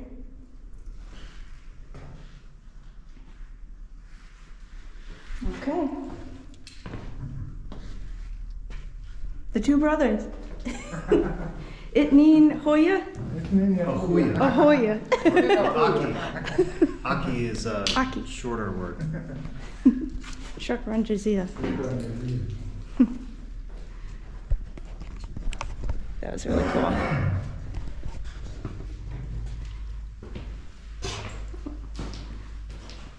Oh, goodness.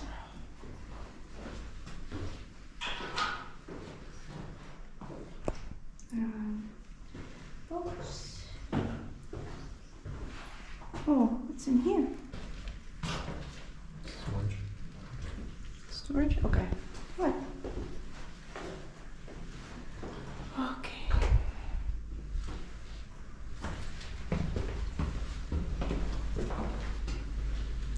Oh, they have a bark.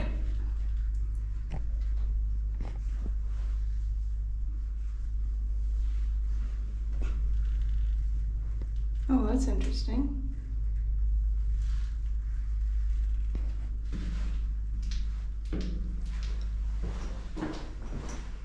And here again. Okay. Shukran.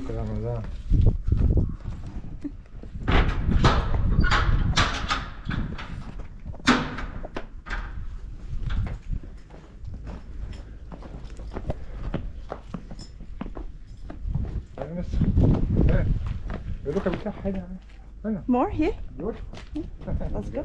Yalla.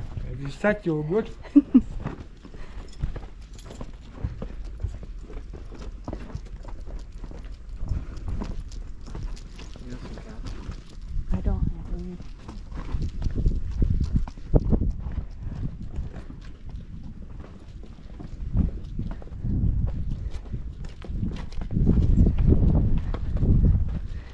And here is where the causeway ends here, and it picks up on the other side of the tomb of the two brothers. Tomb of Nefer.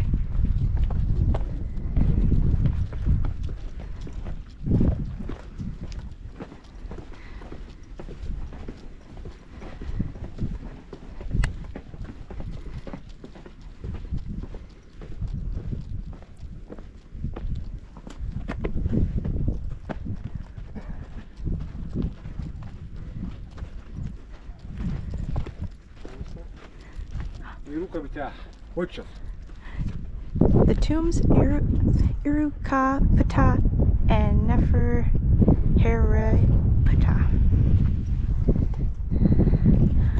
Okay. Tomb of the butchers and Tomb of the birds.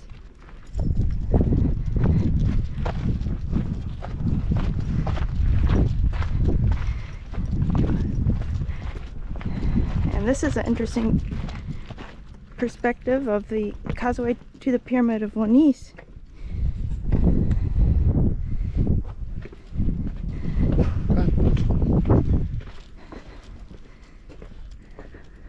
Wow. This is really cool. Now we've been to the Tomb of the Birds, NC2 in Giza.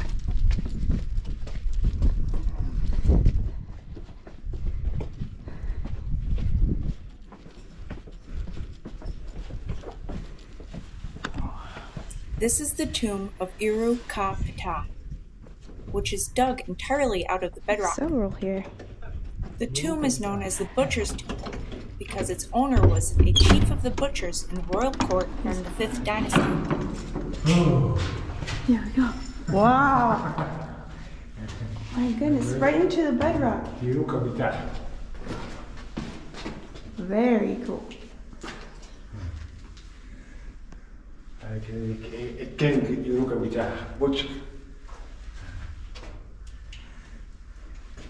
Some beautiful offerings. It gets its nickname from the graphic scenes carved on the walls, showing detailed and sometimes violent depictions of butchers slaughtering cattle, which reflected funerary rituals meant to provide the deceased with food in the afterlife.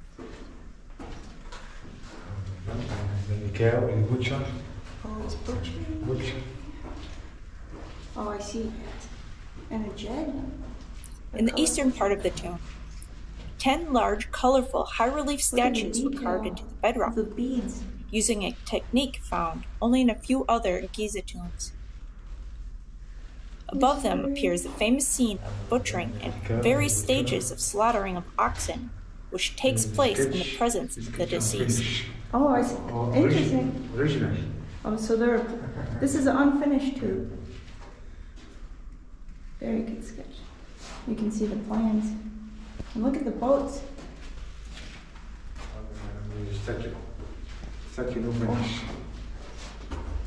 Unfinished into the bedrock, rough cut.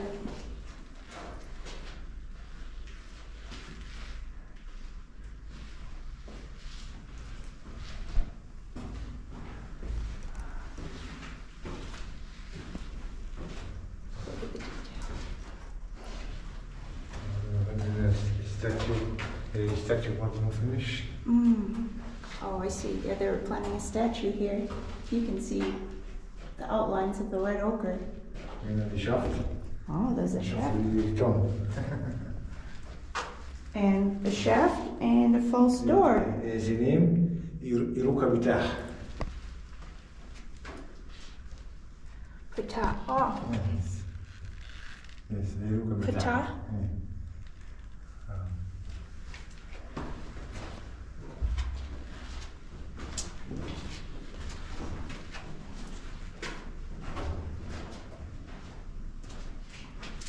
And this looks like a basin, perhaps? And here's the shaft he pointed out.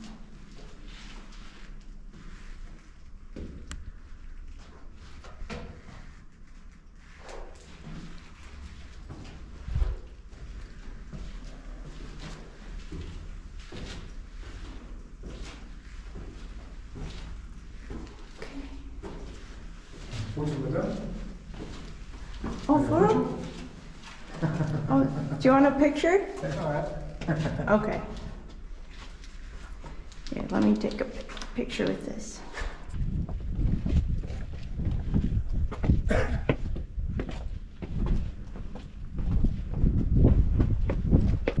I'm Lex Levy and this is Ancient Odysseys. Today we're back at the Saqqara Pyramid Complex. I'm standing on the causeway to the Pyramid of Wenise. We just explored the Tomb of the Birds and Tomb of the Butchers.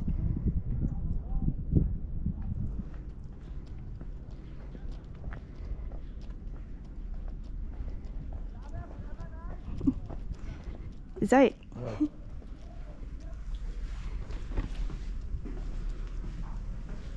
I'm here with my wonderful husband, Geoffrey, from the land of Chem. What's up? What are we looking at here? Well, you did a good deciphering of those hieroglyphs. Thank you. That was pretty funny last time we were here. We were looking at these reliefs here, and it's depicting metallurgy, and we can tell because of this glyph, Nebu, meaning gold. And last time we were here, an Egyptologist was here with a group, and he was telling them that they were doing shisha. Absolutely not. It's clear as day.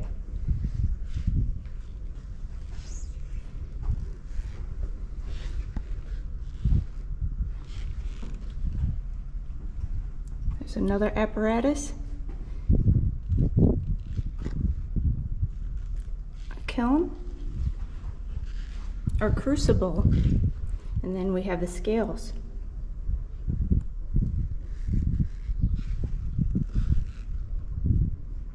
Other depictions of daily life.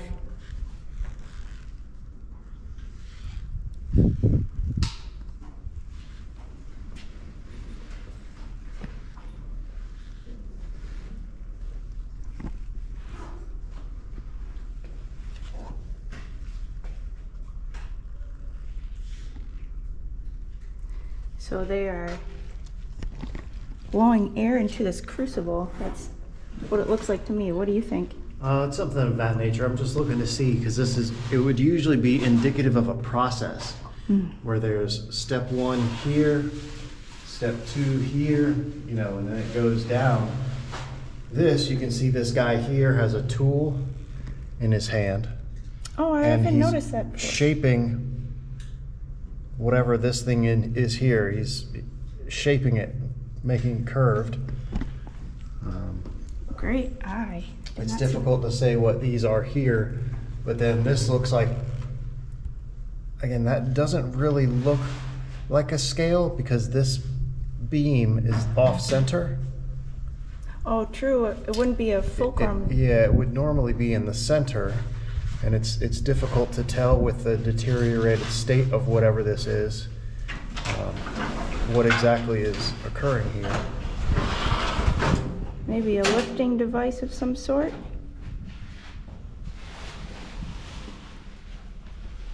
You have mentioned gantry cranes in the past. And then on this wall, it's depicting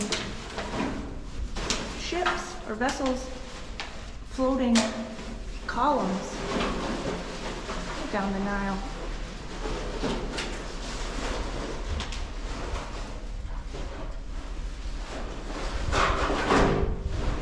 And Geoffrey showed me here that there's an elephant. So these are coming from Elephantine, from Upper Egypt.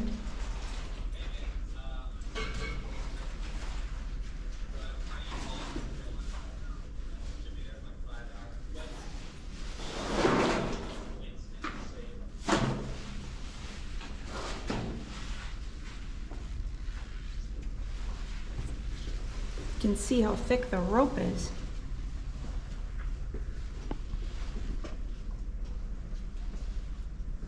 And then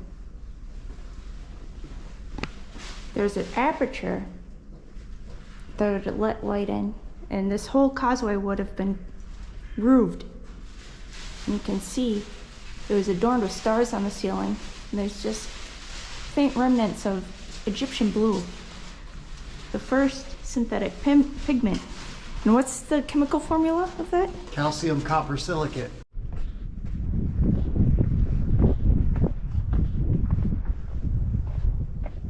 All right, what's something you want to look at today? Merch alert! I have a new store. If you want to support my channel and help it grow, pick up an Ancient Odysseys t-shirt. I now offer tapestries, pillows, and tote bags displaying my photography from all our adventures. Thank you all very much. Oh, did you want to hop down there and see? The guy's gone. I've never been down there. It's a very quiet day at Saqqara today. I like it. You said I'd go over to the north side? Okay.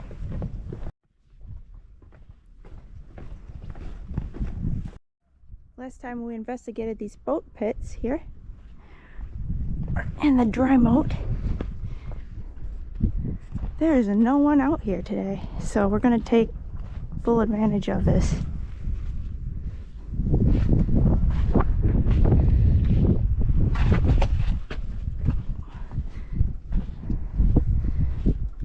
We have a columned court.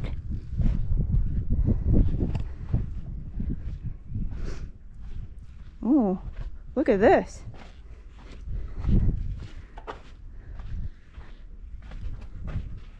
Wow, interesting. It's at an incline like you see in pyramids.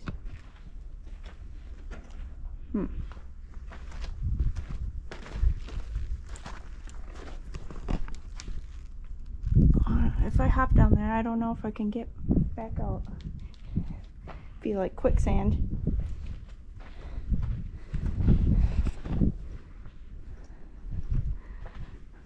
Huh.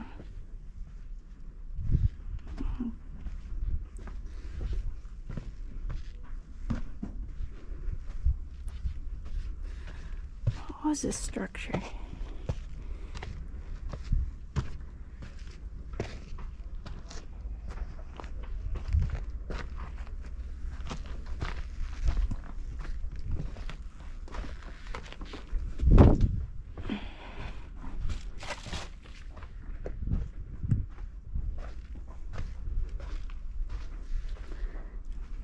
Not much left. Hey.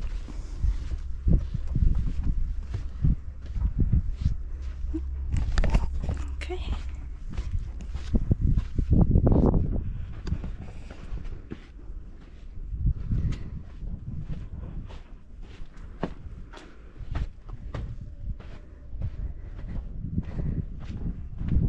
Oh, here are some hieroglyphs.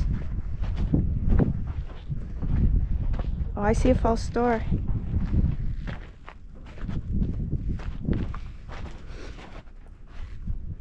Wow.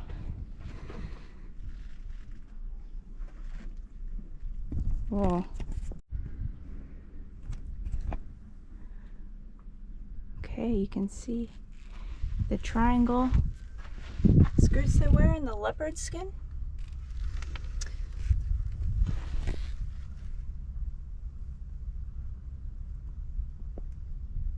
Pippi. I think that's P-P-Y. Pippi.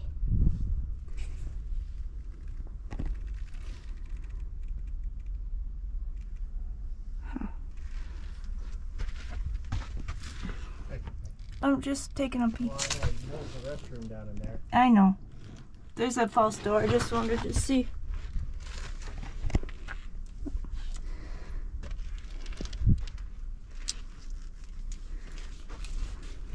Okay. That's fun. You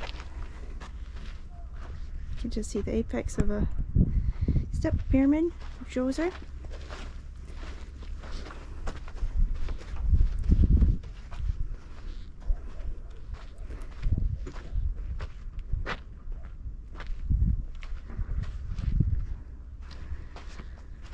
What's this? Mastaba of Neb Ah Horse.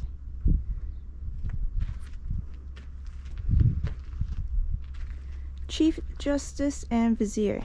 It's locked though. Where'd Geoffrey go?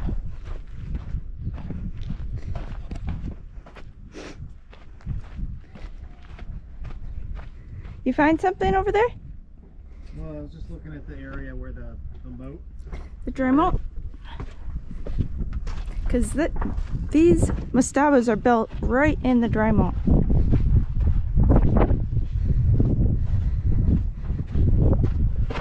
This is the entrance to the court of the Pyramid of Djoser. Ah, yes.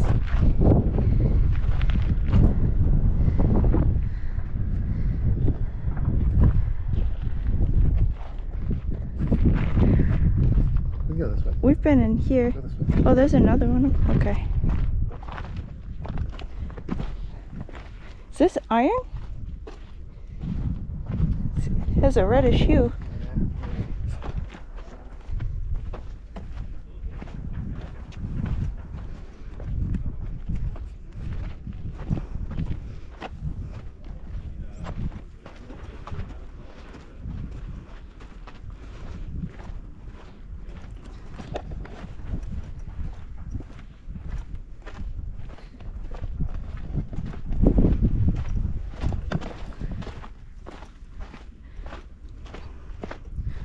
Last time we were at Giza, a wisdom keeper told us that the false doors mark where a shaft is.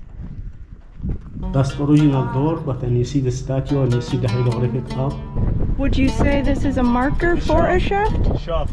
Ah, this is what I was curious about. I thought that was incredibly interesting. That's something I was curious about.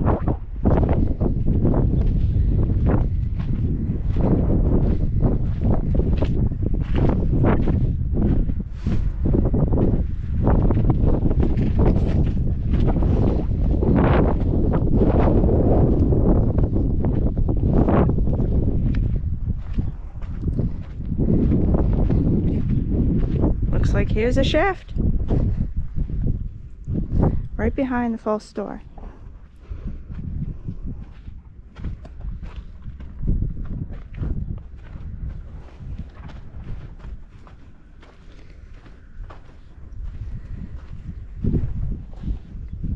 Just remnants of mastabas. It's another door.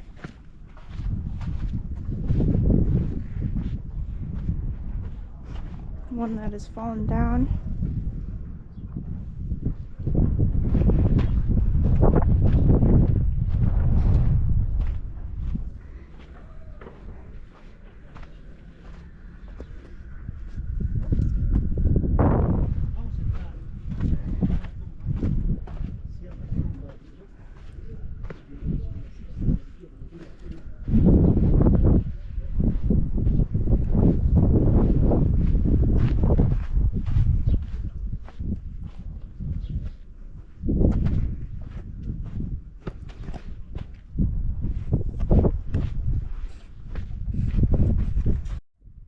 Here we have a few fragments of basalt. Geoffrey thinks it's from the Userkaf temple. Oh, you can see these housings for a door. There's another huge chunk of basalt.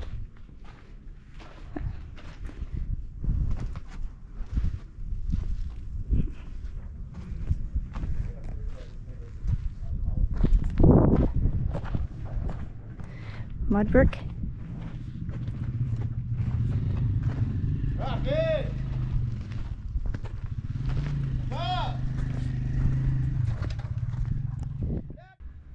I'm Lex Levy and this is Ancient Odysseys.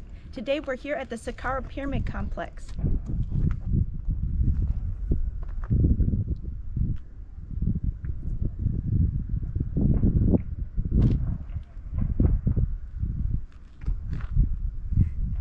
And we're here standing on the causeway to the Pyramid of Wenise. We're about to enter the threshold into the Eastern Temple, But before we do, here on this red granite door frame we have the royal titulary. At the top we have the Horus name, and then the throne name, the Ensubiti, the king of Upper and Lower Egypt. And we have the cartouche, Unas, King Unas, which the pyramid is attributed to. Unas gives eternal life to all, and stability, and power and dominion. All right, now let's go explore the Eastern Temple. Come on.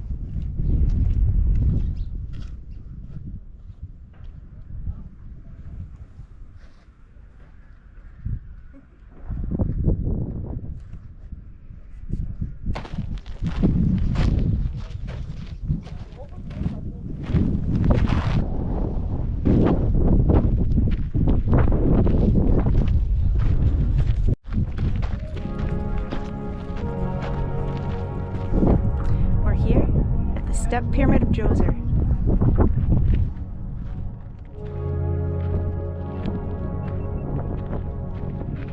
Oh, it's a rare day. There's no one out here in the court.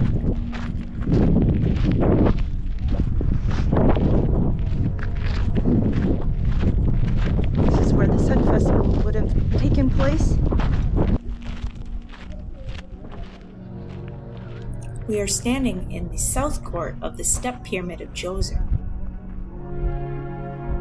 Conventionally believed to be built in the 3rd dynasty, designed by the genius architect Imhotep. In this vast courtyard, the Heb-Sed festival would take place, a ritual of royal renewal meant to prove the pharaoh's strength and divine right to rule.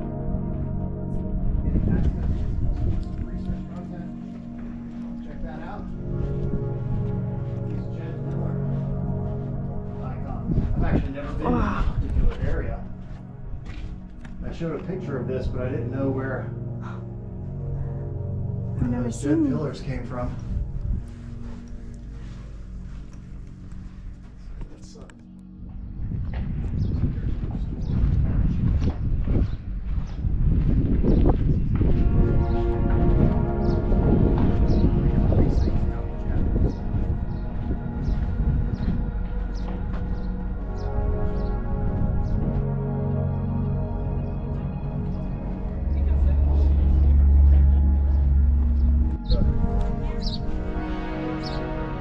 You can imagine that these stone chambers here perhaps once surrounded a storage tank component.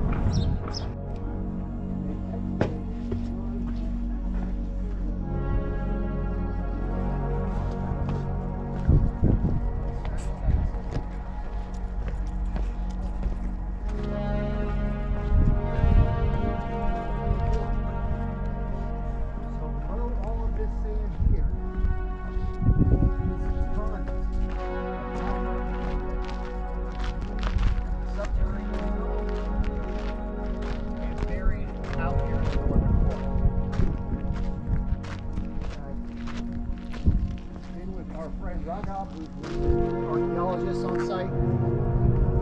So this is the primary opening, the main opening down into the Step Pyramid.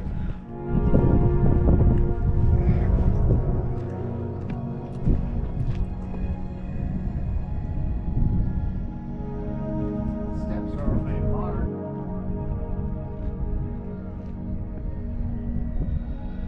So this is the original inlet down into the Step Pyramid. Primary chamber. Not the one anyway they come. So now I'm going to walk around here so I can show you the storage silo area. And we might be able to see there's some outside. I've walked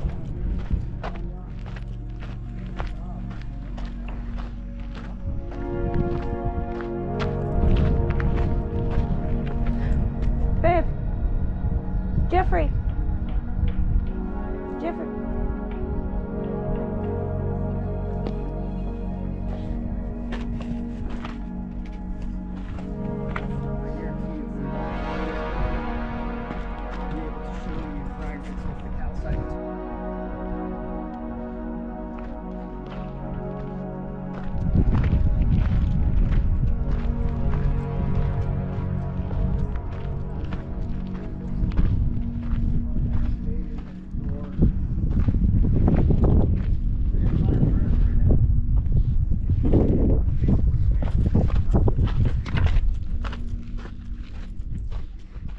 these magazines and corridors.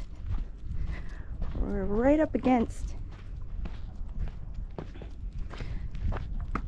the northern wall of the step pyramid of Djoser.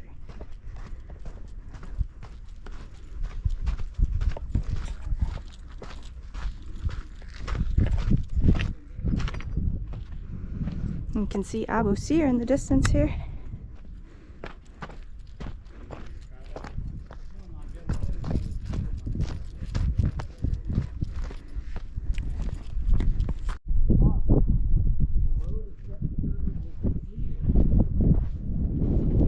We're making our way towards the storage silos. Into an anaerobic digester for the manufacture of the same methane gas using a different process. So instead of, in the last episode, well, it was members only episode recently, episode 23, I discussed the natural resource exploitation of bedrock gas deposits that are located directly on the Giza Plateau that were integrated. Here, you can use the footage from this.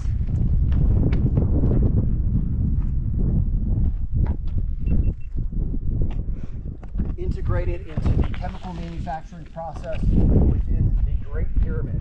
Again, all of these structures were strategically placed on locations that had the abundant natural resources that would be required for these chemical manufacturing operations. So once the bedrock extraction methodology was no longer viable, i.e. the bedrock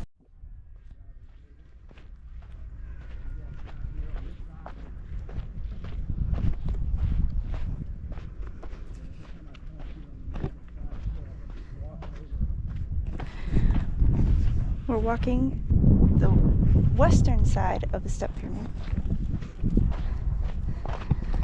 Here we have the northern court, northern temple.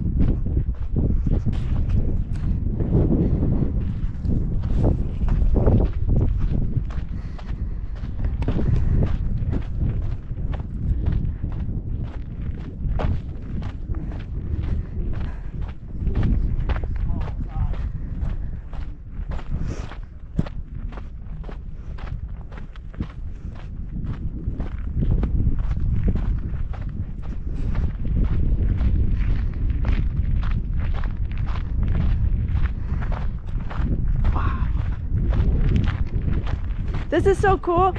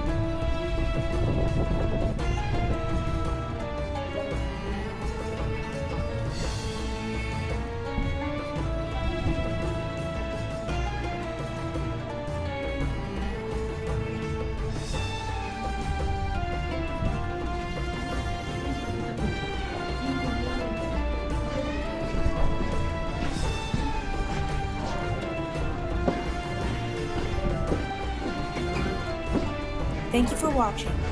Please like, share, comment, and subscribe to all of our channels.